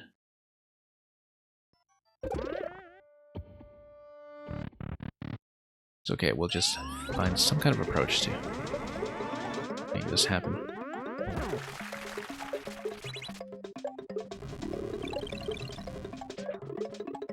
Okay. Whoa.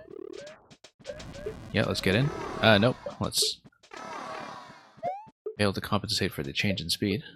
That's what we'll do. And yeah, everything's going to slow down once again. Slow, slow, slow. There. Drop in? Nope. There is a way to avoid the watch on the outside, which some find easier, but you prefer being in the ring. Yeah. I am not going to look for corners like that, I don't think, unless they're really obviously presenting themselves.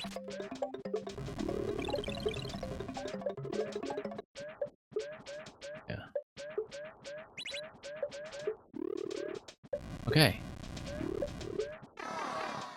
Nope. I mean... yeah, there's the boo ring, there's a separate series of timers, just sort of comparing what's going on with the difficulty here. But particularly if it's a much longer survival timer, then that's going to multiply the difficulty quite a bit.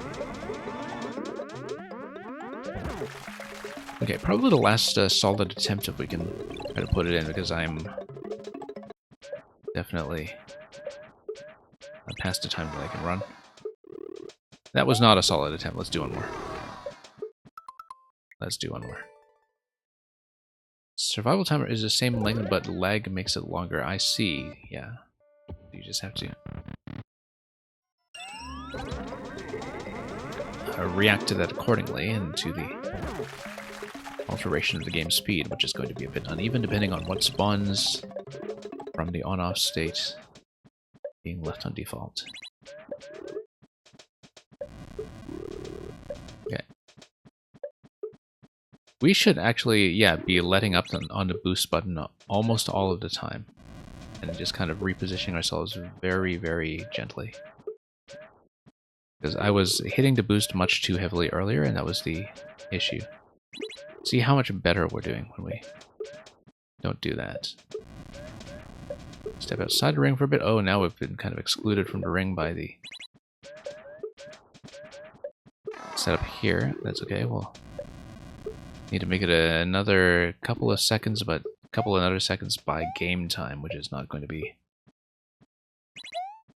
the same thing that it usually means. Oh, very close, very close. Hey, Lecter, welcome. Lecter, hope you got your internet fixed up from whatever happened to it earlier this week. We had been playing a couple of your recent levels on a bit of a 4YM showcase stream a few days ago, but there are definitely more to do. Very happy to get some of the mole throwing in while we still could, though.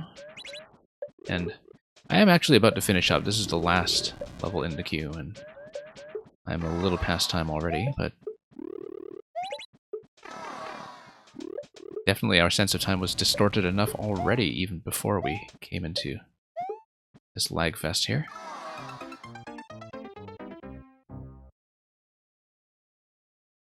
Yeah, if I went to left instead of staying inside a boo, I would have won that. Definitely not reacting well to what was going on then. But anyway, as we figured out, we should mostly stay off the boost button. And... no. Yeah, I said one attempt a while ago, but we got close enough that I really do want to put in an honest effort, since the clear is possibly in sight.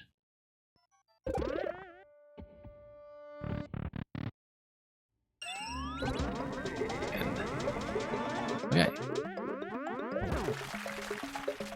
And so yeah, Lecter, the streams over the next 2 weeks at least may be slightly more reasonable for EU people, given that we have a bit of an asynchronous time change going on. But speaking of asynchronous time changes, let's redo this one. Okay. I think we can manage somehow. Alright. And let's just wait. And watch. Nope. Once again, should position myself cautiously if I can. The only reason I have to wait for the P-switch to start, because otherwise the entrance of the Boo Ring would be in a very awkward place, yes.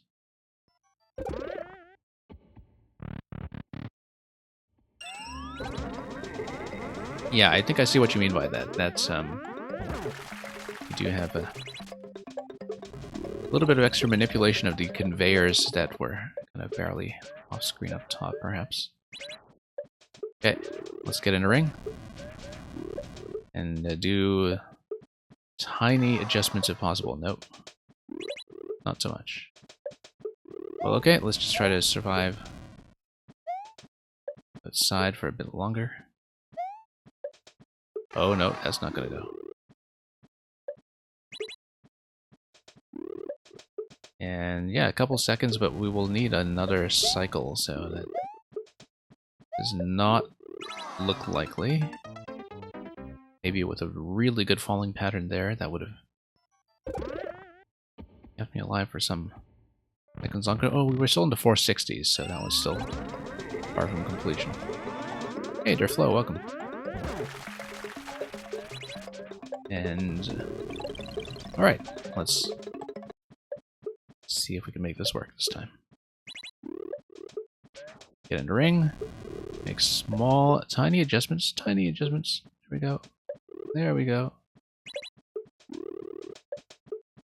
Yeah. Exercising caution here may be the name of the game. Okay. Far enough that we can afford to try to sit out for a cycle and let the clock run its course, perhaps? Nope, not quite. I don't think I'll quite make it to the timer, given that we still need another 10 seconds or so on the clock, and definitely one more cycle at minimum. Get through everything here. No.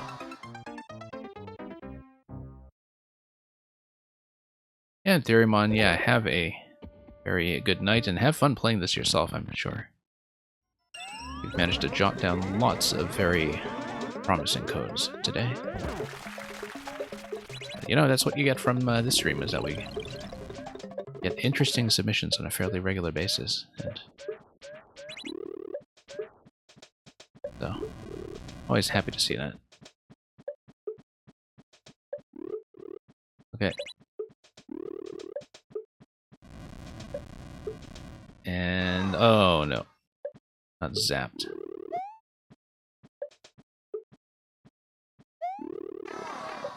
Yeah.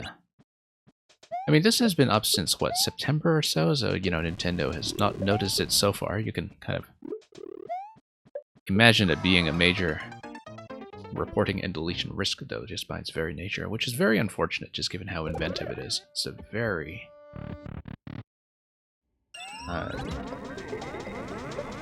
different take on what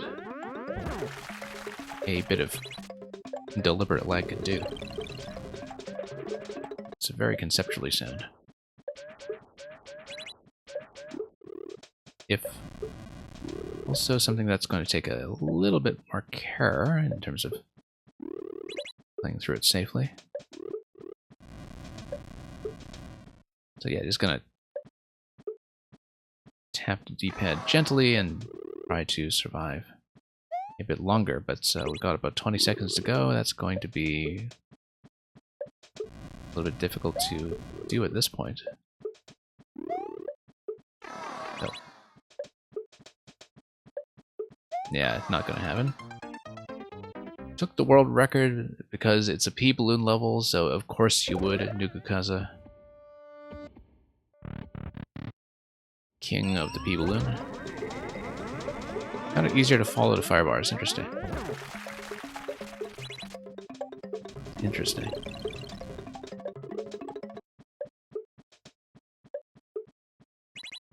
Okay. But did you take the world record on easy or on hard? That's the question. Whoops. Follow the fire bars, but the fire bars go in opposite directions. So we'll have to puzzle out what that actually means. Have to play hard to get a world record. Ah, I see, because of the end segment. Yes. Because you have the same timer coming off of the main segment, but a different finish that I would guess drops you directly onto the Blue Skull platform for the ending animation. As opposed to the non-lethal troll finish that we saw in the easy mode. Okay. Whoa, whoa, whoa, whoa. I see, so you're mostly sticking close to the fire bars, perhaps. No, no, no.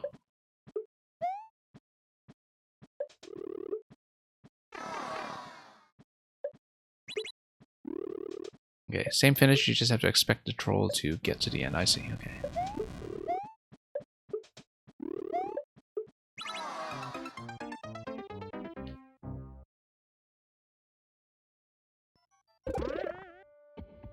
Right, and the donut activation at the beginning. I see what you mean, I see what you mean. So, that's the timing difference. Yeah. Kind of like that, actually, as a way of regulating the speed record as a bit of, you know, proof of hard mode.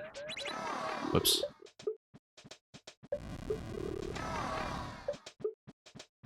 Okay, let's do quick restarts. You actually have to lose the balloon to get world record, okay.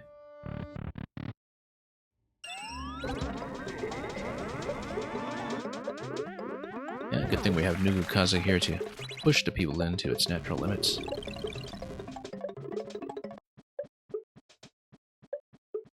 See what we can do here. Okay. Yeah. We won't make it with that much time remaining.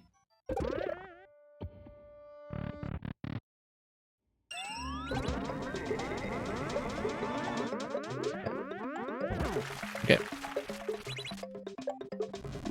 Let's wait a bit. Allow the boo ring to spawn into position and spoil the attempt. Faster to run into final dash to the goal. Okay, well, I'm not really likely to go for the speed record, so we'll try to fly around accurately and see if we can do a bit better.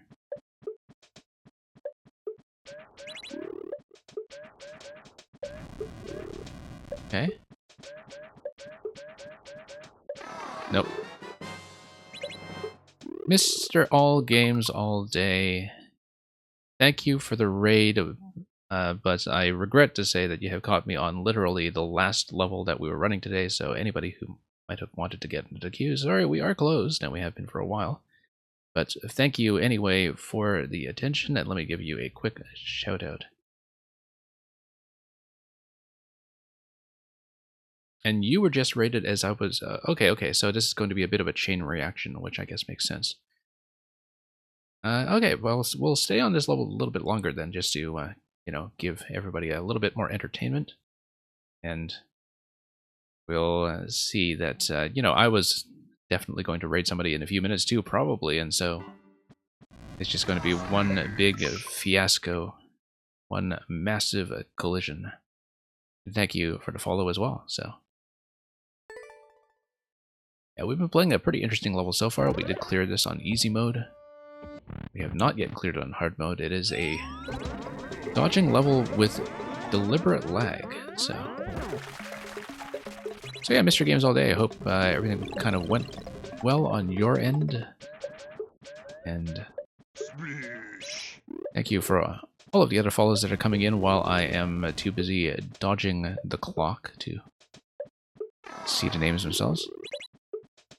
And yeah, really interesting concept, but we will need to survive much longer in the P state to have a chance of running down a timer appropriately. Kinda sus, eh? Did you folks all just come from Among Us, or did you come from something else? Or just from Mario Maker as usual? Actually, you know what? I think my bot actually said that when I did the shoutout, so it tells me what you have been playing. You were playing together, I see, so... Alright. Let's dodge. No, can't do it. Okay. Not going to come even close to making it. So yeah, I'll stay on this for a little bit longer so you folks can watch what a spectacular piece of work this is. For anybody new here who may wish to submit me levels in the future, we run viewer levels these days on a fairly regular basis in this time slot and also the same time slot the day before. So that's Friday night to Saturday morning, depending on your time zone, and Saturday night to Sunday morning. And that's been the viewer level schedule lately, but we also do some other Maker features and some other bonus streams through the week when I can manage it. Been doing some puzzle streams, etc. lately, and so Mario Maker is the main thing we do around here, but we also occasionally introduce some surprises on the side. Welcome in regardless, and I hope all of you had a good time and that the queue will eventually have its doors open for your attendance.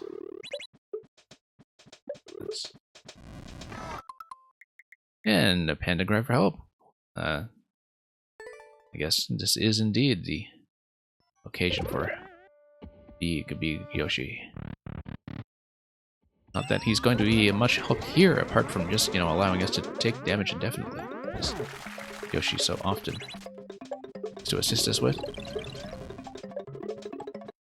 Yeah, we'll stay on this a little bit longer, but this is the last level of the day here, and just a matter of whether we manage to get anywhere closer to that hard mode clear. We were within a few seconds of getting out of here some attempts ago.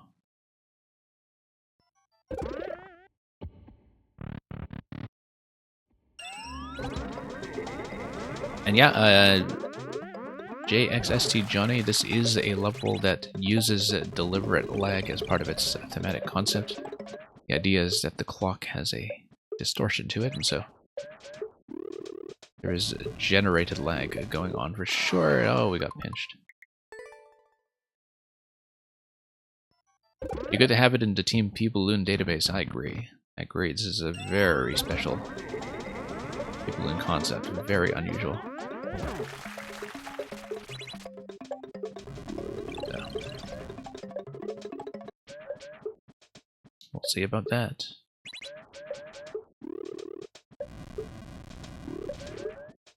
Okay. We've been seeing more and more P-Balloon around here just from people like Nukukaza hanging around, but also just from a lot of independent submissions as well. It's whoops. Alright, let's see if we can... I don't think I can last 20 seconds with this still intact, so...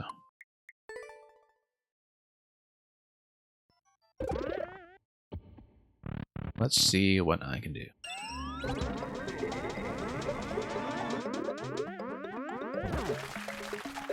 Okay.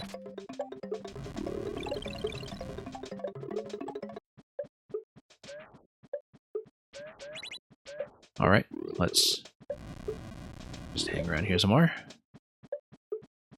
And, whoop, nope. Going to need to make much more precise adjustments if we are to make any headway.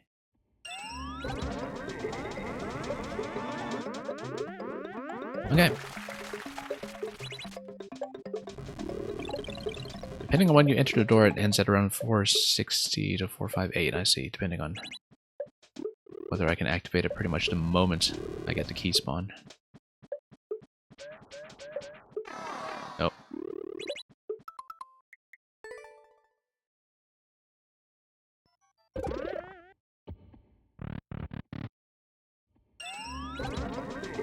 Considering the time I had scraping through easy, this is, well, not easy. I think given the 5% or so clear rate, that a somewhat significant number of players were maybe glad to just take the clear and cut their losses, but... Nope, it's content, we're gonna try it. And it is really just fun to watch. Like, it's one of those where, you know, I partly am motivated to do this because I think there should be yet another recording of the Clear on Hard.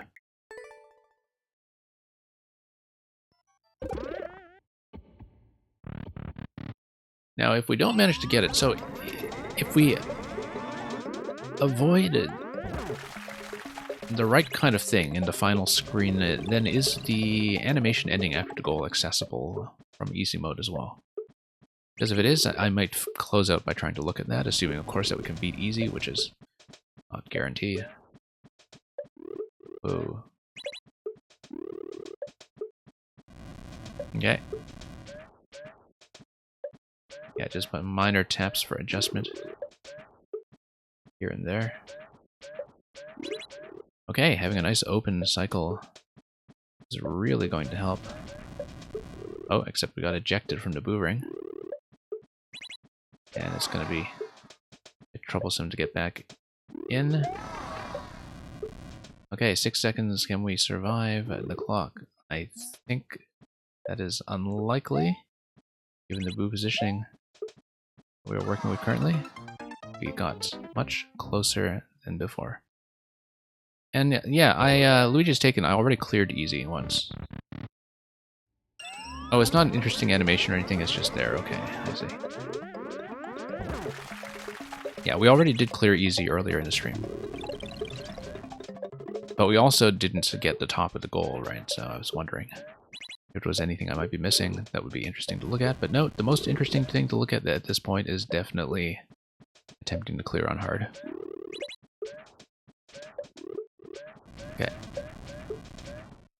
Whoa, whoa, whoa, really got poked in the butt there. Trying to set my pants on fire with this thing and finally succeeded in doing so. Okay, just trying to stay alive with a mushroom a while longer. Just so we can get out. But yeah, I think I'm going to be caught up by this next cycle again, so...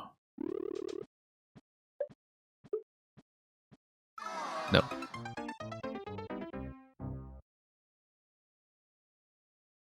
It's okay, I feel like it is doable. It takes work. It takes consistency. But we'll work on it. And we'll see what happens.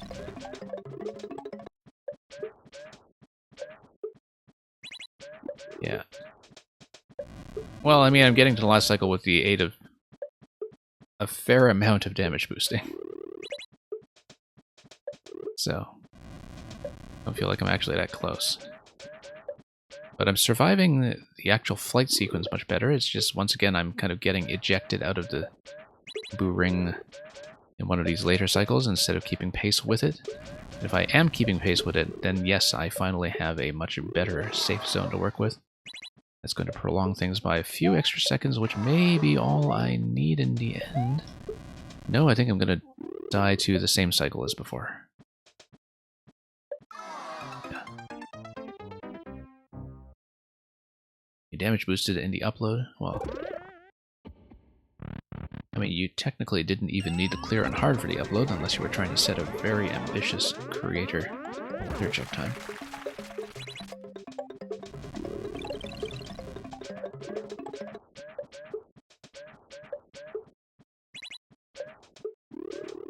Almost there.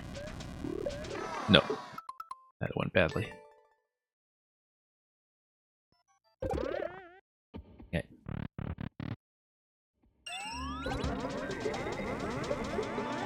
Let's see this again.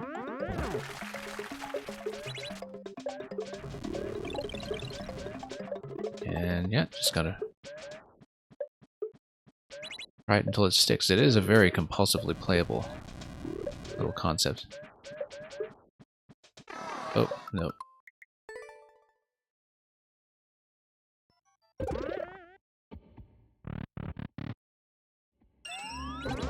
Okay. Let's see if we can do anything better. And wait this out.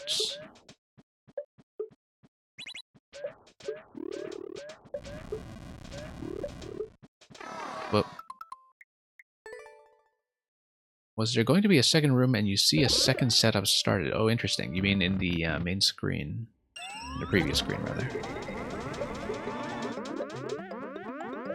Under flow, it is a consistent pattern. The thing that does not seem consistent is the Larry's projectiles, I think, but the track pattern is going to be the same every time.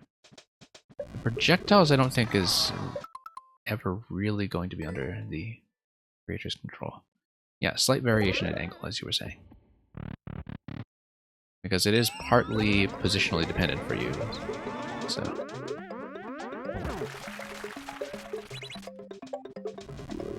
So that is a small element of chaos, but the track segment here itself is synchronized. Okay. Okay, I actually made it one rotation there. That's going to be a good start. Ooh, going to squeeze that location. Not going to work quite as well as I had hoped. Oh, not going to quite work there either. I could try to stick this through, but I don't think I'll be able to have room to fit into the relevant safe zone there. Really trying to go for that fall outside the fire bar did not really work. So let's see what else we can do here. Try to clean this up. Okay.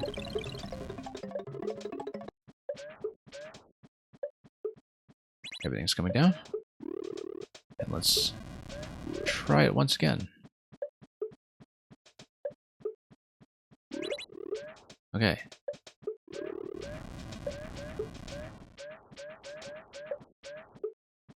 And yeah, kind of hugging the fire bar here does help a bit in terms of positioning.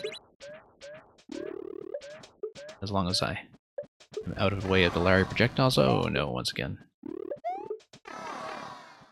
Yeah. Fell apart rather quickly.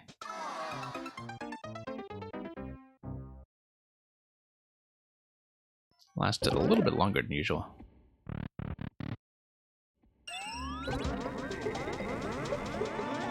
Okay, let's see if we can get some of this cleaned up this time.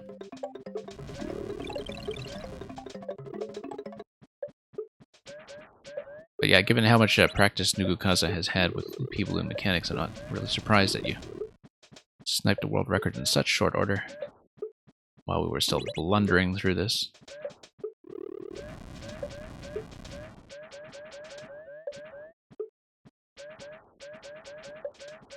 Okay. Nope. Sometimes it just takes a good understanding of the people in hitboxes as well, I guess. Which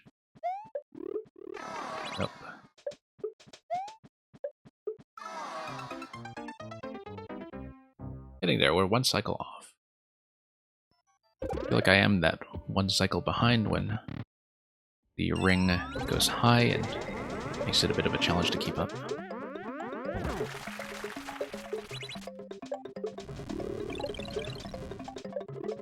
We'll see if we can make that come together. Okay.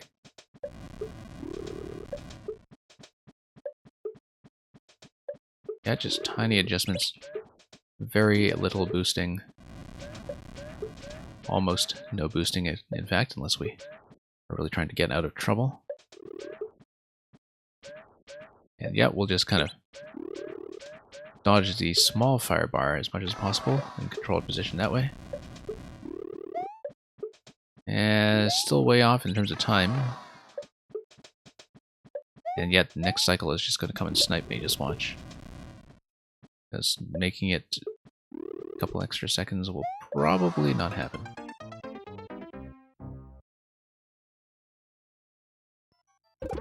Nobody died in top right, but most in the bottom left. Because the bottom left is where you survive for the longest, yes. And if you kind of look at the ring pattern, that's where you will get crowded much of the time and where you are likely to take some hits. Also because remember that when people are dying on this, they are already out of the P-Balloon, in fact. They've already been sniped and taken 2 points of damage at that point.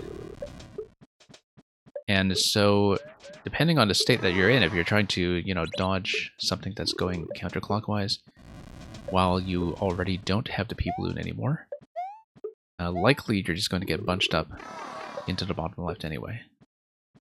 That's where the level is going to be crowding you if you are trying to prolong your survival as much as possible, having already lost a P-Balloon once. So, it's very natural to me that the depth distribution would be bunched up in the corner like that, given that we know at that point that Mario is small.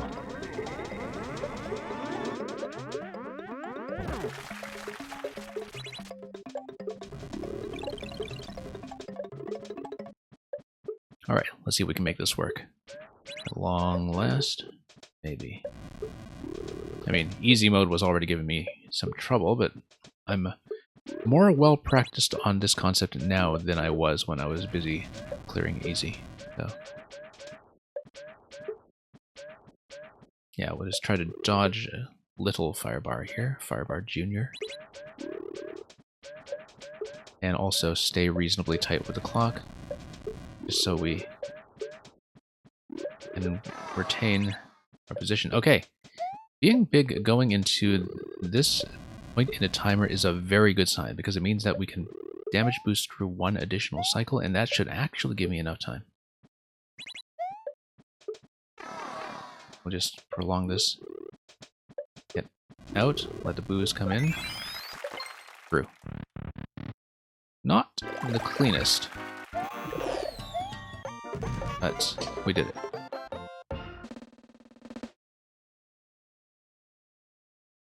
Okay, thank you very much for that. And Wallbanks. Fascinating concept. And yeah, stopwatch of the timekeeper. Great way to, once again, deal with the time dilation we have already experienced. So, you know, depending on your time zone, look at the time.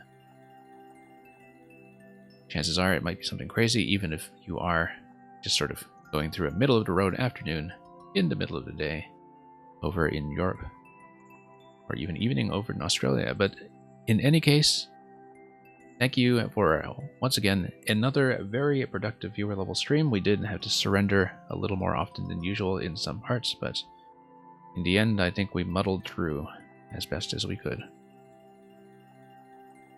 So, we'll be back to some other Maker content, and perhaps some other content beyond that throughout the middle of the week, but viewer levels will return next weekend. In the meantime, we'll be doing probably some other puzzle streams, catch-up streams, things like that. Thank you once again for everybody who came in from the raid, from Mr. All Games All Day, and of course for the additional follows, including the one just now from Absol.